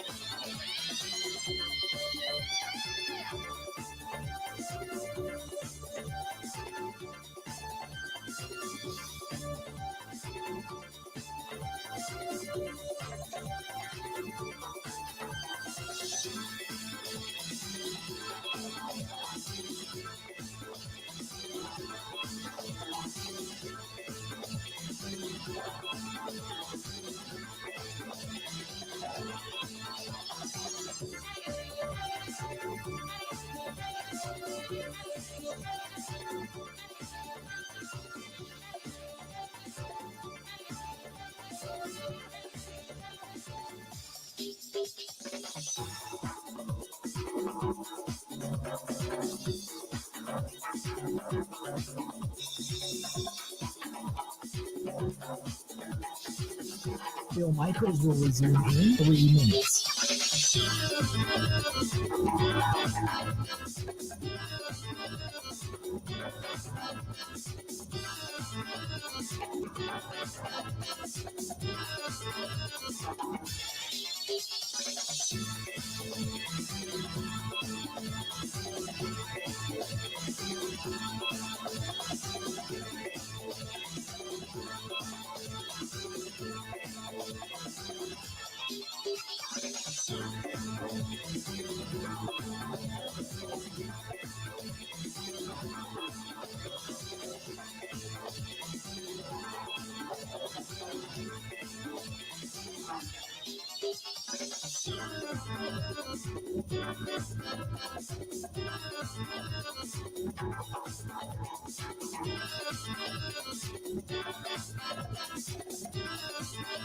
Bill Michaels will resume in 2 minutes.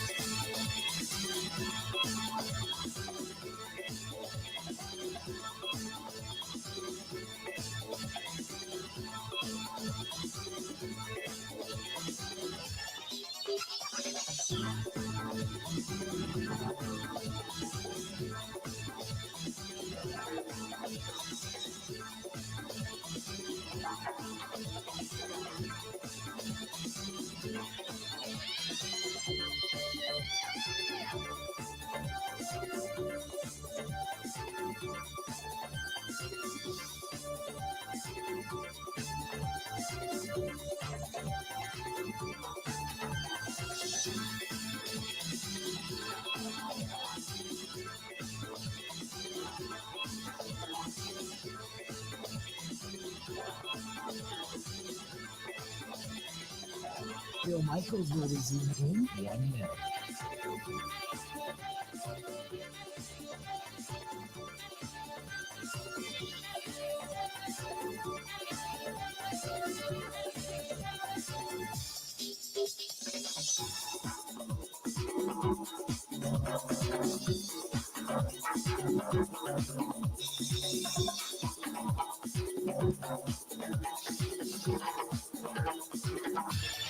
Bill Michaels will resume in 30 seconds.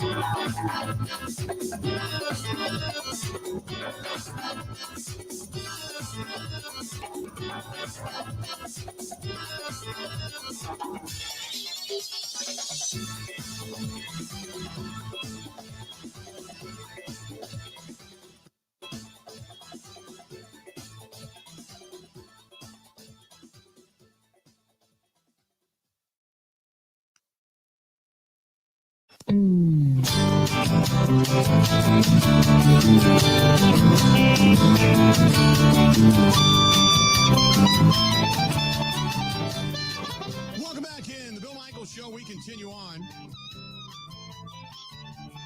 Thankful you're here with us. We appreciate it as always on this Wednesday edition. It's what is the reality of the Green Bay Packers? What is the reality of the Packers at this point? You have to ask yourself what you're actually looking at. And we've tried to figure it out. We've looked at a bunch of numbers. But what is the reality that you're witnessing this season with this team? Sam Bruchhaus from Sumer Sports joining us on the hotline. You can get him at Sam Bruchhaus, at Sam Bruchhaus, over on Twitter, on X. Sam, how you doing today, man? I'm doing great. There's so much to unravel here, and sitting here watching this game this past week and what they did against Carolina, we talk about playing down to the competition and, yada, yada. But the bottom line is, against two teams that we believed were inferior to them, they couldn't move the football and they couldn't score. They had their own self-inflicted wounds. I get that. But what do you see out of this offense? And I want to get the helicopter view first before we get into the nuts and bolts of this. But what do you see in this offense that right now has not been able to come together consistently? Yeah, I think at the high level, this Green Bay Packers offense is the same Green Bay Packers offense that it's been for the past couple of years. They have question marks at the offensive line. They have question marks at the pass catching positions, particularly now that Tucker Kraft is hurt. That has been the goal to address in the draft, in free agency over the last 2 years. And while they've patched it up and there's been multiple different options thrown in, it's still the primary holder back of the team right now. I started charting about 3-4 games ago under center versus shotgun. And last year they fell in love with shotgun. They did it a lot, and I understand it is because Jordan Love was injured. This year, it seems like the offense does not flow. And from what I've charted, they run the ball better when they're under center. They use play action, obviously, more under center. They sell it more when they're under center. There is a time for obviously throwing out of shotgun, and when you've got a clean pocket for Jordan Love. He's one of the best quarterbacks in the National Football League. What about play calling at this point, whether it's under center or in shotgun, not using or using play action? It just looks like there's something dysfunctional about this. Can you explain that? Yeah, I think there's a couple items that stand out to me about exactly what is going on right now. And as you said, they fell in love with shotgun last year. That has not been the case. And typically these Shanahan tree head coaches, play callers are not that way. Typically they like to be under center. They like to be running a lot of play action. And so you really look at what's going on this year, and they don't really have an identity. They're kind of in the median of the amount that they're running under center. They're kind of in the median of how effective they are on those plays, but they are quite effective on play action. And so I think the point of emphasis has to be, number one, trying to get the offensive line on the same page in order to get the running game going. They're just not seeing the success that they saw last year. And then moreover, continuing to make strides in the play action game in order to potentially open up the run, number one, and number two, continue to put Jordan Love in places where he can succeed. Now, given right now in terms of EPA per dropback, this team is performing well over the season. However, we are just starting to see the inconsistencies crop up, particularly given some injuries. And the question is, can this be sustained? I think with an increased amount of passes, a little less reliance or stubborn stickiness to the screen game and the running game, and a slight move continuing towards being under center. I think those are kind of the solutions that are on the table for the Packers right now. Yeah, I watched this past week, and I started charting 41 snaps, minus penalties, obviously, out of shotgun, only 19 under center. And of those 19, I only saw 5 true cells of play action. And it just, That was a great way of putting it. It's like they just haven't found the identity yet. It doesn't. I know Matt LaFleur alluded to it last week, saying, "Look, it's just a guy here or there. It's a guy holding a block a little bit longer. It's a guy blocking down a little bit harder. It's little things." Do you see the offensive line? Because I believe in the trenches. Look, if you start up front and you can hold off, a defender. You can run out of shotgun, you can run out of play action, you can run out of center, whatever it happens to be, and it doesn't matter because as long as your offensive line's doing the job, they're doing the job. Is it just as simple as saying the offensive line just has not come together yet? I think it could be as simple as that. In our Sumer scores, we currently only have one offensive lineman over the 70th percentile, and they are under the 75th percentile. So basically what that means is we only have one impact starter right now on the Green Bay offensive line. You have to be better than that. I mean, you look at the Lions, even look at the Seahawks now that they've added Gray Zabel and some other people, and those guys have excellent offensive linemen operating at a very high level. That's just not what we've seen from the Green Bay Packers yet. I think that's why we don't have the complementary run pass offense that we've seen in past years.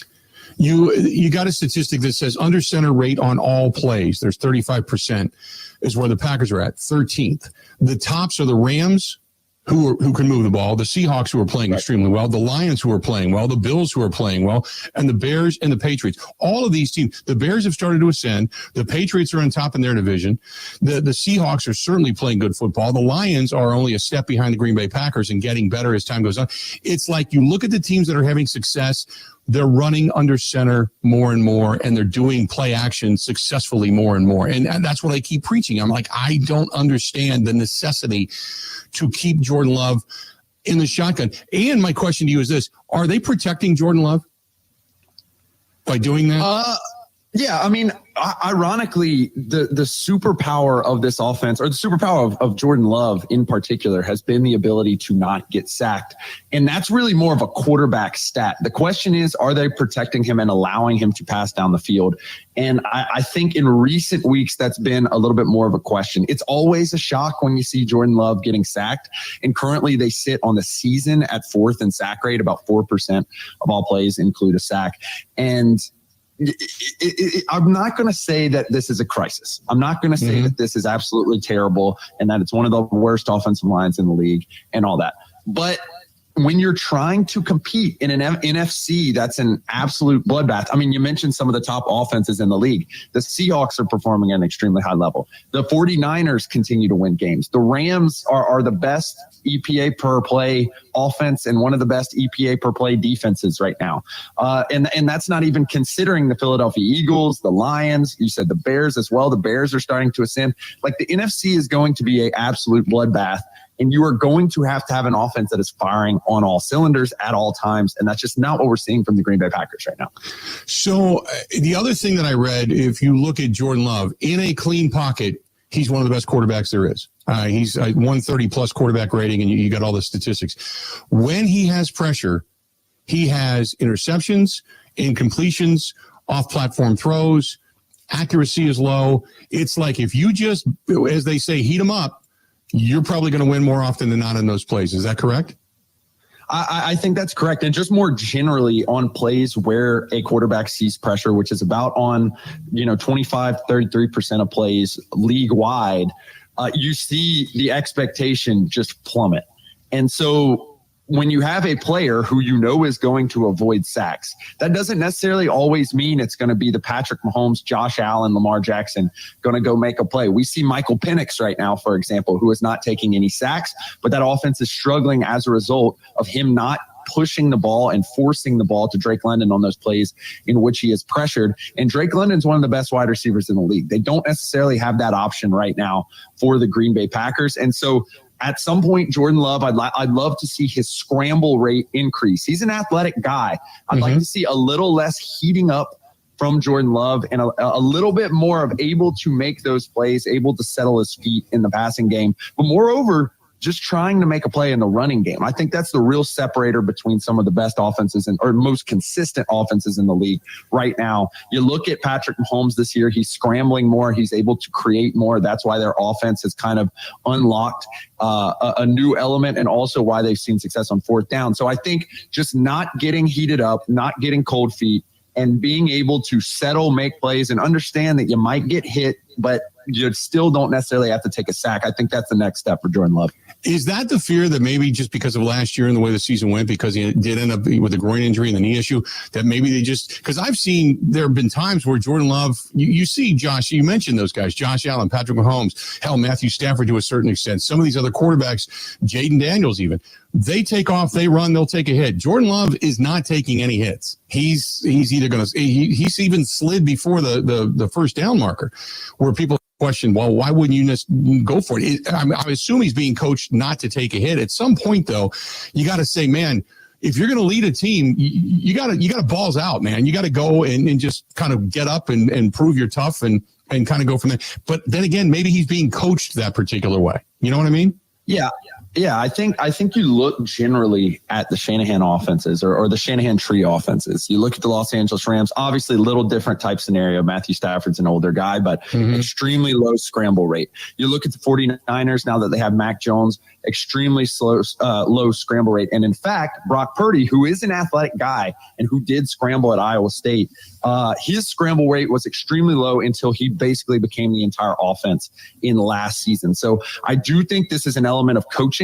And quite frankly, like I think the next step more generally for the Packers is just being more aggressive all over the field on the offensive side of the ball. I think they need to throw more. I think they need to go for it more on fourth. I think they need to eliminate some of the screens, getting the ball out there, which are functionally run plays. They're losing expected points on those plays currently this year, and they're kind of in the median of the NFL. We're not really seeing that be an extremely effective tactic for them, and I think they got to go for it more on fourth. I think if you add those four elements in coaching and in decision making, you're really going to unlock Jordan Love's potential, and then obviously you got to coach him and get him to kind of take more risks, because there's no bigger pressure probably in sports than being a quarterback in the playoffs.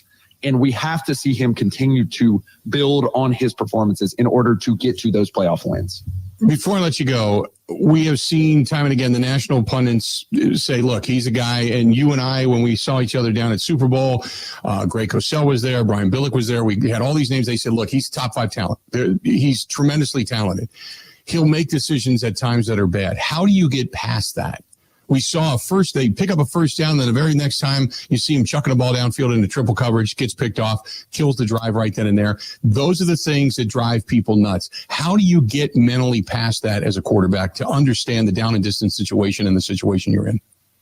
I think it's a very, very delicate balance, especially when it comes to gunslingers like Jordan Love. I mean, we've seen Josh Allen have years where he has a very high interception total. And some of the criticism this year has been that Joe Brady has made Josh Allen too conservative. And that's why he isn't performing necessarily to the MVP level, despite them still winning games behind an excellent running offense.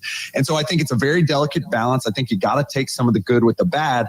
And look, big purview over the season, he's doing extremely well, and he projects to continue doing extremely well. But there's just one more tier that you got to jump up into. And I think, becoming that kind of cerebral pre-snap figure is where he needs to become, and be able to take those check downs within a second of the snap when you know you're not going to get it, rather than chunking it deep. I think those are the little bit differences that we need to see from Jordan Love. I'm going to ask you one more question. I just asked everybody else, what is the reality of the Green Bay Packers? What do you look at as the reality of the Green Bay Packers as they sit here today, of this offense the way it is?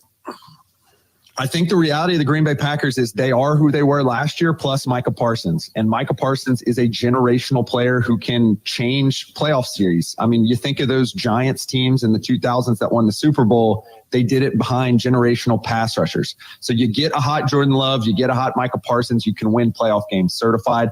I just don't know if they are as consistent as some of the best teams in the NFC. The good news is the NFC doesn't have any of the best quarterbacks in the league right now. So a Micah Parsons, a Jordan Love, coming together at the right time means that they can go ahead and win the NFC.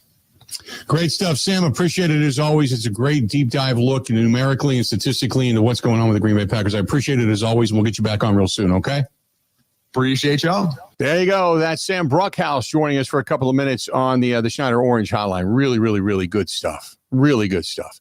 Let's do this. We'll take a quick break. We'll come back. We'll wrap things up. This portion of the program brought to you by our friends at Buzzard Billy's. They got a lot of good stuff going on out in La Crosse, Wisconsin. And it is that time of year for Buzzard Billy's where they've got now the good, hearty, stick to your ribs, warm you up on the inside type of food. And you can stop in, hang out at the bar, get some friends together, go upstairs to the Starlight Lounge, whatever it is.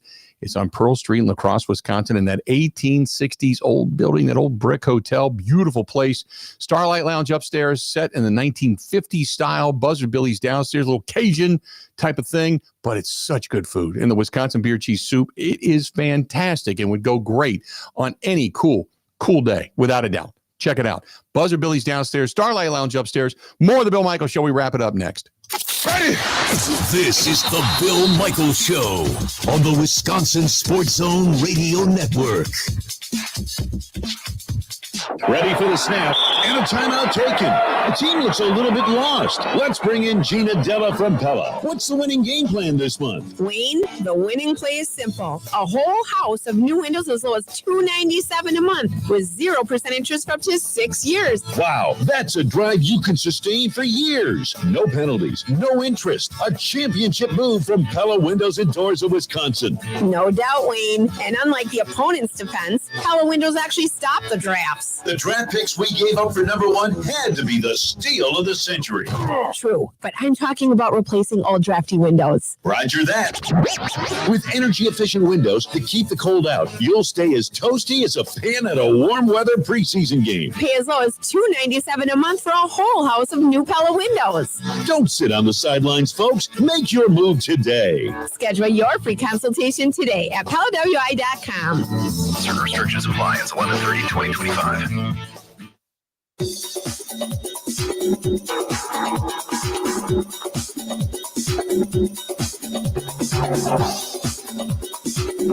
Bill Michaels will resume in 3 minutes.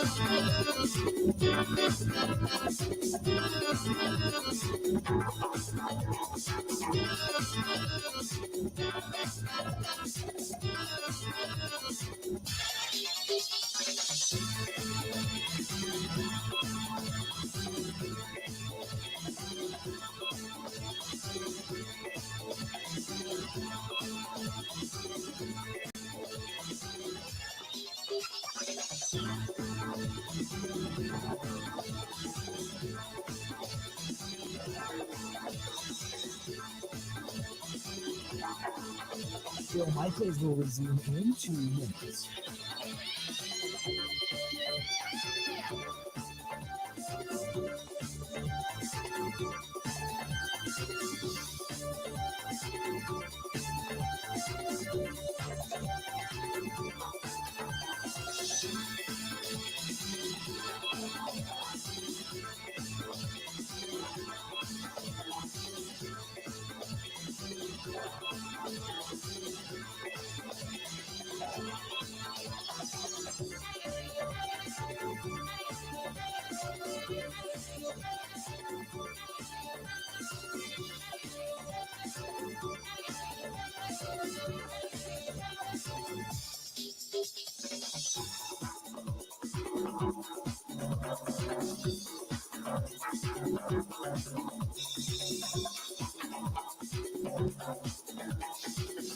Bill Michaels will resume in 1 minute.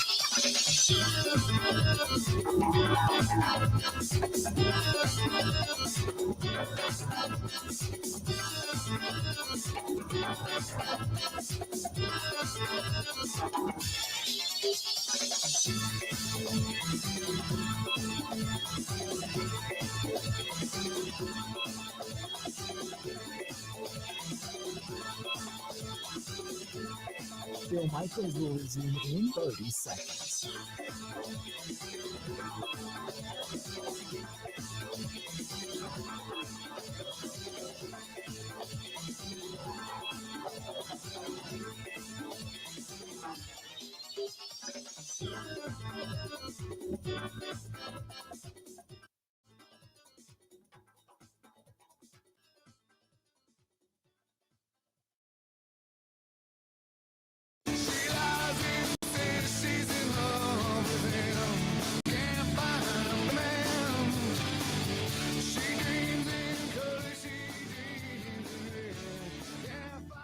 Welcome back. Bill Michaels Show. How we looking? On this Wednesday, don't forget, coming up tonight, the Bill Michaels Huddle is back. And we're going to make some picks tonight, and hopefully they're better. Hopefully they're better. So, yeah, hopefully they've been, we'll upgrade them a little bit, hopefully. I don't think last week was terrible, was it, Grant, off the top of your head? For our picks last Wednesday night? I have not counted them up yet. Okay. I don't feel great. I think don't feel great about better it, but I think last week was better. Put it that way. Last week was a little bit better. So we'll see. We'll see what Let happens. us pray. Yeah, exactly. So that's coming up tonight. We're going to hear from Mike Clemens this evening. I'm looking forward to talking to Mike about everything we discussed here today. So that's all coming up. And we'll make our picks tonight and all that kind of good stuff. So we got a lot coming up in the huddle. 6 to 8 tonight, Central Time on many of these same stations. And then back at it tomorrow and Friday and getting into the weekend. And then obviously do not forget the Green and Gold Postgame Show is going to be live after every Packer game. Make sure you tune here. And we bring you all the analysis, all the calls, all the reaction, Mike Clemens in the locker room, the whole thing. So we're going to have all that for you. And don't forget, coming up on Saturday, December 20th, we're going to do the Green and Gold Postgame Show live, if you're going to be in Chicago, live from the Shy Bar at the Sheridan Grand Riverwalk. If you want to come down and stay there, if you're going to go to the game or you just want to come down and shop that weekend prior to Christmas, by all means, come on down. They're giving a deal to those Packers fans that want to come down. Just mention the Bill Michaels Show. And all you got to do is call them direct, 312-464-1000, 312-464-1000. Again, 312-464-1000. And we are going to be live inside the Shy Bar, the Sheridan Grand Riverwalk, right after the Packers and the Bears. So there you go. It's pretty much it. It's wrapping things up. Get out and enjoy a little bit of today because the weather's going to start to change on us real soon. And we'll be back at it again coming up tonight, 6 o'clock Central Time. Until we talk again about